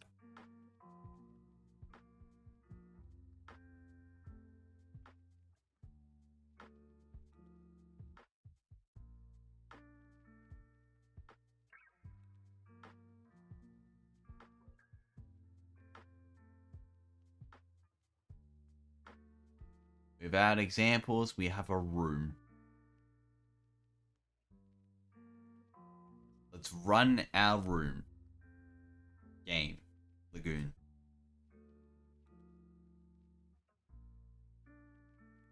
Wait. Always healthy to turn this off. There we go. Gotta read console messages? Fine, I'll read console messages.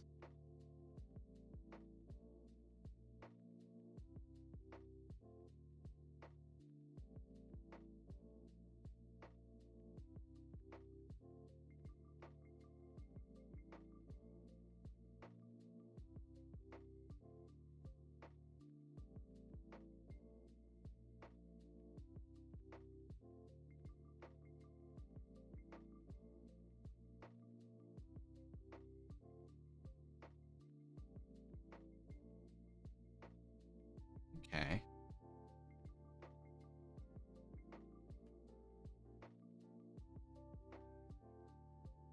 Do multiple selections. You can then add dispatch.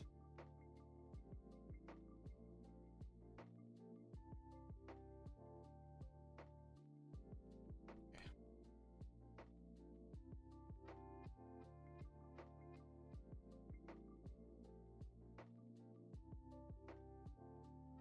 All right.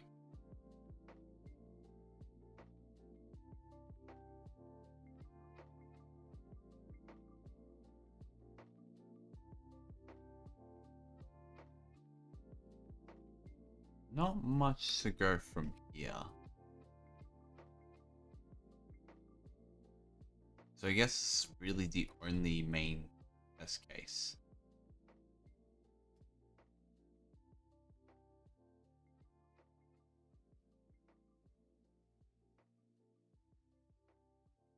I think those examples probably need more work, but I can assume at least I make...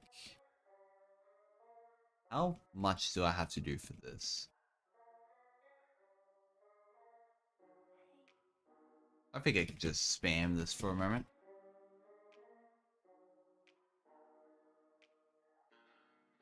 Yeah.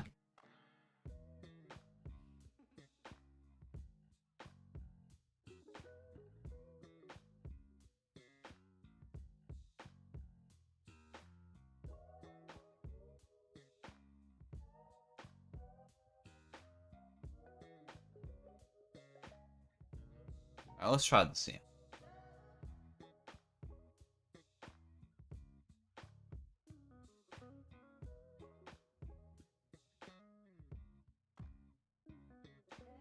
It is in fact working hard.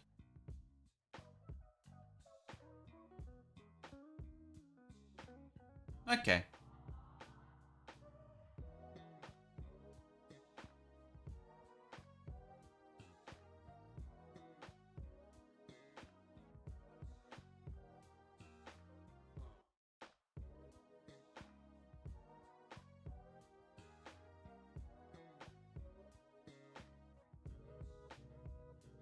At least you can definitely tell it does get like an average.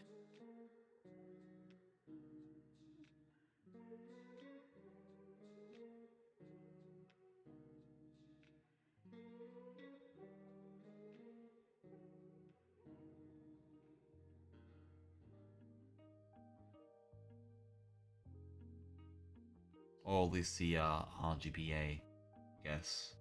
Not an average. I think.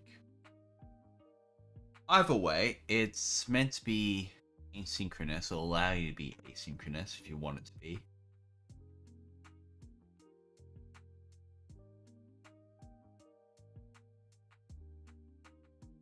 The rest of the examples, though, I don't think there was much done with them.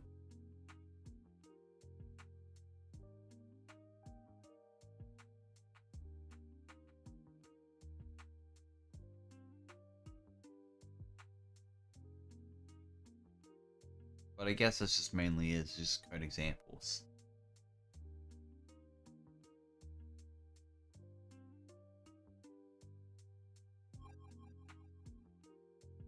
Didn't notice so.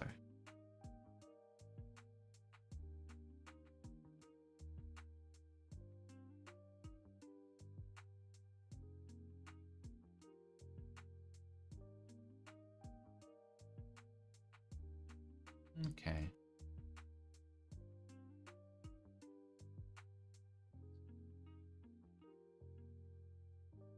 Alright. I think other than trying it for myself at this point, I think it could probably use some documentation, just like with Holosticker. But the example is enough. At least there's one example, and at least you can kind of work out what's happening here. And from the existing notes and documentation on it is enough to give you ideas. It's just meant to be an asynchronous way of fetching buffer data from wherever. But that's just it. I think those are the only thing that needs improvements, but otherwise, I don't think I have too much to say or poke at it, and I'm getting to the point now where I am feeling a little bit eepy. I know someone's probably going to expect me to poke at some of it a bit more, but other than the one example, as I said, there's not really much of examples to kind of look at other than debug messages. Which...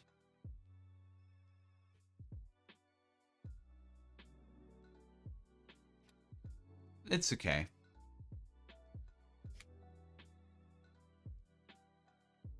Definitely not the kind of examples I'd expect. So yeah, probably just some proper documentation on that, and maybe some more demonstrative examples that's like on the visual side of things could have probably been good.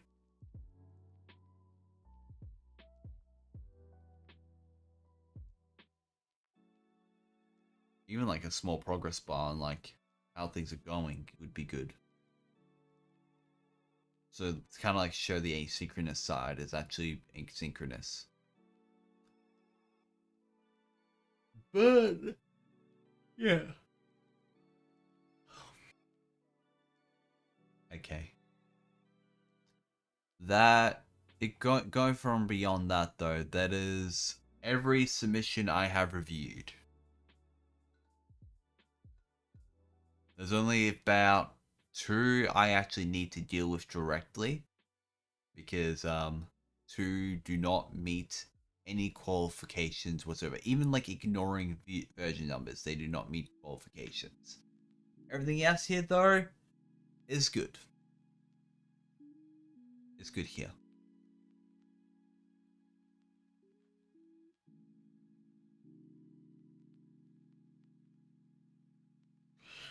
All right.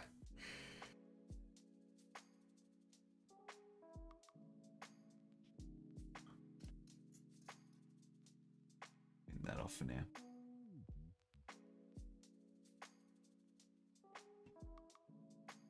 Well done to all who have partaken.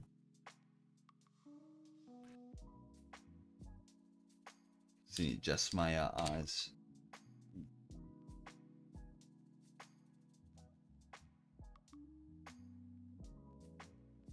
Alexa, lights off. Okay.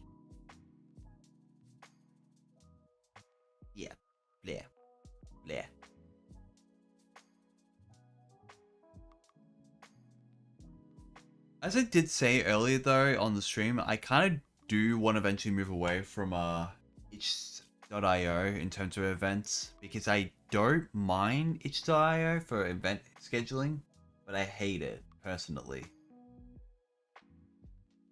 But there is something I have been trying to work on slowly, in and out, as a more grander plan to eventually have all the events hosted in one place in a managed space. I'm not ready yet to actually show it all off because it's just one pebble amongst many pebbles that form one big solution. But it will potentially also shape how some things in Gaming Kitchen will go in the future. I've been mostly kind of quiet about it because I haven't finished writing up some stuff. But I do plan on making an announcement in regards to it. I also kind of want to host other events. I love Cookbook Jam events, but I'm just like getting to a point where it's just the only thing that I'm hosting, and I kind of want some more variety. So I'm actually probably going to be hosting at least a different event to play around with some new ideas. Maybe even that I don't know, something like a single script, or no, sorry, single function or something. Just one singular function, like challenge. Could that even work? Probably could work. Yeah, I'm sure it could work. Why not?